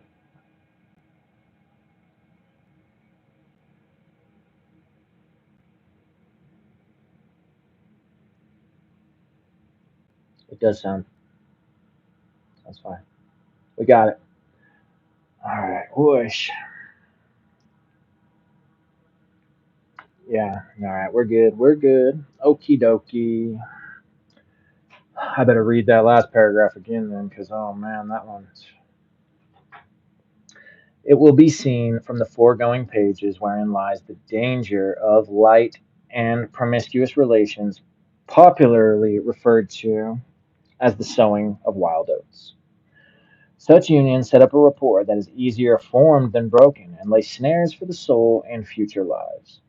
Among primitive peoples who have much knowledge of practical occultism, a great deal of attention is given to sex magic, one of the most potent forms of magic that exists. And in many parts of the world, there is considerable traditional knowledge of genuine occult methods, in addition to an acquaintance with aphrodisiac drugs, and the men of a higher civilization who abuse their power in reference to women of primitive tribes sometimes find that they have involved themselves in a bond that is not easily broken, and contacted forces whose subtlety is only equaled by their unpleasantness. Yikes on that.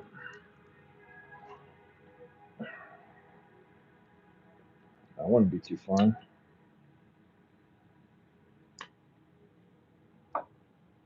Sounds like a lot of bad times to be had.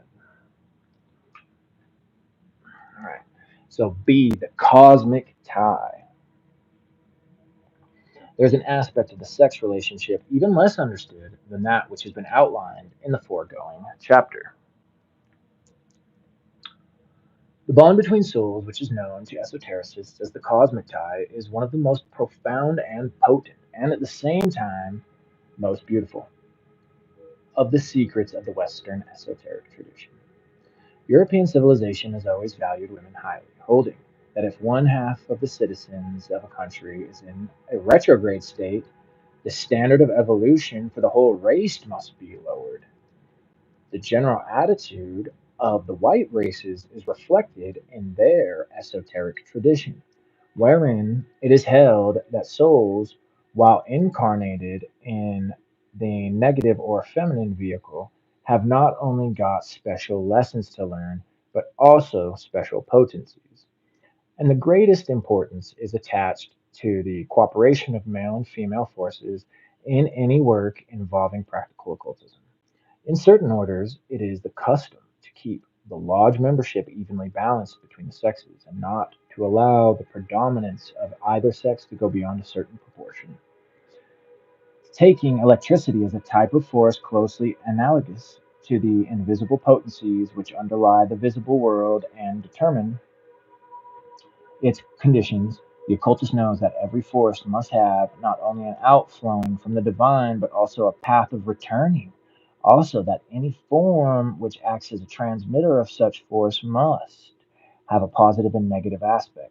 The male vehicle is positive and the female negative, and therefore the practical occultist finds that for certain types of work it is necessary to function in partnership or polarity, for only thus can a circuit be set up and a flow of cosmic force be induced. Right? Exactly, dude. Straight up. I was gonna say something along those lines a couple chapters back too, about the moon, the watery parts. Because what was when she talked about the that watery part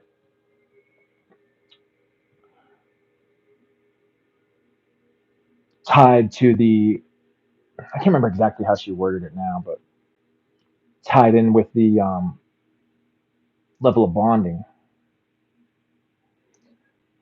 And right away, I thought of the moon. I thought you saw it. I thought sex organs, machinery. Yeah, big time. As has been explained in a previous chapter, the vehicles corresponding to the different planes are positive and negative in relation to each other. The individuality is positive in relation to the personality, which is negative towards the higher potency of its great self. If an individual is sufficiently evolved to have any of the levels of his individuality and function and fully correlated with his consciousness, he can cause the flow and return of cosmic force to take place within his own organism, and thereby attain a considerable degree of power and enlightenment. For instance,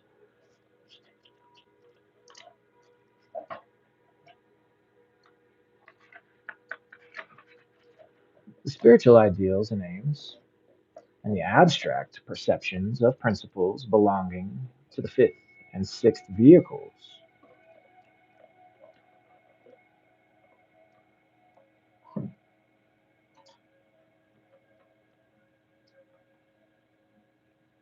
can be used to illuminate or illumine and inspire the activities of the personality.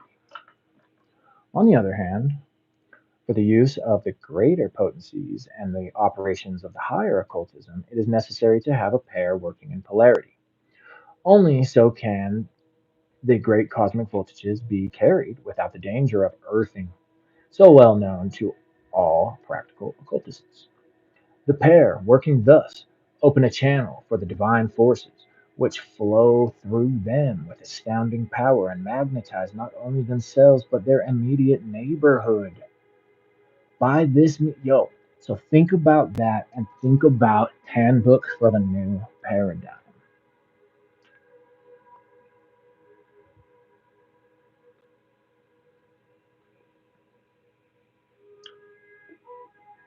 By this means, the power of each are tremendously augmented, and the whole nature is vivified and brought to the highest perfection of its capacities.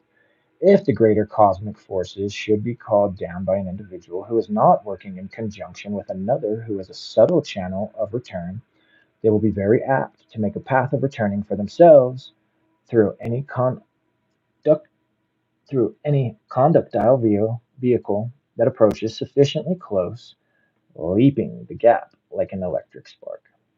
And if the individual who receives the force be of insufficient caliber to carry the voltage, her emotional nature will, metaphorically speaking, fuse, and there will be an open circuit of cosmic forces, which will also fuse the positive or male vehicle, burn all in their immediate neighborhood, and break the contact with the divine forces.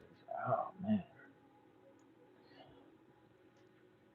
Anyone who is familiar with those circles that are interested in occult studies must have seen this happen, for it is a very common occurrence among those who, while only partially instructed, seek to operate the unseen forces.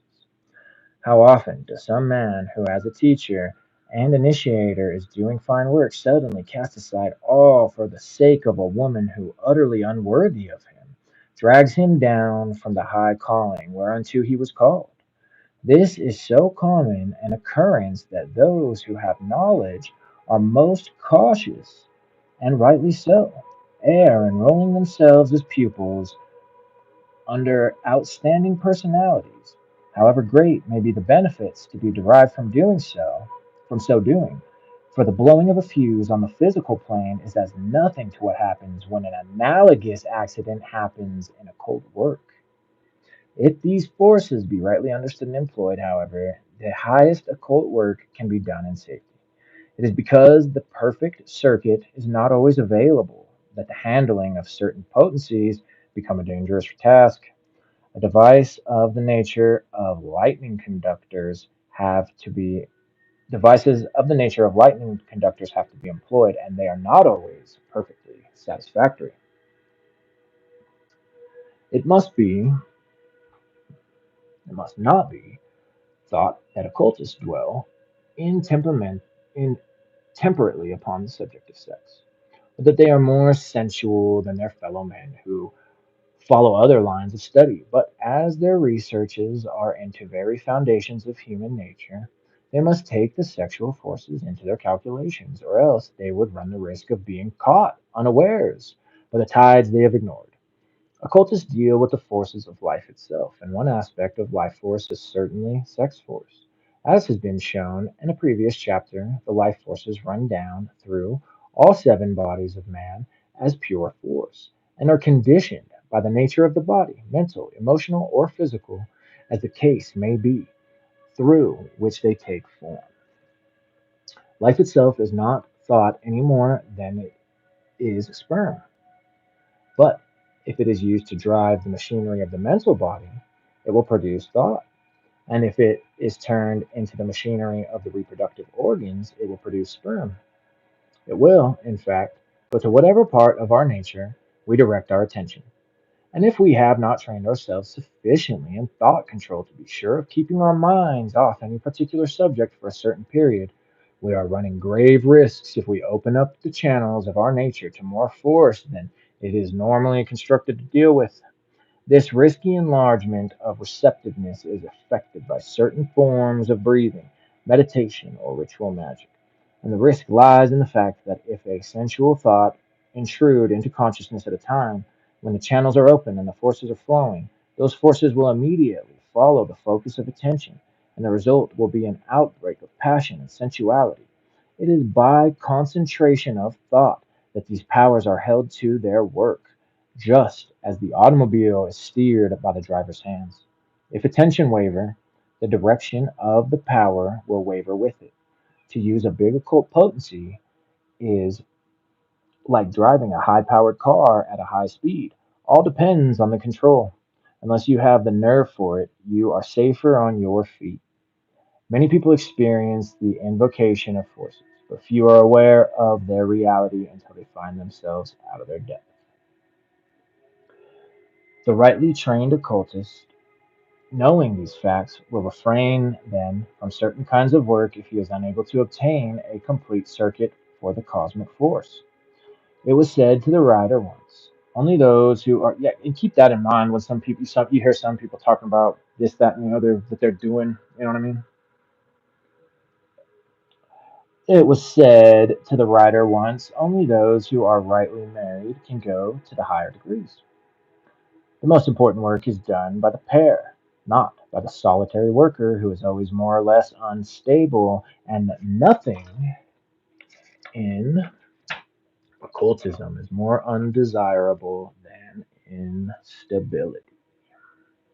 For such work, the closet, the closest sympathetic rapport of the higher nature is necessary, and such intimacy and propinquity is only sanctioned by our society when it has been regularized by marriage. Union upon the physical plane need not take place, and in fact will not take place, while the life forces are being used upon other levels. But when that work is not going on, and few have the stamina to keep it up continuously and without respite, then the forces will tend to follow their natural channel. And if that channel is not open, trouble may ensue.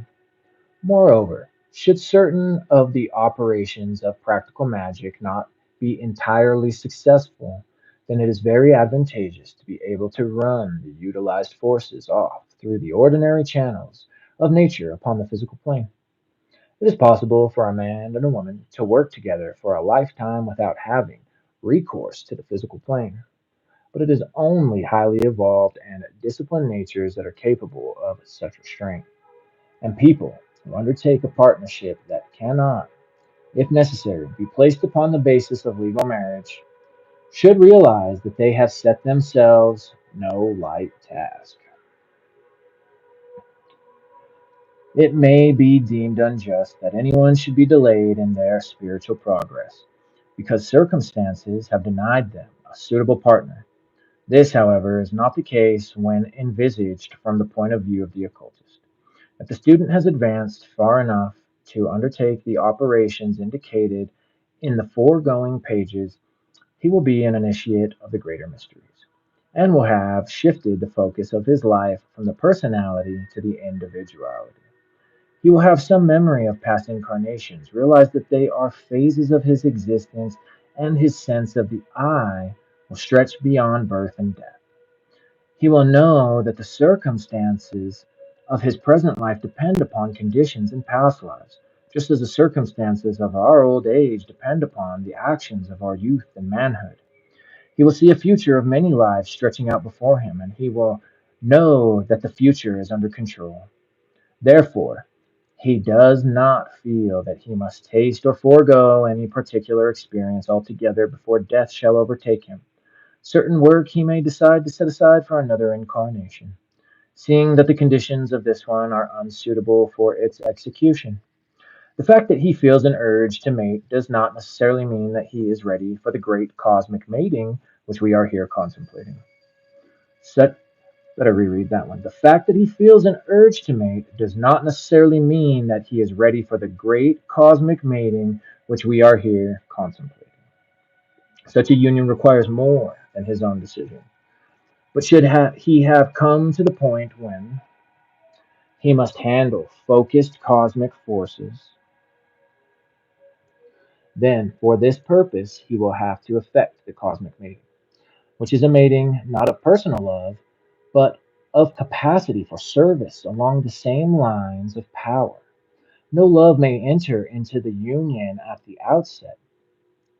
Indeed, it may be a union of complete strangers, although, out of the deep harmony necessary for the formation of a circuit, love may grow. The cosmic tie is a union that is entered into by two individuals for the purpose of performing certain occult work that can only be carried out by two units functioning in polarity. It has nothing whatever to do with love or attraction as ordinarily understood. It is motivated by service and nothing else. It is partnership entered into for the sake of the work to be performed. The participants in this union do not choose their partners. They offer themselves for service to the master on the inner planes, whose pupils they are, and by the wisdom of a higher plane, they are mated with regard to their qualities and capacity for service according to ray color. The essential difference between the karmic and the cosmic tie lies in the fact that the karmic tie begins upon the lowest plane and works upwards as body after body comes into function, whereas the cosmic tie begins upon the highest plane and works downwards.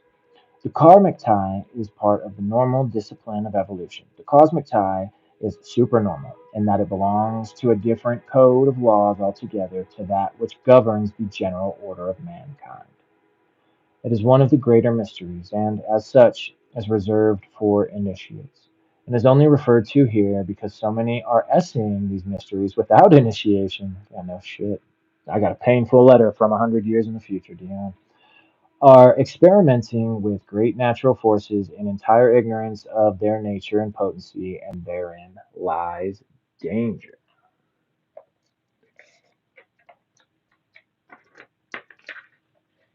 Man, yeah, this is something to consider for sure, man. Cosmic Tiana's always hitting us with some serious cosmic P.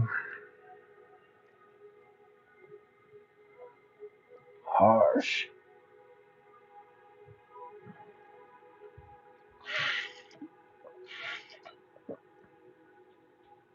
Um, we have 22 pages left. Not bad.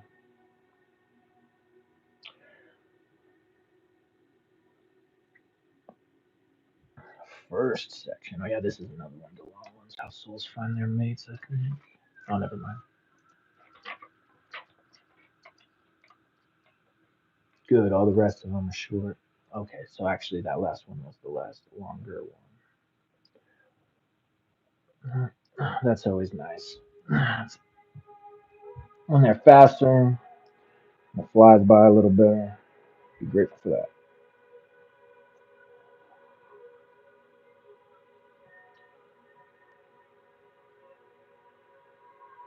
Ooh, I am getting about ready to stretch some legs though. 283 minutes. That's a lot of minutes. It's like 5 hours and 20 minutes. Huh?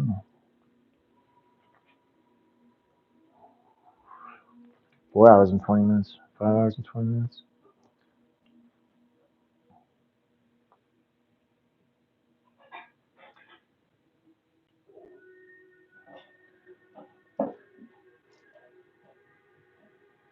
Put in a whole work shift on a book reading.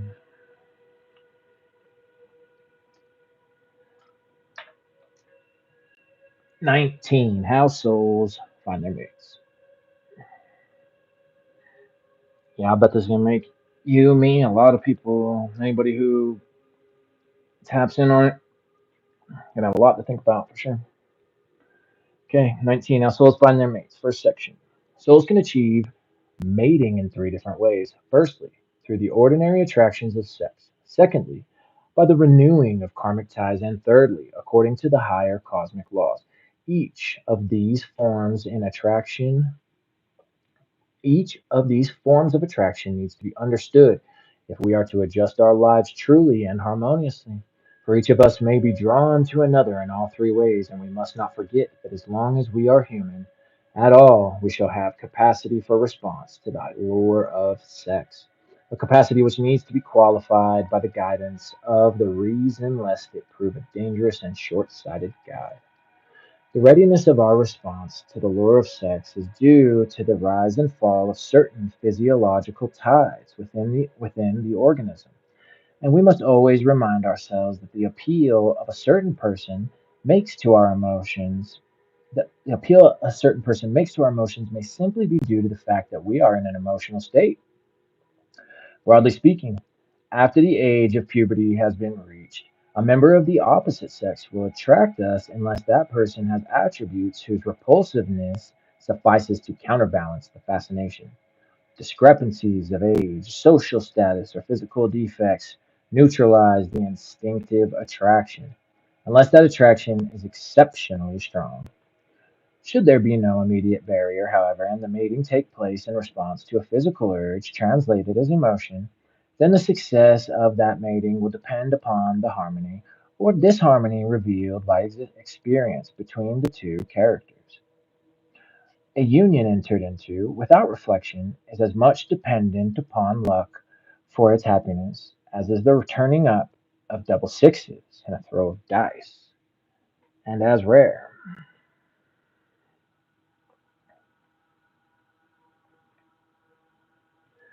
Such unions are surprisingly common even among those who would be reckoned as educated and enlightened. Young people, feeling the unaccustomed pressure of the sex tide steadily rising within them, marry as soon as their finances permit, and even sooner, in order to escape from the emotional stresses to which they are subjected, and to make their appetites fit in with their ideals. They erroneously rationalize their feelings and amazingly idealize the object of them, with the result that their physical needs being satisfied and rendered quiescent, they wake up to find themselves bound for life to a person who is incapable of satisfying any of their other needs of mind, heart, or spirit. Misery follows. Taught by experience, they learn too late the requirements of harmonious mating. We have only to look around us to see how often a second marriage is a happy one. But unfortunately, our laws denying the opportunity of a second marriage unless death or public divorce terminate the first. Men and women live on in a union which has failed of its purpose or undergo the traumatic experience of divorce. So bear in mind in Dion's time where that was still a time where like divorce was way taboo. Like if you got a divorce, poof, like you could be shunned potentially. You know what I mean? Like now, as a band, people are chucking divorces out like it's damn t-shirts at a concert. You know what I mean? Or a sporting game or something.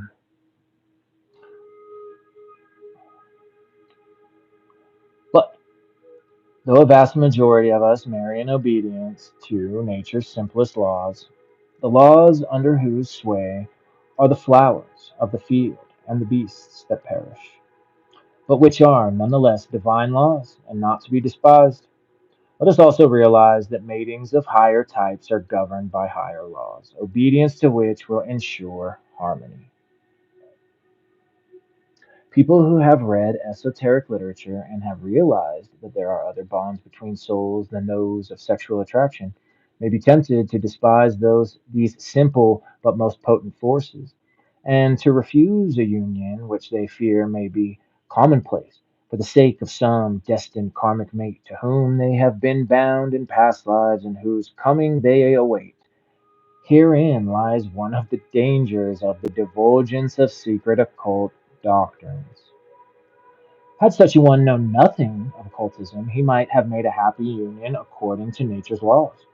But knowing enough to reject the guidance of his instincts and insufficient to differentiate between fantasies arising from subconscious wishes and the promptings of the individuality, he may throw away the lower without gaining the higher. The trained occultist knows how to countercheck these things. The seeker does not. The methods of counterchecking psychism cannot be given here. The reader is advised to make an earnest self examination before staking his own and another person's happiness on an unverified impulse, which may be unreasonable. Damn, this is not only unverified, it's unreasonable. Oof.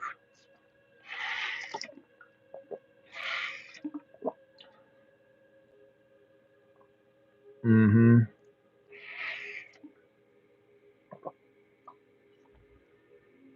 Yeah, and right. Different societies are different about it too, without a doubt. Sheesh, and yeah, no, what she's saying, what she just said, is also definitely something you see a lot um, with like the outpouring of information is just how much that. I mean, it definitely seems to help a lot of people, but it also seems to screw up a lot of people too. You know what I mean? And she's given a pretty good example of that right there,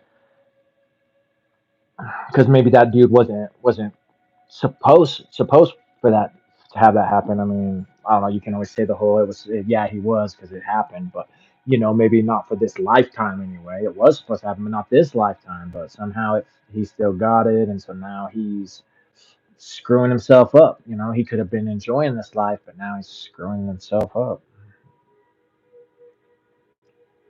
Under such circumstances, he should test and countercheck his impulse as carefully as lies in his power. First, he should allow himself ample time to discover whether his intuitive feeling that there is some soul to whom he is bound by karmic ties strengthens or weakens with the passage of months or even years. Secondly, if there is a destined mate awaiting him, any reliable psychic ought to be able to discern the fact and confirm his impression.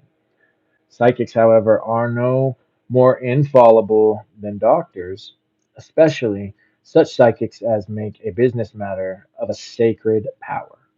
And whoever makes use of their services would do well to consult at least three and see if their readings tally with one another.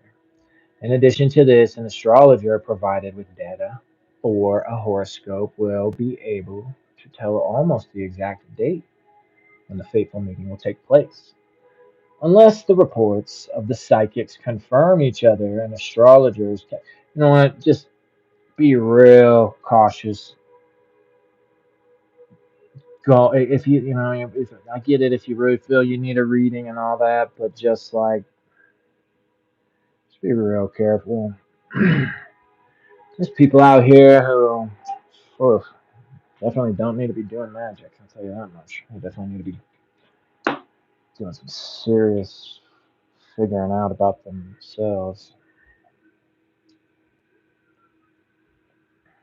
Psychics, astrologers, unless the reports of the psychics confirm each other and astrologers casting horoscopes independently agree as to date, the would be explorer of the unseen would be wise to regard the promptings of his intuition as indications of the needs of his own nature, as translated by the fantasies of his subconscious mind, and to wait until the call to initiation comes, as come it will when he is ripe, before seeking to explore the unseen without a guide and run the risks involved in so doing. A well known writer, discoursing upon love and marriage, and casting ridicule upon the idea that any tie beyond instinctive attraction could exist between men and women, pointed out that it was a curious coincidence that soulmates should be born in the same neighborhood or out of the whole huge world meet each other when the mating time occurs. That's funny because you'll see like the tweets of people being like, "Oh yeah, you thought your soulmate was really going to be born in you were going to meet him in the same town you grew up in." Man, well,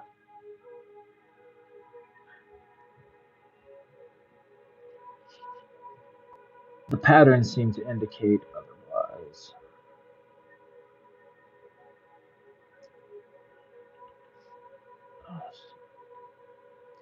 Esoteric science teaches, however, that agencies are actually at work to bring about these meetings. Just as similar agencies govern the migrations of the birds and the return of the comets. It is, of course, well known that the date of a comet's return can be confidently predicted by the mathematics of astronomy. With regard to the meetings of soulmates, they are regulated by the workings of the force popularly known as karma or destiny, the sum total of the causes set going in the past which determine the conditions of the present. Into the details of these laws, it is impossible to enter into these pages. It must suffice to say that after death, souls gather into themselves the fruits of the experiences of the life that is just finished. And when the time comes for them to incarnate again, they are sent into incarnation through the agency of certain forces at the moment when the planetary influences give the condition for the working out of the appointed fate. Therefore, an astrologer who knows the exact moment of birth can, by a study of the horoscope, tell what karma has to be worked out in the course of the incarnation, and also the exact dates when the crisis will occur. These secret laws form an important part of the studies of occult science, and by means of a knowledge of their workings, predictions can be made with considerable accuracy. The details of their workings are too complex for consideration in these pages, and it must suffice to say, concerning the nature of the karmic tie between souls, that it will act as the tides of the sea, and only the greatest of adepts can influence its effects. We cannot control the results of the causes we have set going in past lives, though we can control our reactions to the conditions they bring to us. It is only in the future that we can find full scope for our will. For in the ever moving present, we are setting in motion the causes that will meet us face to face when the circuit is completed. Second section. In knowledge of the laws of cosmic mating lies our best hope of deliverance from difficulties in which ignorance and false doctrines have involved the marriage problem. Exactly. We control the context. Yep, right. I control the context. Yep, fact. Mm-hmm. Straight up. That's what I've been saying too. For a while, I'm like, fuck, I really need to get some of those parts of the astrology game up where I'm still lacking. Good. Okay, second section. In knowledge of the laws of cosmic matings lies our best hope of deliverance from difficulties in which ignorance and false doctrines have involved the marriage problem. In an earlier stage of evolution, man lived close to nature, knew less of free will, memory, and reason, and was entirely guided by his instincts. When course of time brought the development of the higher mind, however, the problem was greatly complicated. Instinct was a sufficient guide when the mating on the lower planes of the personality alone was involved, but when the individuality, with its relationship to evolution and the cosmos as a whole, began to function and required mating for its full development and expression, instinct was no longer an adequate guide because factors had to be taken into consideration which were beyond the scope of the lower nature. Reason and spiritual intuition have to be employed for the direction of the greater self. We have to rise superior to the pain and pleasure of the moment, or even of the incarnation, and base our lives upon the universal and eternal, if the greater life that looks beyond birth and death is to be fulfilled of its purpose. Let us imagine the case of a man who, while capable of normal response to the call of sex, and having, as we all have, ties,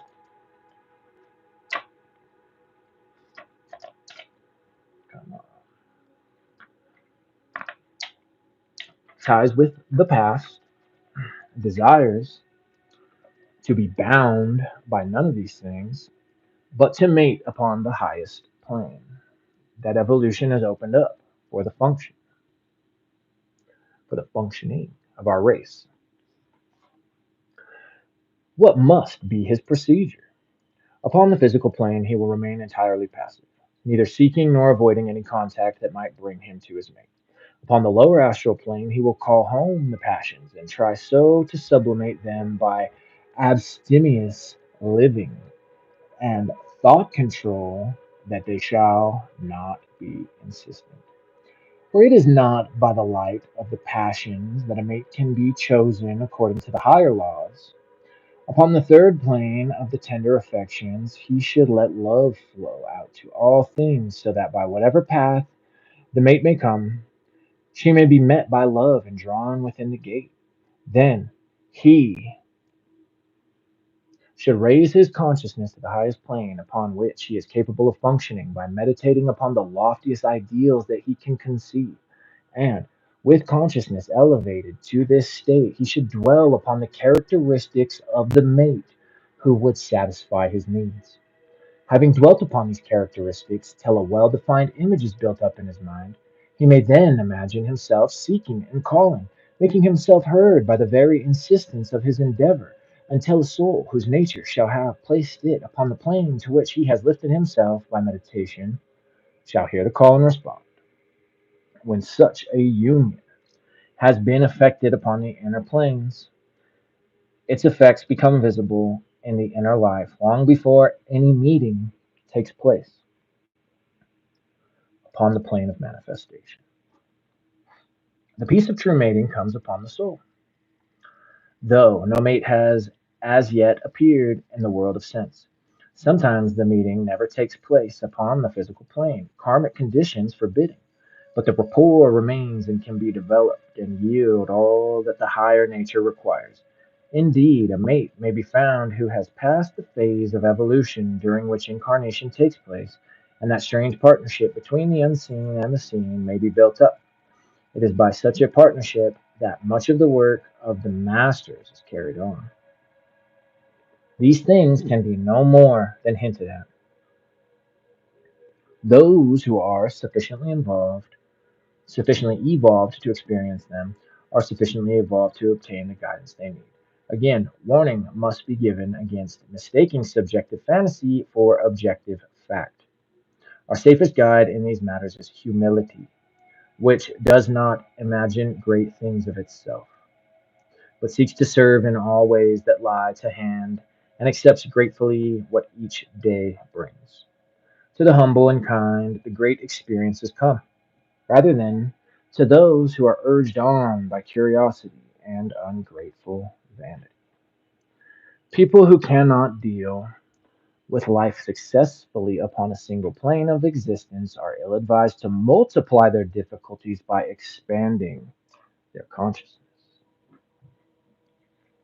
Damn, are you expanding consciousness or are you expanding your difficulties? That's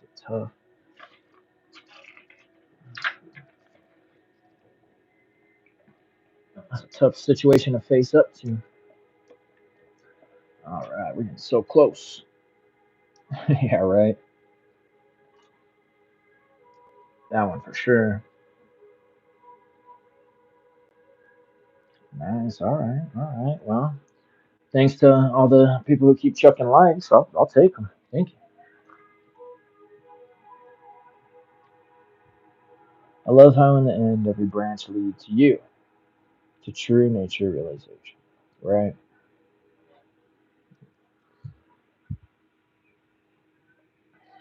It's a trip. It is. It gives you some really, I mean, it gives you some really heavy stuff to think about.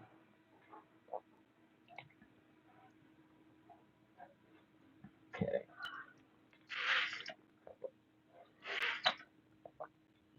Okay. Esoteric teaching concerning marriage. One of the chief causes of the problems surrounding marriage in modern life is the convention which prevents us from honestly facing the facts with which we have to deal. The esoteric scientist, whose aim it is to understand and control the causes behind appearances, has, by the very nature of his pursuit, to look facts in the face. Hopefully so, but it doesn't seem like that's what certain people are doing about it. That's all right. It will have been noticed that in the preceding pages, much has been said concerning mating of souls. But the word marriage has seldom been used, and for this reason, that mating and marriage are in fact two different things. Mating means the functioning in polarity of two organisms so that, for the time being, they form the halves of a single whole. Marriage is a legal contract. Mating is an actual fact. One is either mated or not mated, just as the electric light is turned either on or off. But marriage is a fluctuating convention.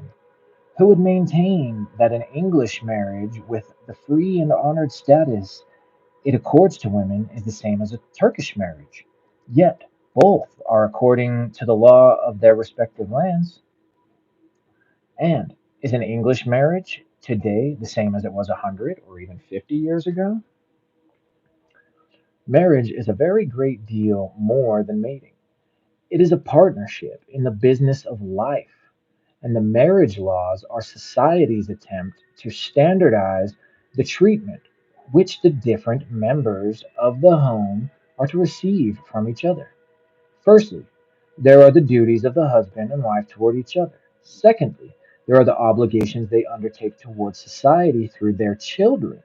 And these duties and obligations have to be considered in the framing of marriage laws. Those marriage laws are the best which most closely approximate to a codification of natural laws. Unfortunately, the laws of marriage in England are very far from approaching to the perfection possible to such instruments. But under these laws, we have to live, and the needs of human nature are obliged to achieve a compromise with the demands of the state. The esotericist considers the marriage laws and the keeping or breaking thereof from the point of view of karma. It is his aim to set no forces in motion save those which are in harmony with the divine law. If the marriage laws of his country are at a variance with natural law, and he abide by them, he will suffer from his disregard of natural law. But he will lay up for himself no causes potent for evil in the future. On the other hand, should he disregard the social code, though he may enhance his own comfort, he will cause suffering to others. And that suffering, according to the laws of karma, will turn upon his own head and delay his progress. Whether the marriage laws of a country are sound or not, we cannot get away from the fact that the marriage contract is a bargain and that the breaker of promises forfeits his honor. Dang.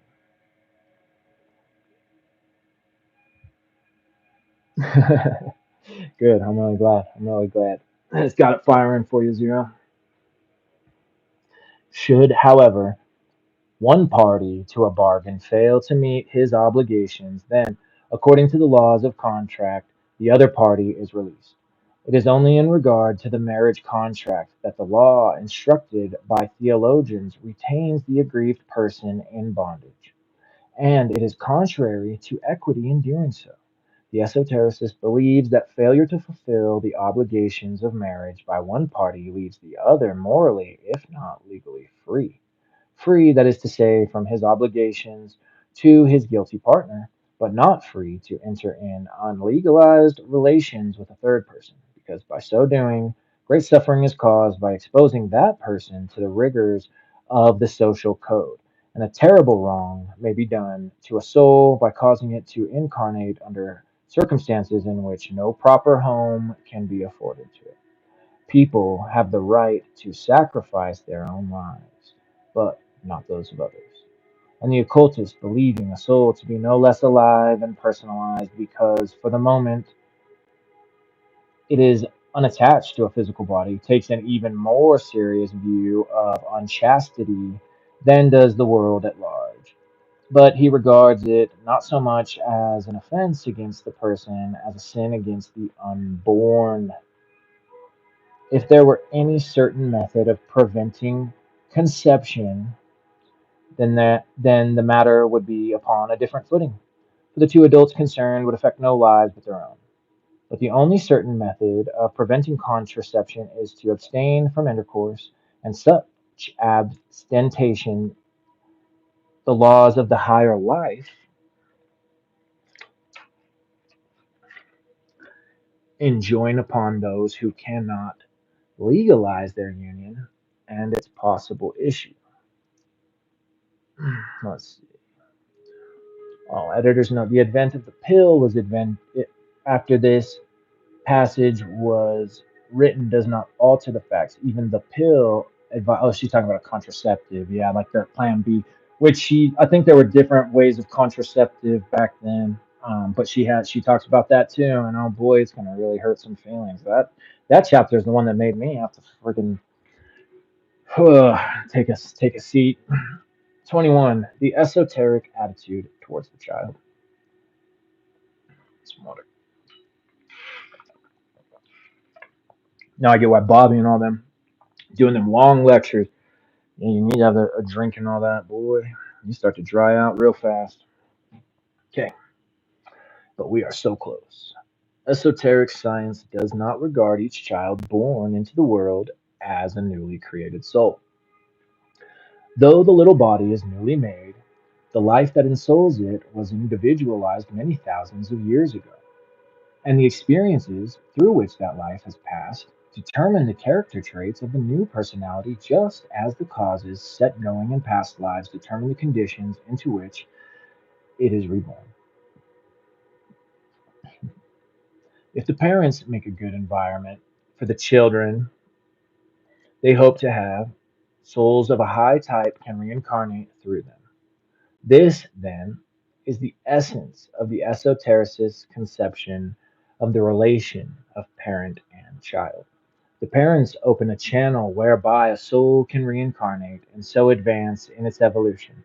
And this deed stands to credit of the parents in the great account of fate. A point arises out of this concept which must be touched upon to render the concept clear.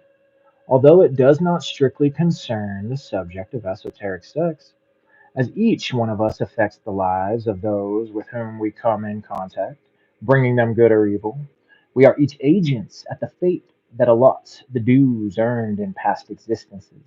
If we bring good to others, we thereby, under the law of cause and effect, lay up good for ourselves that we shall reap in the next life, if not in this one. And if we do evil, we shall likewise be repaid in our own coin. It may be argued that it is each person's fate that brings them good or evil, and therefore the agent of fate is not responsible for his actions towards them. The answer to this problem is that although each person indeed draws towards himself the conditions that he has earned, his merit may cause him to be the vehicle of the good he has earned and not of the evil.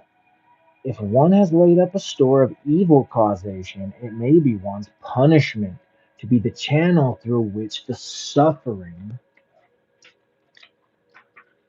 has to come, and so pay compound interest on wrongdoing.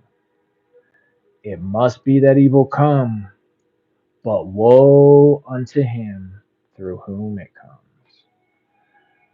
Oh man, yikes. Even the best of parents may sometimes have to be the channel of suffering to their children through financial losses or unsuspected hereditary disease. But in order to get such happenings into their true perspectives, they must look at them from the standpoint of an evolution, not of a single incarnation, and train their children to make the best possible reaction to their environment, thus converting evil into good. It must also be remembered that suffering is not necessarily synonymous with evil, and that some valuable experiences only come through pain and trial.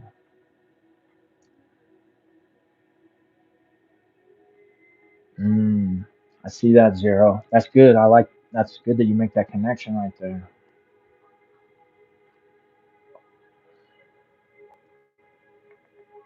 Parents, however, should carefully refrain from the deliberate admission of souls into poverty stricken homes, or from running the risk of giving birth to children of an enfeebled or diseased physique, thereby piling up further evil for themselves in the future. And out of this arises the vexed question of the prevention of conception, which will be dealt with later, after an explanation of the conditions of incarnation will have rendered possible an understanding of this subject from the esoteric point of view. We will now consider what happens when a soul, having contemplated its sins in purgatory and its good deeds in a state equivalent to the ordinary concept of heaven, prepares a return once more to the earth in order to undergo further experience. Through the operation of certain great laws too complex for consideration here, that soul is brought to the time and place where the conditions of conception are about to occur under such circumstances that the body so made would come into an environment suitable for the working out of the fate due to the incarnating soul. The spermatozoa having come into the neighborhood of the ovum by the ordinary physical means, it is well known that fertilization may or may not occur, and that the laws governing this chance, apart from physical obstructions or defects in seed or egg, are unknown to exoteric science. Esoteric science, however, teaches that should there be a soul ripe for incarnation under such circumstances, it would slip into the vehicle so provided and clinch the matter. If there should be no such soul, however, or should the astrological conditions 9 months ahead be unsuitable for the administration of its fate by means of planetary influences, The opportunity for birth will be rejected, and no ensuing life being available, that ovum will merely decay and be cast out in the ordinary course of matter. When the act of sexual union takes place, the subtle forces of the two natures rush together, and, as in the case of two currents of water in collision, a whirlpool or vortex is set up. This vortex extends up the planes as far as the mating of the corresponding bodies takes place, so that the two people who idealize each other and whose love has elements of a spiritual nature in its composition meet in coitus. The vortex so created will extend on to one of the higher planes. If, however, two people whose conception of love is confined to physical pleasure set up a vortex of ingress, as it is called, their vortex will extend no higher than the second plane of the animal passions. Souls await incarnation upon the plane of the inner world appropriate to their state of consciousness, just as immediately on passing out of incarnation they think themselves into their own place. It is by means of the vortex of ingress that souls are enabled to pass down the planes and make contact with a molecule of dense matter and so gain a foothold upon the plane of manifestation. For it is with this vitalized molecule, as a nucleus, that the body of dense matter is built up around them. It therefore follows that the higher vortex of ingress extends up the planes. The loftier will be the type of soul which is drawn through it into incarnation. For a very different type of soul awaits its time upon the upper mental plane from that which finds its appropriate conditions upon astral, the lower astral. If two people wish to call into incarnation a soul that is worthy of the services they are prepared to render it as parents, and who, this boon having been granted, are prepared to stand aside selflessly so that that soul, having attained adulthood, may be free to serve the world unfettered by the bonds of a personal love drawn too close, then they should preface union by meditation upon the highest ideals they can conceive, and maintain this meditation throughout union without permitting the mind to drop to the experience of physical sensation to the exclusion of all other consciousness. Through the vortex thus open souls of a very lofty character can come into incarnation, but parents must remember that souls so conceived will never belong to them in the way that children of a more personal union belonging to the family into which they come. Swans make ugly ducklings, and the greater the soul that so incarnates, the greater the demands it will make upon those who nurture it. Different standards, different ideals, different ways of life, and even different conditions of physical health will make great demands upon the wisdom and forbearance of those who essay such a task. Together with the knowledge that makes these first steps in practical occultism available for the generality of mankind, the warning must be given that such an undertaking is no light burden, that great qualities of mind and character are necessary for its successful completion.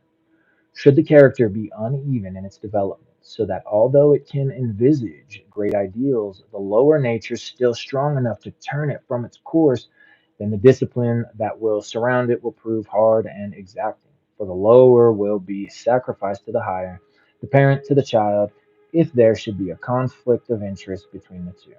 If, however, the parents prove worthy of the trust reposed in them, they will find that the path from their higher planes, whereby their child came to them, stands open for their own advancement.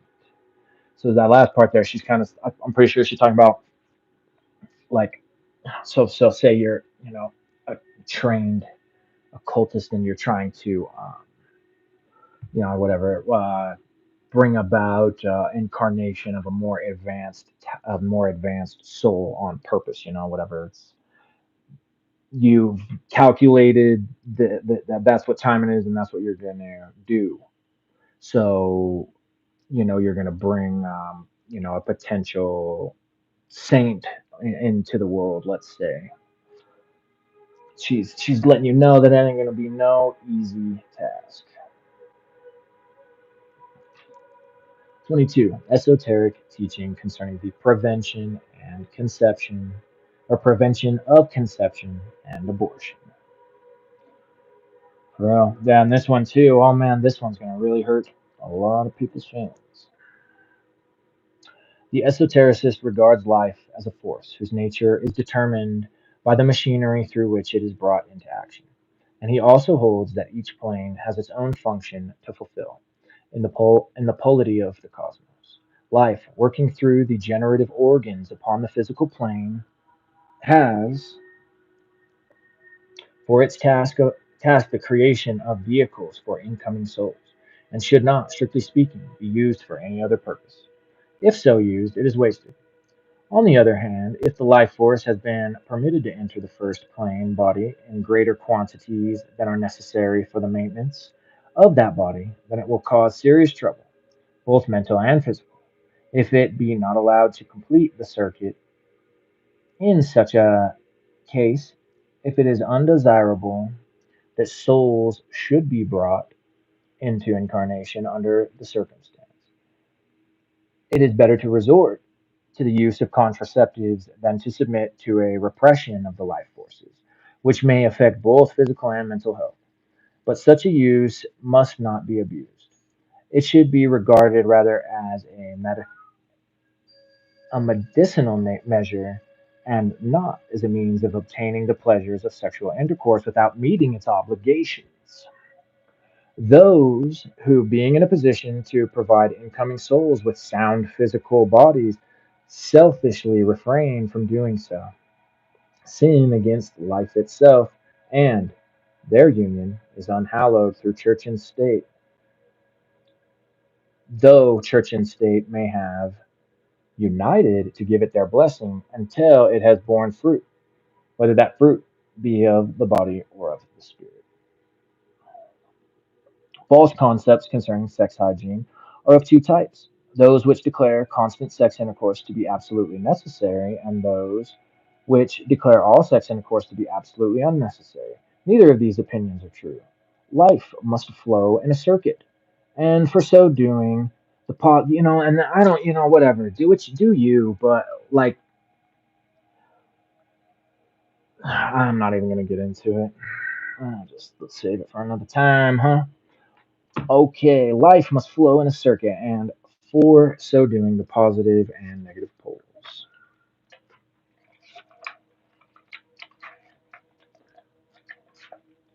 of manifestation are necessary. But the point of union need not be the physical generative organs. It may be the mind, or it may be the spirit.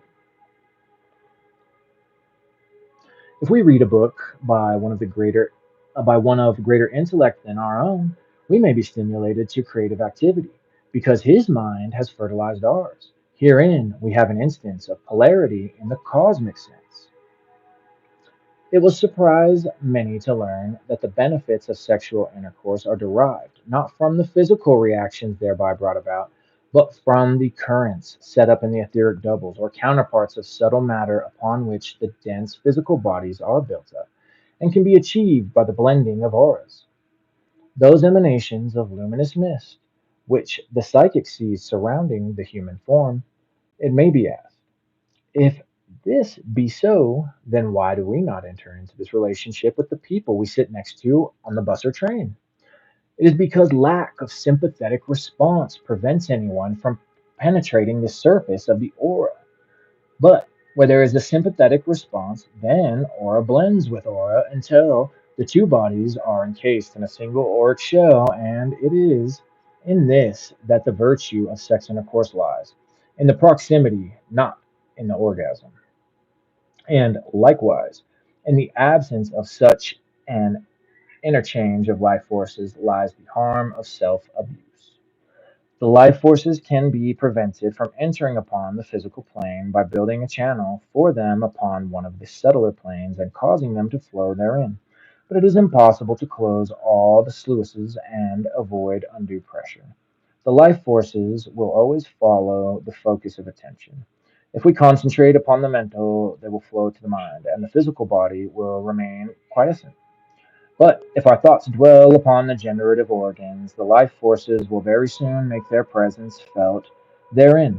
Therefore, if we do not desire the life forces to flow through the channel of these organs, we can effectually prevent their doing so by keeping our thoughts away from that aspect of our nature. It is simply a question of thought control, and whoso has not attained to thought control is ill advised to embark upon the pursuit of practical occultism. Finally, to sum up the esoteric attitude towards the prevention of conception, contraceptives are better than nervous disease, but thought control and the direction of the life forces into channels in which they can do creative work rather than into one in which they must be wasted is the right method of handling the problem and should be the goal to be aimed at it. But until that goal is attained, the unwanted forces are better run off through the natural channels, safeguarding the woman from undue childbearing by the use of harmless methods of contraception. Of two evils, choose the lesser. It is better to waste the life force than have turned into corruption. Abortion is the murder of an unborn child. It is only justifiable in order to save the life of the mother. It must be remembered that life enters into the ovum at the moment of fertilization, and it is nonetheless the vehicle of a living soul because it is microscopic. The incarnating ego is attached by subtle ties to the ovum over whose fertilization it has presided and is affected by any injury to its physical vehicle, however immature that vehicle may be. Though, of course, the injury is more serious after quickening takes place, at which time the ego enters its vehicle instead of overshadowing it as heretofore, an exoteric fact recognized by our common law. An ego that has begun to incarnate and is violently turned back undergoes a severe shock and consequent suffering, to say nothing of the waste of time so caused, for birth is not nearly so simple a matter as death. When two people engage in the procreative act, they have set their hands to a bargain which includes right of entry for an ego, should one desire to incarnate through them. Should an ego avail itself of this opportunity, they commit a serious offense against that soul if they destroy its vehicle. Or should they, by the unjustifiable use of contraceptives, deny entrance to egos, then they fail to discharge their obligations towards the Lord and giver of life. And that is the part where a comment about Dion's Christian influences and stuff is a little more fitting. Say what you want, be mad if you want.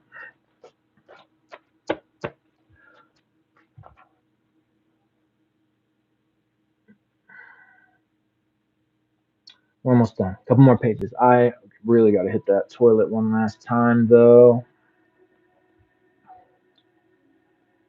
And you heard it first, man. The Christians are right, though. Be mad at Christianity all you want, but they're out here telling you that there's that life force is entering in, even if it's microscopic, and whatever. We want to be like, yeah, fuck you. You're sorry, YouTube. F you. You're a bunch of prudes. You're a bunch of you're a bunch of sex negative weirdos and stuff like that. And even though that is also true for most of them, you know what I mean? It's because it's one of those situations where they don't understand why what they're saying is right. So instead, they're trying to convince you it's right in this like crazy way, like most people are doing with whatever they're trying to convince you is right, rather than actually having like solid information to back that. You know what I'm saying? And again, this is, if you want to, don't get mad at me. Don't get mad at Dion. If you want to get mad, take it to God because He's the one who sets cosmic law. And with that, I'll be back in just another quick minute.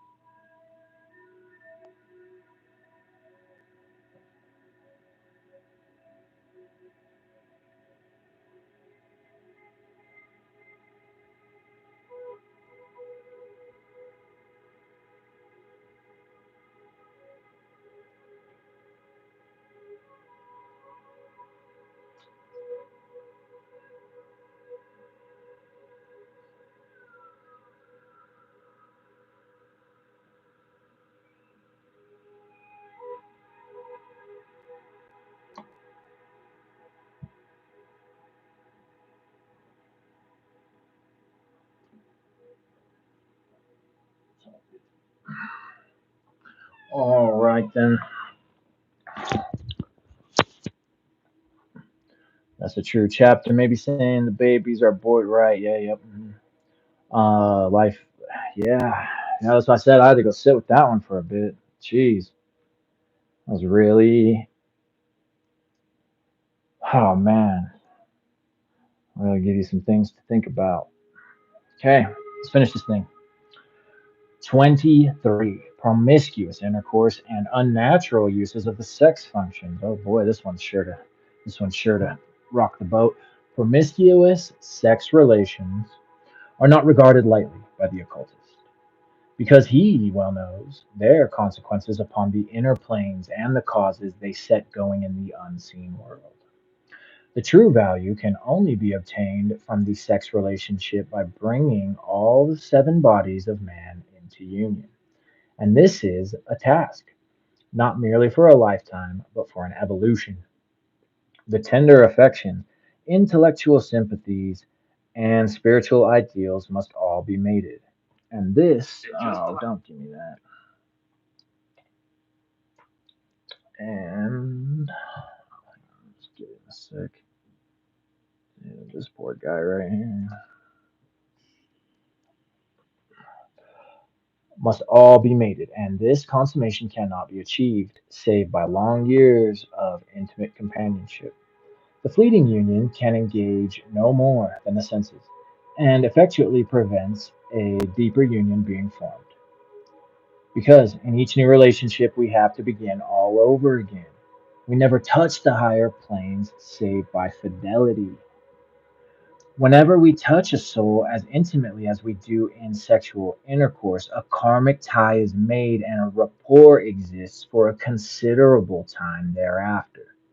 Therefore, it is well to ask ourselves with what conditions we are establishing a rapport when entering into such a union. Will the psychic forces that find entrance into racial consciousness through the channel opened up by a brothel prove beneficial to a soul when admitted to its innermost recesses? Perhaps such considerations, were they more widely known, would serve to check the actions of those who are uninfluenced by the fact that their sensuality forces upon society a pariah caste which is denied all that makes life of any worth.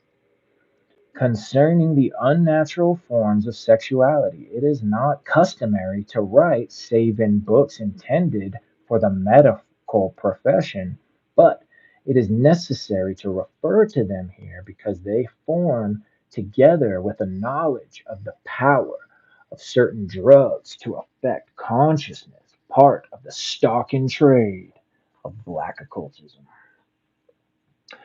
To be drawn by mystical cunning into a web of vile debauchery can scarcely be the object of a student of occultism. And he who seeks initiation into an occult fraternity had better be shrewdly observant, for not all fraternities serve the higher interests of humanity. That's facts.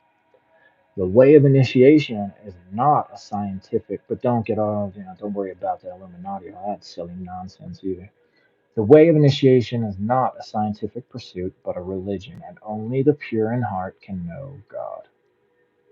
Any tampering with morality is a danger signal, and the neophyte should avoid any occultist whose life is not above reproach. The kingdom of heaven is not to be obtained at the price of a man or woman's self respect, nor can we hope to obtain any initiation that is of value by condoning evil. Unless a lodge is imbued by sufficiently high ideals to make it expel the unclean, keep out of it. An occultist may deliberately devote himself to evil, or through ignorance of the forces he is handling, he may get into the hands of evil, and in either case, he is a danger to a neophyte. There are not many men in the Western esoteric tradition at the present time who are deliberately evil. Not in the English lodges, at any rate, but there are a very great many who are appallingly and disgracefully ignorant of that which they claim to teach, and they are just as dangerous, in fact, more so, for a wicked man can be bought off or frightened off, but there is no means of appeal to a fool who is out of his depth. Wherever drugs or sex are played with, there is danger. The true occultist advances to a knowledge of the hidden side of things by spiritual intuition, which is obtained by study, discipline, and purity of life. Keep in mind, too, always be keeping in mind when you're reading some of this era that just like we all will make little digs here and there.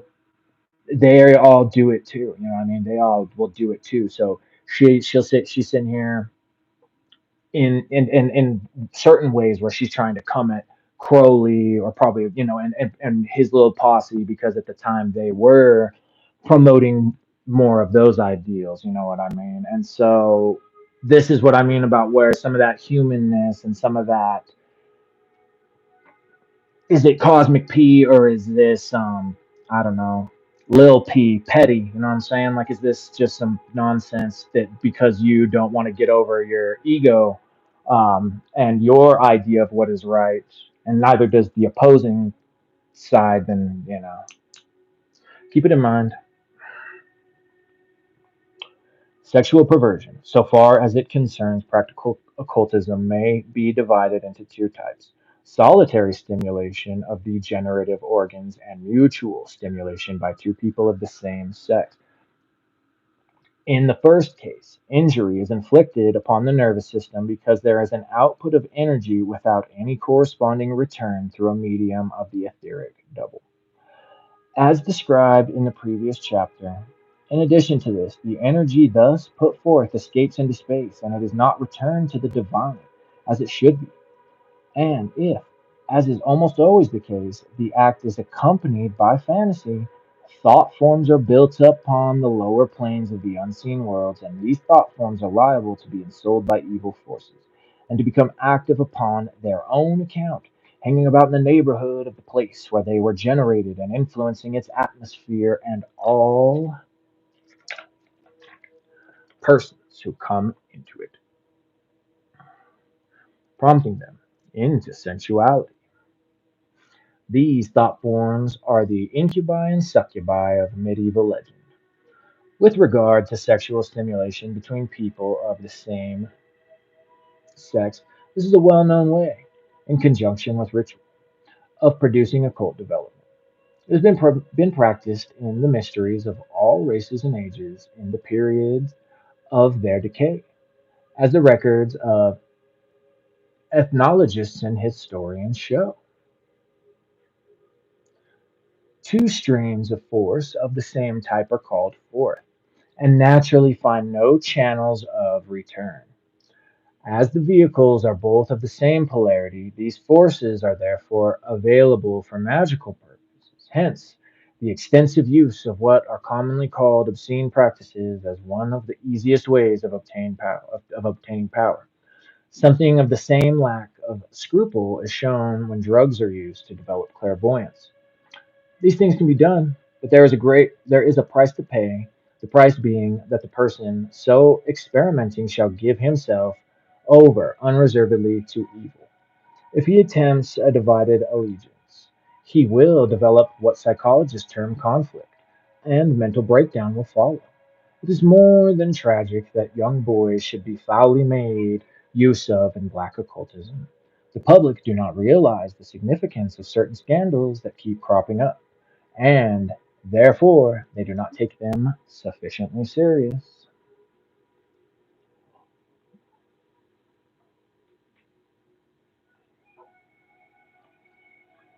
24. Abstinence and asceticism. People abstain from sexual intercourse for three reasons. Firstly, because they are not in a position to meet obligations so incurred. Secondly, because sex inspires them with disgust. And thirdly, because they believe that asceticism is the path to spirituality.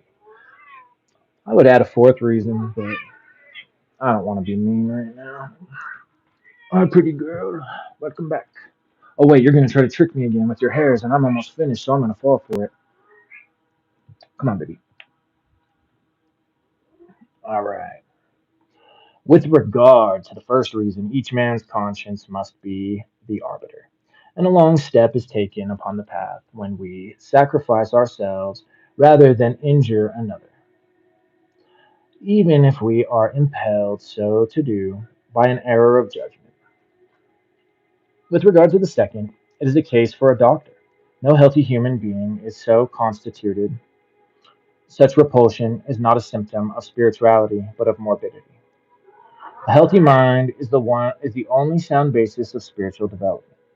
It is morbid minds, when spiritual ambitions are grafted upon them, that give us holy inquisitions and abodes of love. With regard to the third reason, it is necessary to speak more fully. For physical austerity has never been regarded by theologians as sine qua non of spiritual advancement. It is a strange thought that we can flatter God by condemning his handiwork. For if he abhors sex, why did he create it? The early fathers reacted to the grossness of a degenerate paganism with which they were surrounded and opposed extremes with extremes. Frightened by license, they fled to asceticism. Few men are great enough to transcend the civilization into which they are born, and many doctrines are based upon the customs of a time rather than upon universal principles, and so pass away with the men for whose needs they were framed. The relations between the sexes today, even at their most earthly, are very different from those which prevailed during the centuries in which the church was building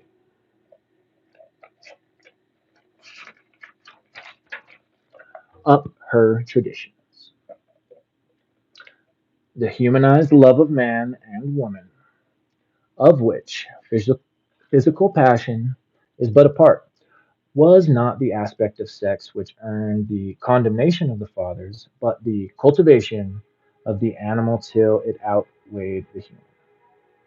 The occultist finds in the doctrine of the seven planes the solution of the problem. For him, each plane has its place and its function, the second no less than the seventh. Without the due development of each aspect of his sevenfold nature, a man cannot be made perfect. It is to disproportion and displacement that evil is due. There must be no gap in the line of spiritual development. A healthy physical body and healthy desire body must be the basis of a healthy mind, otherwise, there can be no clarity of spiritual vision. Initiation opens the levels, plane by plane, and ignores none of them. And unless a man has developed within him the faculties which function upon each plane, he will miss its significance and fail to strike the full chord. The esotericist disagrees with the theologian in that he says there should be full development of every aspect of man's nature, and that he should have full capacity for all human functions. But he agrees with the theologian in saying that in certain aspects of higher life there will be no sexual functioning. He refrains, however, from the exercise of such functions, not because he considers them evil, but because he requires the energy they would expend for other purposes.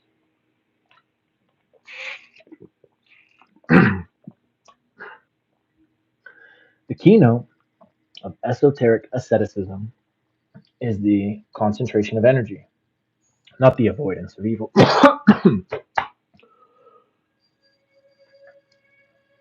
Excuse me. For the esotericist holds nothing evil which God has made, but right in its own time and place. And right for him too, however lofty his aspirations at a certain phase of his development. He believes that a man must be fully and nobly human before he can hope to be superhuman. His asceticism is practiced by directing the life forces to those planes whereon he requires them, and inhibiting them from those on which he does not require them at the moment. Not because such use would be evil, but because it would be wasteful. For his purpose, he needs the most perfect self control. A control so complete that he does not have to repress his desires, but feels no desire. Until he has gained this mastery, he cannot control the forces of the inner planes, which, if they were prematurely placed in his hands, would turn and rend him. Hence, the secrecy which guard these forces. For on the plane of mind, a thought is a thing, and a mood is a place. Yeah, that sexual energy can be so compulsive, right? You already know zero. And depending, as we're seeing here, depending on the evolution of a person, going to depend on just how much they're out here just humping in that animal nature or what, in that compulsive way, just anything humpable, it's humping time. Conclusion. Finally, here we go to the esotericist. Sex, in its sevenfold scope, is of far greater significance than to the generality of mankind, to whom it is a temptation rather than a source of energy. He sees the life force functioning in polarity upon every plane of existence, and no less sacred upon the lower than the higher. He approaches it with a fearlessness and even a familiarity that is seldom seen among his fellows. But he controls it with a strictness that is even more rare. In these pages, that has been my aim to show the reader that the higher aspects of the sex nature are essential to the development of the perfect man. and to warn him of the dangers with which the ignorant handling of unseen forces may be attended. A widespread interest in occult science has followed upon the great cataclysm through which we have recently passed. Many may pursue these studies for the sake of new sensation, but more are in search of spiritual orientation. They desire to find a rock among the restless waters of appearance and opinion. Their higher nature needs food which it cannot find in the world of men and things. They seek, but know not what they seek for. To these it may be said, through all ages men have sought, and some have found. There is a door through which we can pass out on to the higher planes, but that door is within the soul. It is an enlargement of consciousness, whereby we perceive these things to which we have hitherto been blind. And from such perception comes the sense of reality, which is lacking, while we perceive nothing but appearances. Whoso has this wider vision is freed from the limitations of the five physical senses. His memory extends back beyond birth, and his hopes go forward beyond death. He can perceive causes, and therefore he has the gift of prophecy.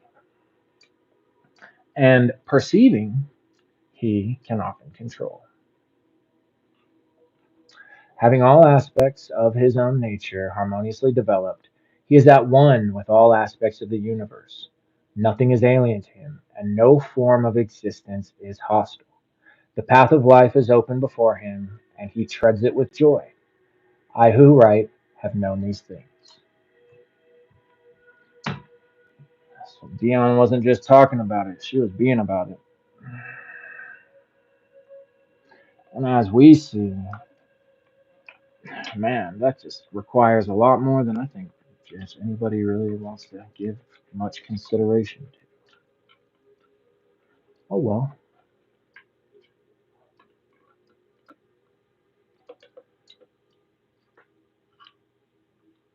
Don't hate the player, hate the game. Don't hate the game because that's your mother. The virtue of a magician, right? Straight up, Zero. All right, my brother. Well, I'm glad you were here. I'm glad you rocked with me for the whole thing. I know One True Goddess has been hanging out too a little bit. And so for us, this has been great. For anybody else who's been popping in, hanging out, it's good. Good to have you here while you were here. Hopefully you enjoyed it. Anybody coming on the replay, hope you enjoy it. And also, don't shoot the messenger, man. Hey, I'm just reading Dion's words. That doesn't mean that I'm 100% in agreement with everything she says. That art card is so important. Facts.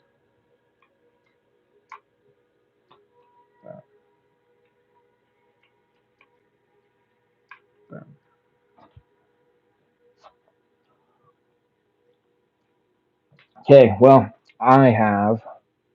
Good. I'm glad this helped you so much. Helped me so much, too. This was a lot of fun. You're such a wonderful friend to have, Zero. And I cannot wait to see all the greatness you achieve with this incarnation. I'm going to head out, though, because I have been sitting in this chair for 354 minutes. That's a lot of minutes. Other than a couple times I got up to go use the bathroom. So I'm going to head out.